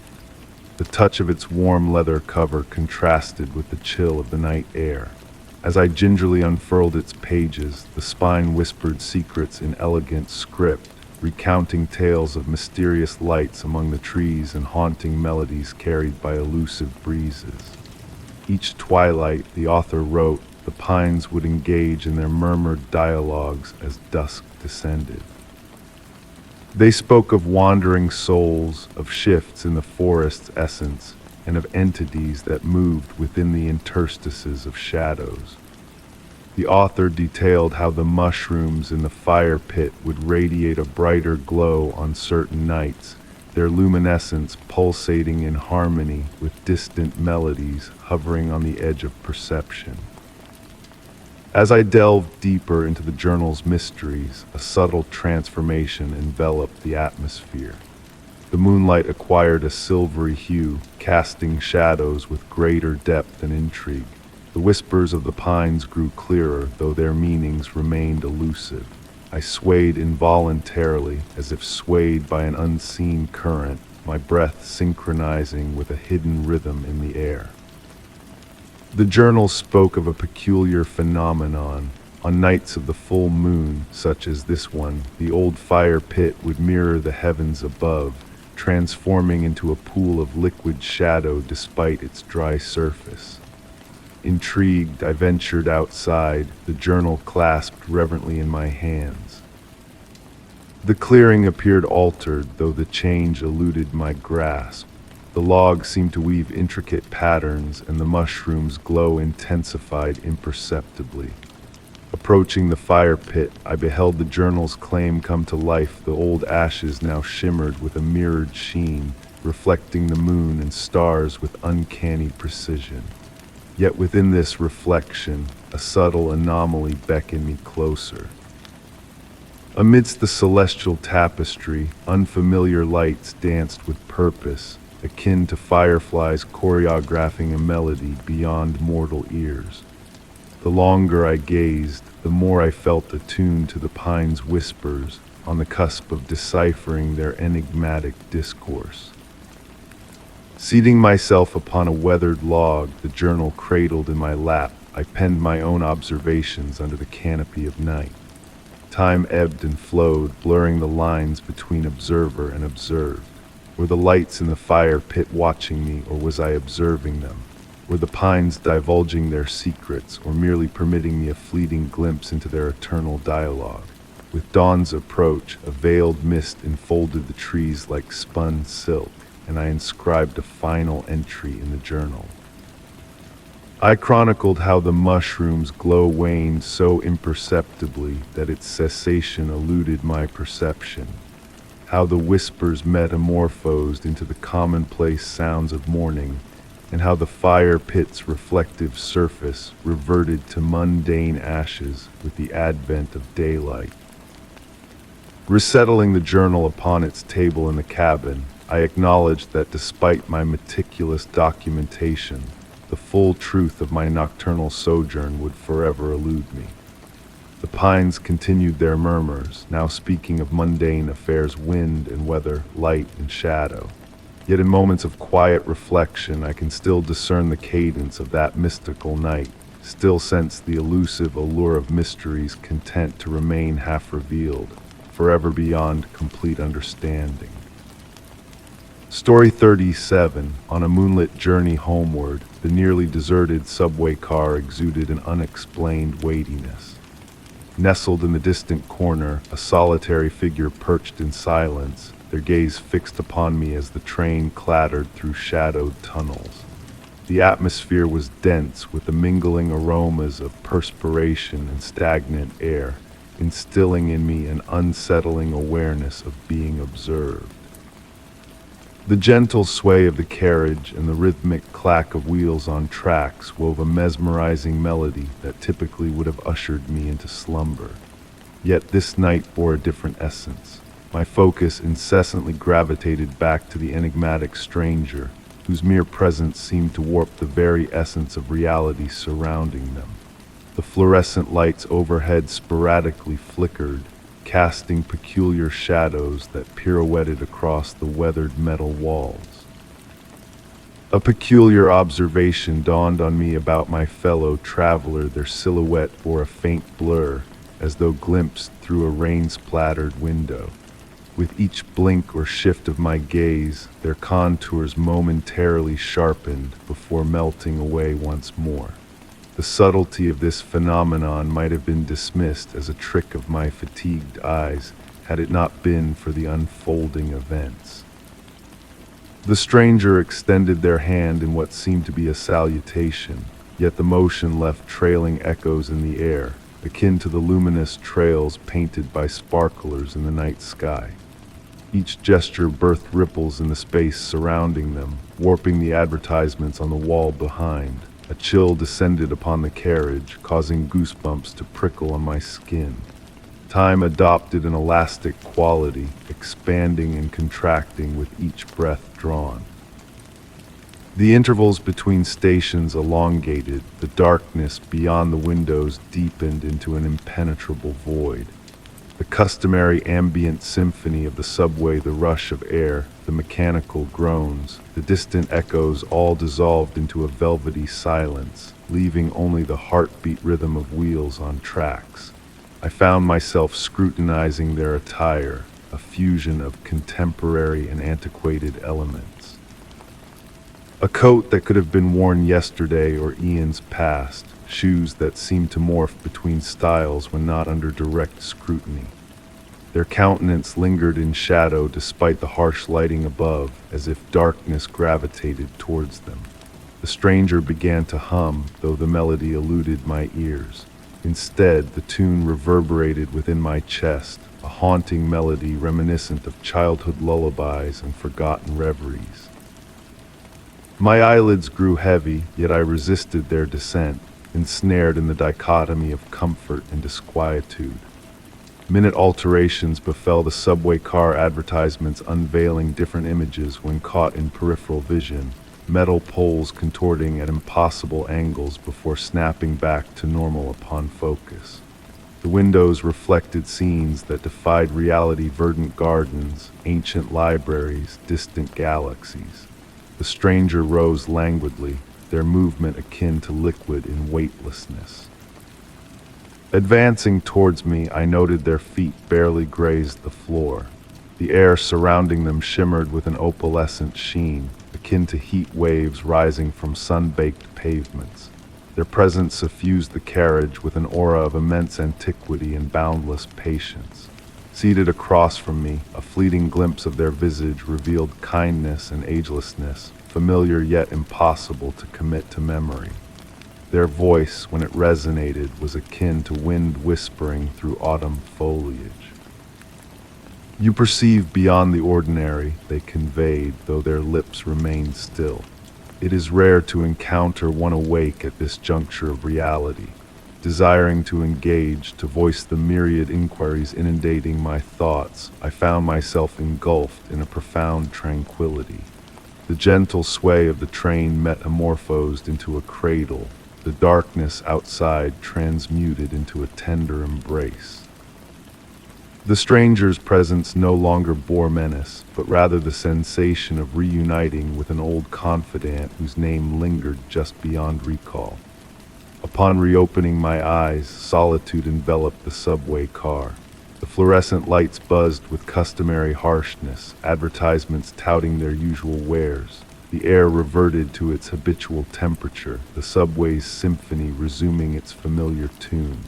Yet a transformation had transpired.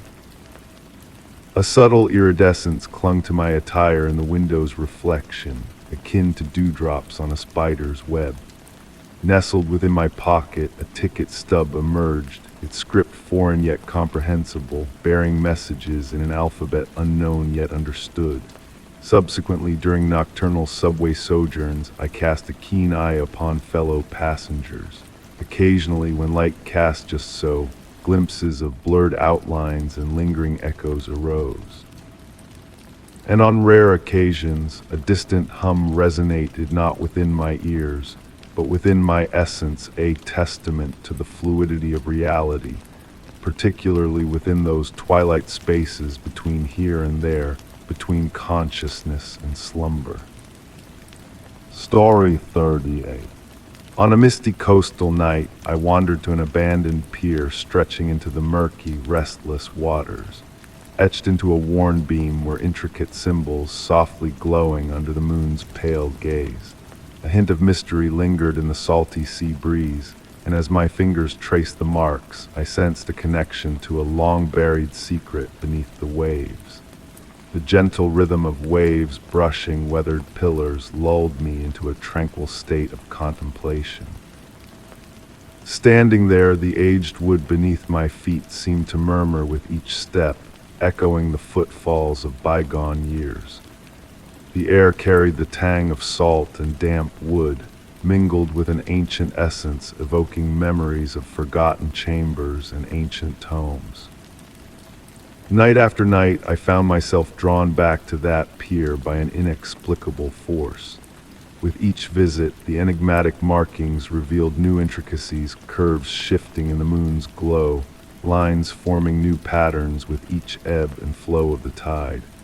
The soft creak of the planks became a familiar melody, a whispered dialogue between the sea and the daring structure breaching its domain.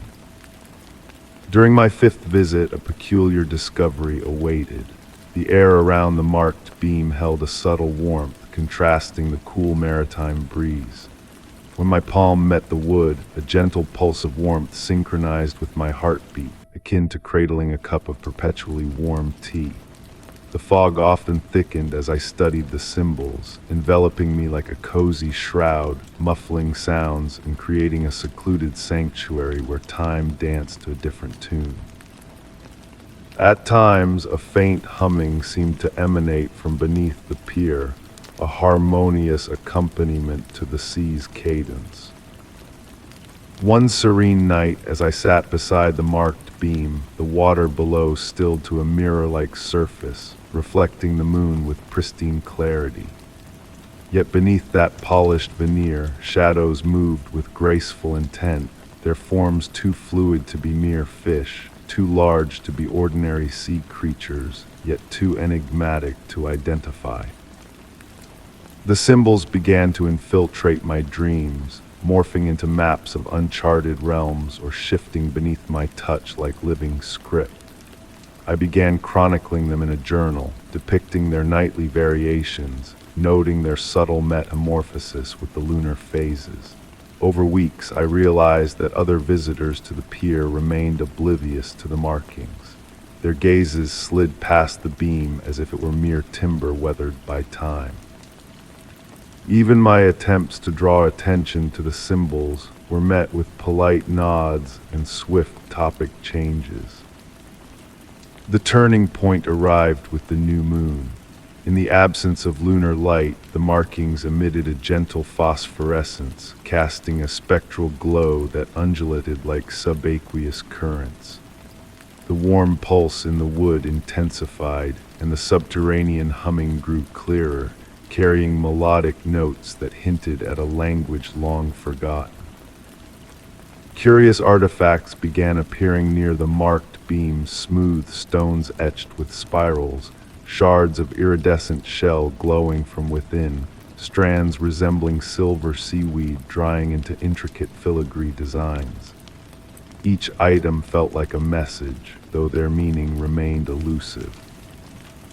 As I pen these words, I realize I've become entwined in the enigma that resides here. The symbols have transcended the pier, manifesting in the condensation on my bathroom mirror, the rain patterns on my windows, the cream swirls in my morning coffee. They no longer appear as cryptic glyphs awaiting decipherment, but as a dialogue I'm gradually deciphering. The pier has transformed into more than a structure extending into the sea. It's a threshold, a boundary between the familiar and the enigmatic. The gentle mystery of the markings unfolds continuously, withholding its entirety but offering morsels enough to beckon me back, night after night, to that juncture where the ordinary meets the arcane.